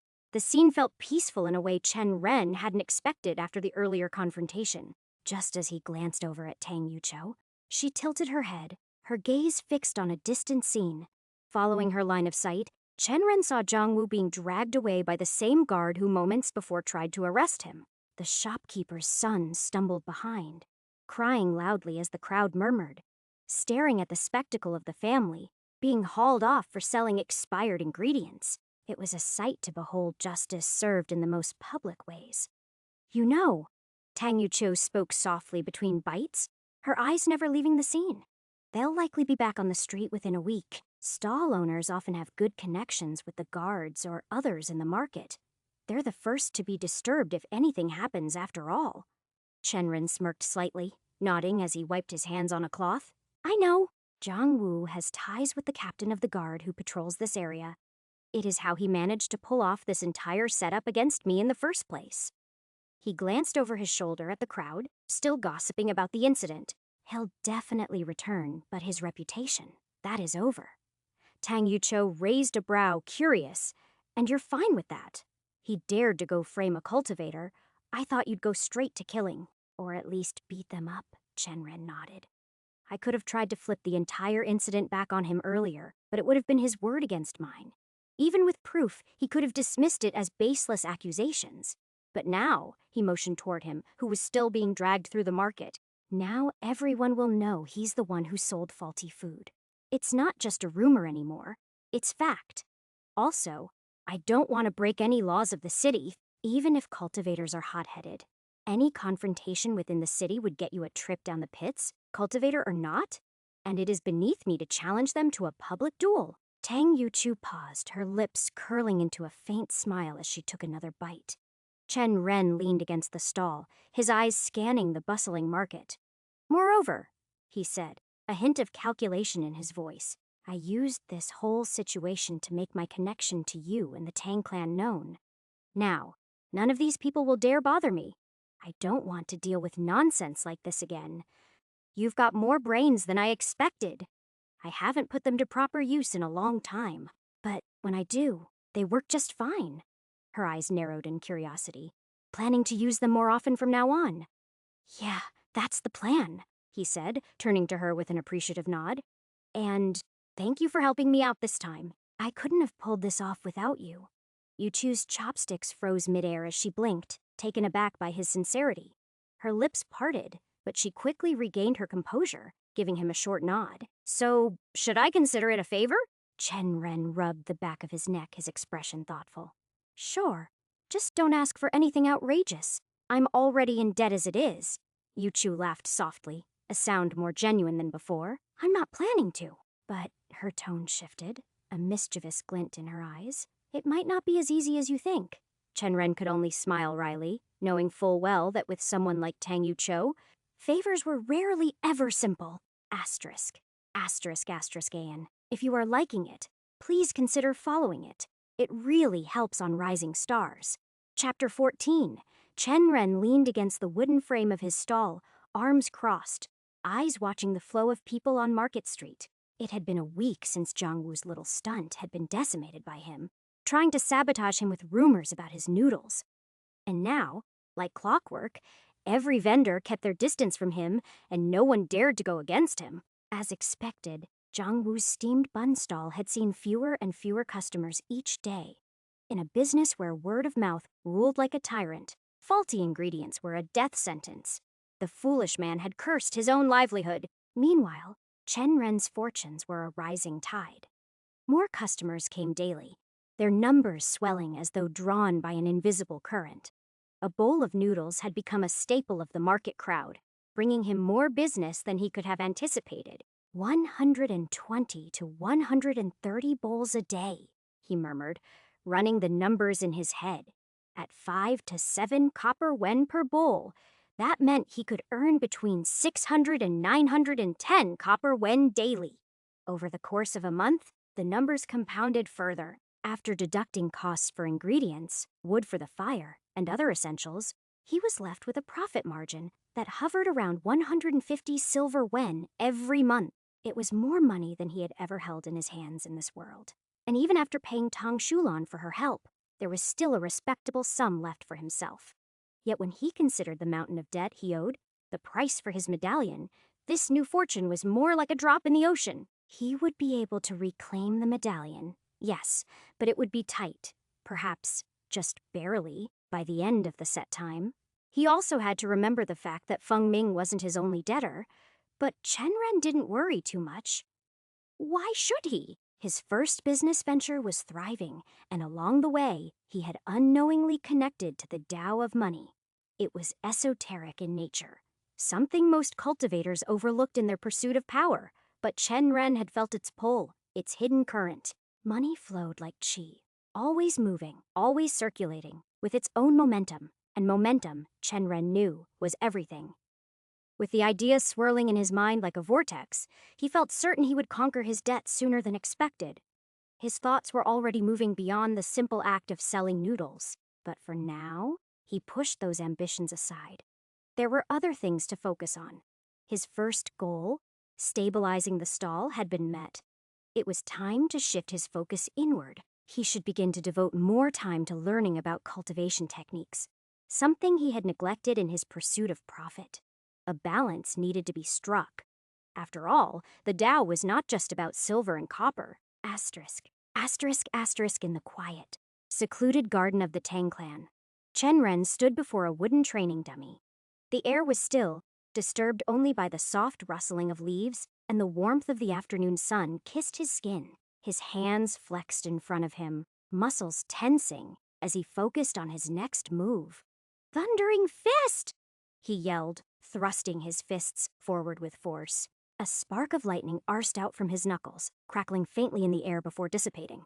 His punch connected with the dummy, causing a few minor cracks to spread across its surface. Chen Ren stepped back, his brows furrowing in frustration. He glanced over at Yelin lounging nearby, her amber eyes half closed as she basked lazily in the sun. "You sure this isn't a faulty technique?" he asked, wiping a bead of sweat from his forehead. Yalin didn't bother to open her eyes fully, stretching out lazily. "It is not faulty," she purred. The rest of the words came aloud. "It is one of the few fist techniques passed down in the Chen clan. Works well with your element. Thunder resonates with your qi. Unless, of course, you'd prefer to pick up a sword and..." Chen Ren followed Yalin's gaze, glancing over at the neatly arranged swords and cultivation manuals lying on the side. The Chen clan had always been a clan of swordsmen, known for their mastery of blade techniques. It was clear why the old Chenren had wanted to join the soaring sword sect. Everything in his upbringing had pointed to it, but for the former, the thought of wielding a sword left him cold. He wasn't interested in close combat weapons. Swords, spears, hatchets, axes. They were cool to play with in games, but in real life, he would rather keep his distance from the enemy. Hence, the idea of wielding a bow had intrigued him ever since he first entered this world. To defend from a distance, to strike from afar. That was more his style. But cultivators who specialized in bows were rare. Bows required such fine precision and balance between strength and qi that it was hard to even find one that could withstand the power of a cultivator. For now, he was stuck with the basics, working on his form and balance with these fist techniques. Even though it was a close combat technique, it would be smart to learn a technique or two like this. He had to start somewhere, and at least the thundering fist seemed to align with his element, even if he couldn't fully control it yet. He had also read in the manual that it could be used to throw around arcs of lightning, even from a distance at a greater mastery, so there was more than enough reason to learn it. Taking a deep breath, Chen Ren squared up with the dummy once more, his fists raised. He closed his eyes for a moment, trying to sense the flow of qi in the air. This time, as he struck forward again, he could feel it, the energy around him becoming more tangible. The qi was beginning to respond to his movements, his strikes gaining a subtle weight behind them. "Thundering fist," he called out again, his fist cutting through the air. This time, the sparks of lightning were stronger, lingering a bit longer before vanishing. As he pulled his hand back, he glanced down at his arms. Lightning crackled faintly along his skin, running up his forearms. His control over his qi was growing, and with it, the technique's potential. A slow grin crept across his face. "Better," he muttered, feeling the thrum of power starting to build within him. Chen Ren flexed his fingers, watching the faint arcs of lightning still dancing along his forearms. The power was starting to feel more natural, almost as if it belonged there. But a thought gnawed at the back of his mind. He glanced at Yalin, now lazily stretching, completely unbothered by his struggles. "Hey," he called out, "you sure this is just a mortal grade technique?" Yalin's tail twitched, and she opened one eye to peer at him. "Yes, it's a mortal grade technique," she replied with a yawn. If it were Earth grade, you'd barely be able to perform it. Most Earth grade techniques require a lot more chi. Even though you are starting to sense it, using chi in techniques is an entirely different art. Chenren frowned, running a hand over his arm, where the lightning had cracked moments before. And why doesn't the lightning harm me? Yalan sat up, blinking as if the answer should have been obvious. You've got lightning affinity spirit roots, she said.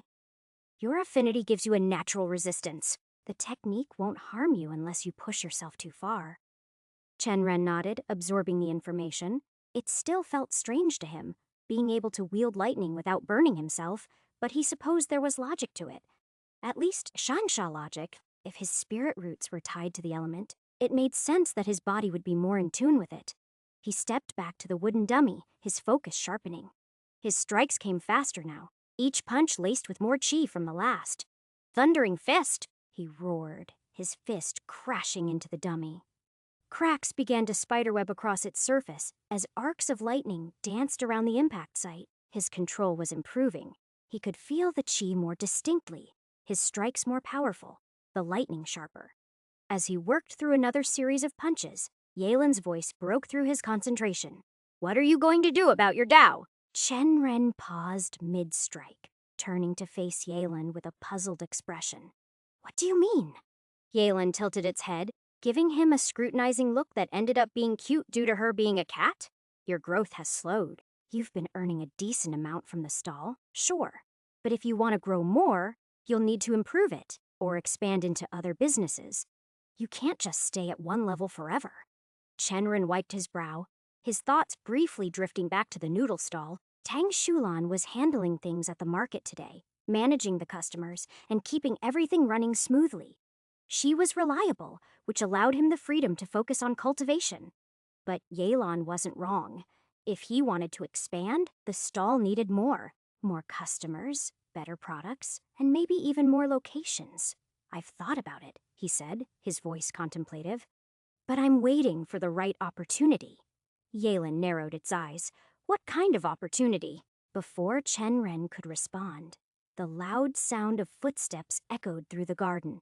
A guard appeared, striding toward him with an air of urgency. The clan head is looking for you, the guard announced, his eyes briefly flicking toward the lounging cat with mild curiosity.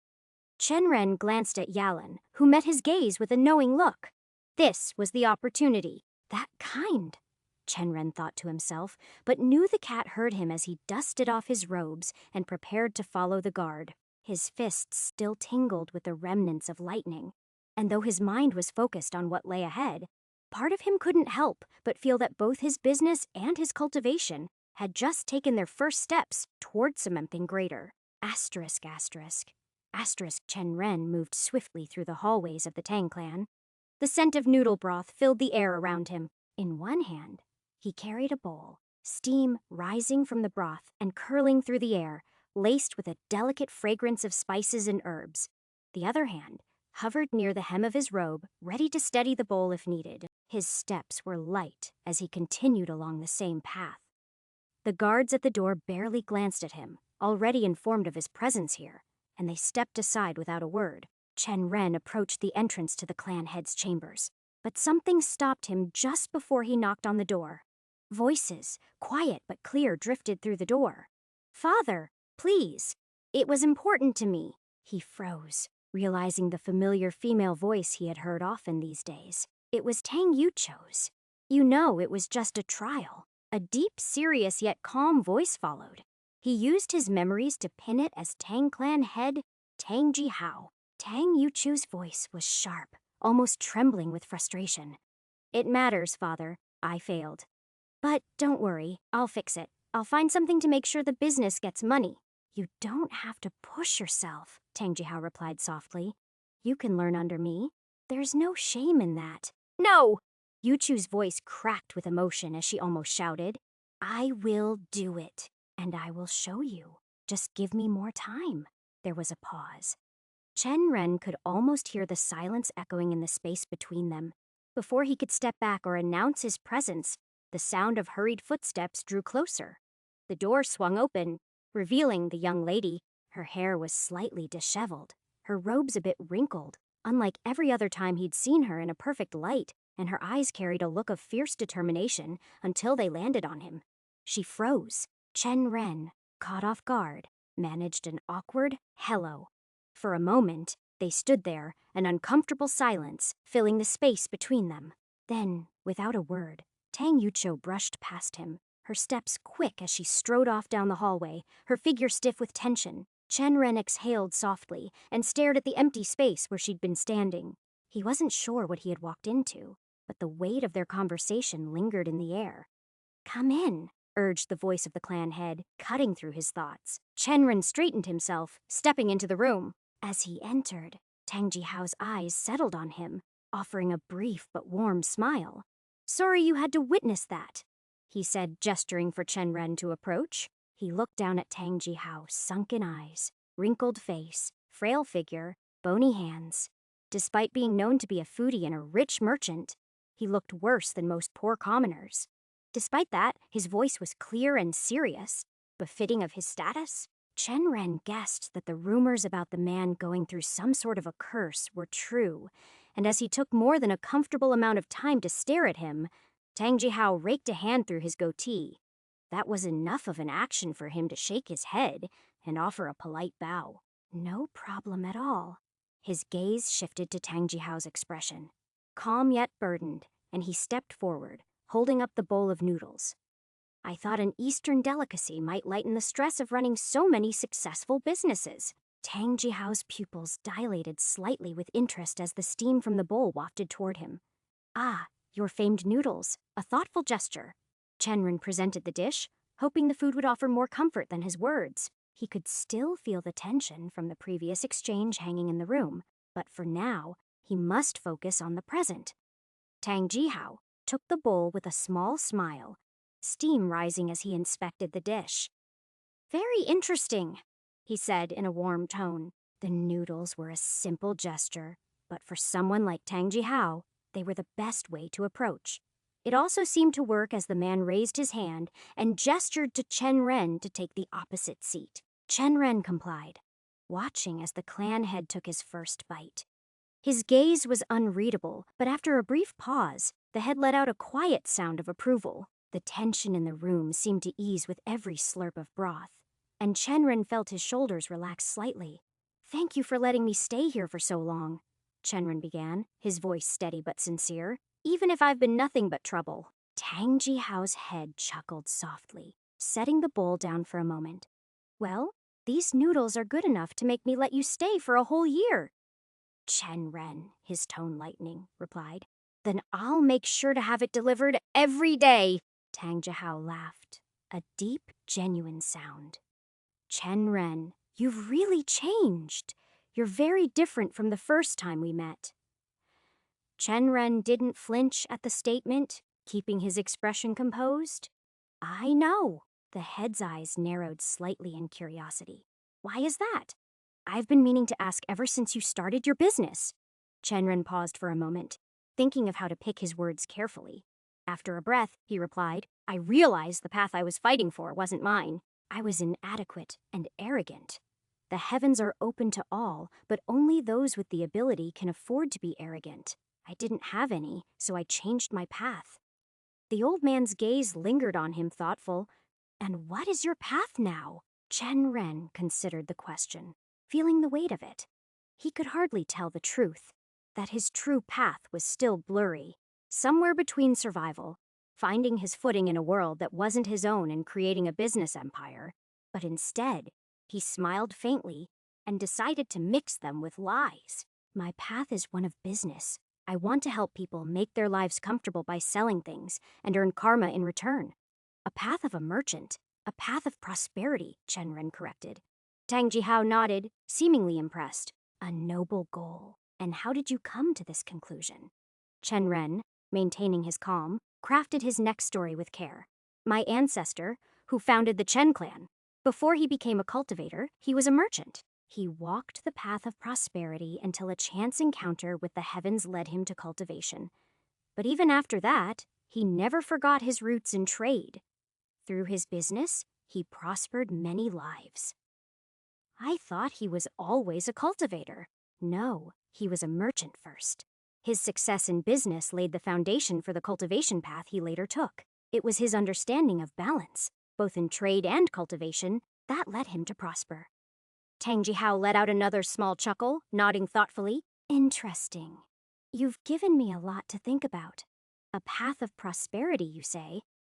Chen Ren nodded, his expression unwavering.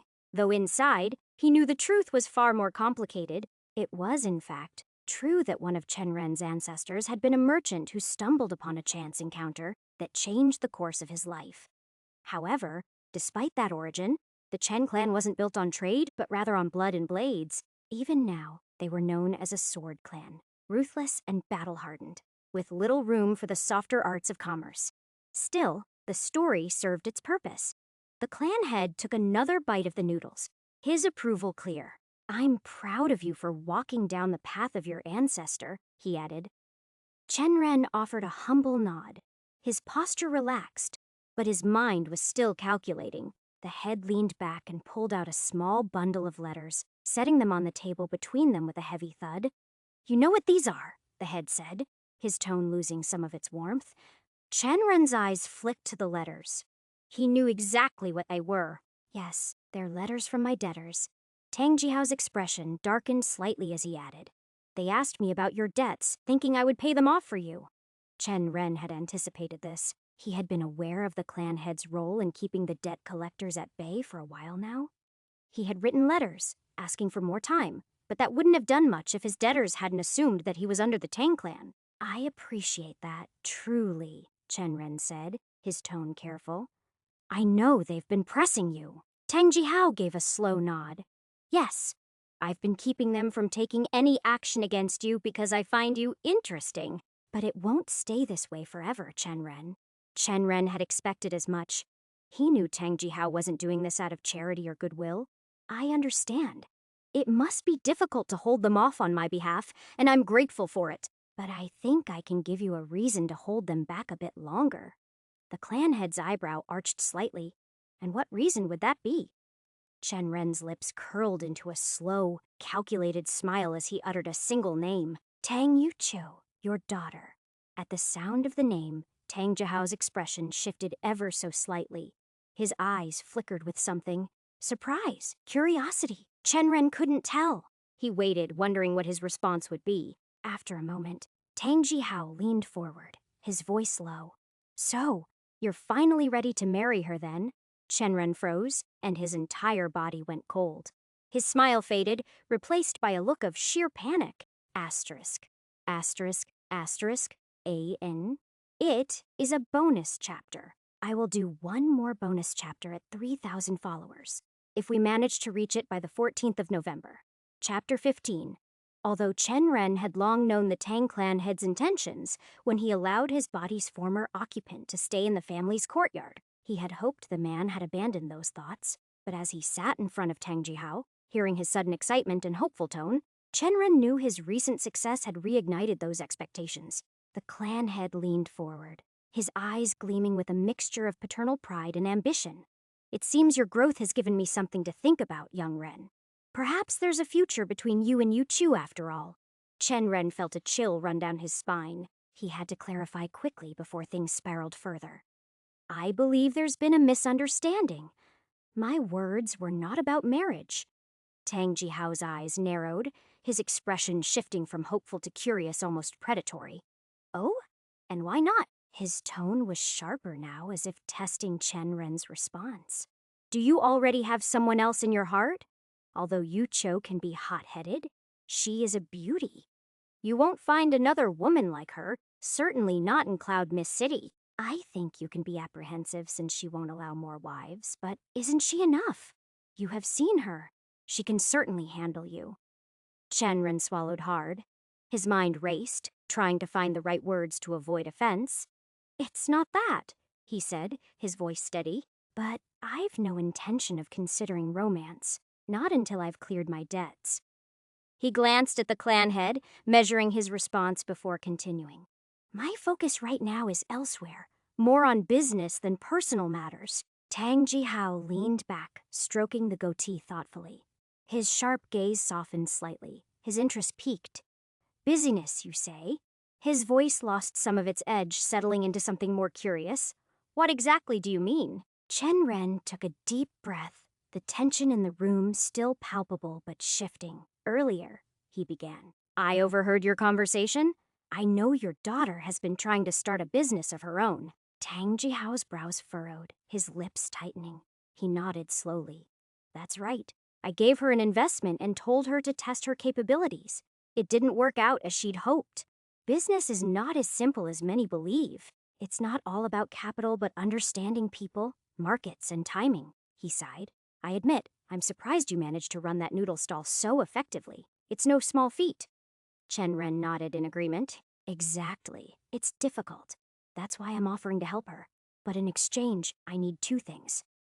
The clan head's eyes sharpened once more, the air between them growing still. Oh? He sat up straighter, his presence suddenly felt towering, demanding. And what exactly are these two things you're asking for? Chen Ren steeled himself, knowing this was the crucial part. First, he began, I need you to hold off the creditors for a bit longer. Just for a short time. I'm confident I'll be able to pay them back soon. His voice was steady, but Chen Ren felt the weight of his gamble inside. Tang Jihao frowned slightly but didn't interrupt, so Chen Ren pressed on. Second, I've heard that your clan has a carpenter workshop, a good one. The clan head's frown deepened. Yes, we do. Why? Chen Ren smiled. I need them to build several stalls for me. Nothing extravagant, just enough to put up a proper front for my noodle business. I would like to open up branches all around the city. At that, Tang Jihao fell silent, lost in thought. His gaze drifted towards his lap, but Chen Ren could feel the man's mind working, calculating the risks and benefits, pros and cons. Finally, the old man sighed, nodding slowly. It doesn't sound like an unreasonable request, but are you confident, boy?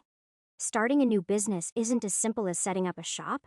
My daughter isn't interested in selling noodles, as you know, only in eating them. Chen Ren smiled wider, feeling more at ease. It won't be noodles this time. I've seen many things as a cultivator before I ended up here. I have ideas, things I've picked up during my travels that will suit her more. You can trust me on that? Tang Jihao's eyes flickered, still cautious but intrigued. And what if you fail? What happens then? Chen Ren didn't hesitate. If I can't make this business a success for her, you can kick me out. No hard feelings. I won't come back for second chances or beg for forgiveness. My pride as a cultivator won't allow me to do so. That seemed to amuse Tang Jihao. A low chuckle escaped his lips, growing louder until it became a full, hearty laugh that echoed through the room. Bold, you've got a spine. I'll give you that. He slapped his knee, still grinning. Fine, fine. I'll do it. But remember, if you don't succeed, this business needs to be something she controls. I'm not giving you free rein here, understand? She needs to be at the front. Chen Ren nodded quickly. Of course. I'll make sure of it. Her face will be at the front, and I'll stand beside her. She'll be the one in charge. Profits will be shared, but her name will be heard around the city. Tang Jihao's laughter subsided, but a spark of approval lingered in his eyes. We'll see how long that confidence of yours lasts. But for now, you've got my backing. Don't disappoint me. Chen Ren bowed his head slightly. I won't. Inside of him, a storm of thoughts churned. Already planning the next step, he glanced at the letters from the creditors and realized he might have less time than he had hoped for. As Chen Ren turned to leave, Tang Jihao's voice stopped him at the door. Oh, and one more thing, the clan head said, his tone lighter. Send me those noodles every day. They're quite good. Chen Ren smiled and nodded. But just as he was about to step out, Tang Jihao added with a knowing smirk, and think about my daughter, would you? She may be mortal, but she's not a bad match, especially if you're serious about becoming a merchant. For that, Chen gave a polite smile, though his mind was already elsewhere. Understood, he replied, nodding once before stepping out into the corridor. Asterisk, asterisk, asterisk, the corridor was quiet as he walked. His thoughts still circling the conversation with Tang Jihao, the weight of the proposal, Tang Yucho's business, the creditors, the thinly veiled suggestion about marriage hung heavy on his mind. But deeper still was the gnawing sense that his own plans were slowly slipping beyond his control. As if sensing his turmoil, a soft purr echoed from the shadows. Chenren turned to see a sleek, pure, white-furred cat emerge from the corner, her amber eyes gleaming with amusement. "That girl isn't suitable for the Chen clan," Yalin remarked casually, her voice laced with nonchalance as she padded beside him. "I have nothing against mortals, of course, but as a cultivator, one should always seek an immortal as a spouse. Concubines. Well, that's a different matter," Chenren sighed, shaking his head. "I don't have any plans for that right now." He glanced down at Yalin and glared at her. "Were you listening to the conversation?" Yalin lifted her chin, her tone imperious. "I was outside the door. It's easier to sneak around in this majestic body. No one suspects a thing." Chenren couldn't help but stifle a laugh. "Majestic? Compared to humans," Yalin replied smoothly, her tail flicking with pride. "I'm far quicker with better reflexes, and no one ever suspects a lovely creature like myself. It's far more majestic than your body ever could be. If you try to do something like sneaking around a rich merchant clan, you would be killed, but not me." Chenren bit his lip, trying to suppress his amusement, but Yalin's confidence was contagious. He let the moment pass, though, and focused on the more pressing matters at hand. "So, are you going to start this business with the Tang girl?" Yalin asked. "Why, I thought you had enough money to get your own stall up and running. Why can't you just spend it on expanding to other stuff?" "It's not enough," Chenren admitted, his mental voice lowering as they walked. "I need a face for distribution, someone with influence. I can't do it on my own. Shulan is too tied up with the other stalls and the creditors. They're getting impatient. I have no other way to stop them." Yelin's eyes narrowed thoughtfully before she spoke again. "You could let me handle the creditors." Chenren stopped in his tracks, turning to look at her and not even bothering to speak in his mind. "You'd do that for me?" Yalin stretched lazily, her eyes half closed as she replied. "You're technically someone I'm supposed to protect, aren't you? I'll step in if your life gets close to danger. And besides," her eyes gleamed with a faint curiosity, "I'm also interested in your Tao. Whenever an esoteric Tao appears, big things tend to follow." Chenren stared at her for a long moment, a mix of amusement and curiosity flickering across his face. "You're that interested in my Tao?" Yalin didn't respond right away, simply turning her head to the side as if she hadn't heard the question. Then, with a slow, deliberate flick of her tail, she said, "Let's just say, I don't think you're as ordinary as you think you are."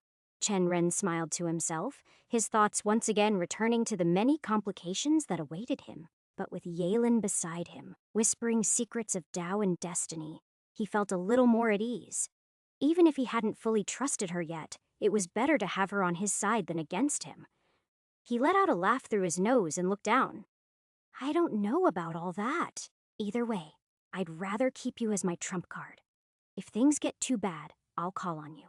But for now, I was planning to ask Yu Chu for help. I still owe her a favor, so I can knock out 2 problems at once, and having the support of the Tang clan head won't hurt either." Yalin gave a satisfied nod as they continued walking, her ember eyes reflecting the lantern's dim glow in the corridors. It was quiet, the stillness only broken by the soft sound of their footsteps and the distant rustling of night wind through the courtyard trees. After a while, Chenren broke the silence. "By the way," he began slowly, "I've been wondering, do you know what's going on with the Tang Jihao? He looks sickly. He is the same in the previous Chenren's memories. And it doesn't seem like normal sickness." Yelin's ears flicked, her gaze shifting slightly. "I've noticed it too. It's not just physical. If I had to guess, I'd say it's a soul disease." "Soul disease." Yalin's tail swished, her tone matter of fact. "A disease of the soul, yes. It's not natural either. Someone did this to him, most likely a cultivator. His soul is being eaten away bit by bit every day. That's why he looks so frail. I bet he's relying on pills and elixirs just to keep himself upright. Without them, he'd probably be coughing blood every other second." Chenren absorbed the information in silence, his mind racing. Soul diseases were far outside his realm of expertise. He had heard stories about them, tales of how the soul could be corrupted, rotted from the inside out. But never had he imagined that someone like Tang Jihao would be suffering from such a thing. For a moment, he considered offering help, but then quickly dismissed the thought. What could he do? He had no knowledge of treating soul diseases, nor the resources to even begin trying and getting involved with something like that. It would be far too dangerous. I guess that explains a lot, Shenren finally said, his voice more subdued. Still, it's not my place to intervene. I wouldn't even know where to start. Helping Tang Yuqiu is enough. I'll leave that mess to those more qualified. Yalen gave him a sidelong glance, her whiskers twitching. Wise decision. Meddling with soul diseases is like trying to wrestle a demon. Either you win or you get consumed. Best to focus on your own path for now, Shenren nodded. But his mind couldn't help but linger on the thought. Tang Jihao, suffering in silence, put on a strong face while his very soul decayed. It was a grim reminder of the world he had stepped into. Strength wasn't just about physical power or martial prowess. Sometimes, the greatest battles were invisible to the naked eye. Still, he had other priorities, and getting too involved in the clan's affairs could only complicate things. He had his own plans, his own survival to worry about. With a final glance at Yalen, who now padded silently beside him, Shenren exhaled and pushed the thought from his mind. Asterisk, asterisk, asterisk, under the vast expanse of the sky. Cloud Mist City sprawled out like a hazy dream, nestled among the rolling clouds that drifted lazily through the air. A man stood on top of the biggest mountain in the area, and from his position, he could instantly see how the city's walls rose into the distance. The atmosphere was cool and thick, almost tangible, as if the city itself were cradled by fog. His blue robe fluttered gently in the wind, worn and frayed at the edges. Dirt and bloodstains marked its once flawless surface. His hair, as blue as the robes he wore, hung loosely down his back, swaying slightly with each gust of wind. The subtle gleam of the bracelet around his wrist caught the moonlight. He gazed down at the city, his sharp eyes taking in every detail as his heart tugged in anticipation. Finally, after a long moment of silence, he exhaled slowly. So, this is Cloud Mist City. His voice was low, roughened by fatigue and resolve. I am finally here. He lifted his hand, brushing some dirt off his sleeve. Are you sure we'll find what we're looking for here? The wind swirled suddenly, carrying with it a presence, faint at first, like a whisper on the edge of perception, but soon taking form. The air next to him rippled, and from the thin veil between the realms, a figure emerged, a ghostly silhouette, its shape resembling that of a demon with twisted horns and sharp, red eyes. Its entire body flickered like a dying flame, both translucent and yet imposing. The ghost's voice was a rasping echo, barely louder than the wind. Yes, it said with certainty, its glowing eyes narrowing. But it won't be easy to acquire. The object's aura is faint, buried deep. It needs to be very close for me to sense its full nature. The man glanced sideways at the specter, his lips curving into a grim smile. That is no problem, he said, his voice cold and unwavering. I'll deal with whatever stands in my way, and if anyone tries to stop me, his eyes narrowed even at the thought of someone trying to stop him, I'll give them a show. A little blood tends to make an impression.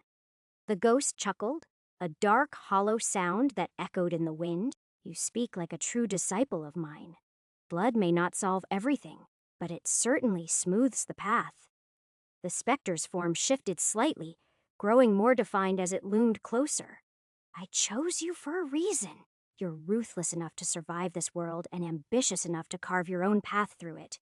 The man clenched his fist, the bracelet around his wrist glowing faintly in response to his will. Then let's not waste any more time.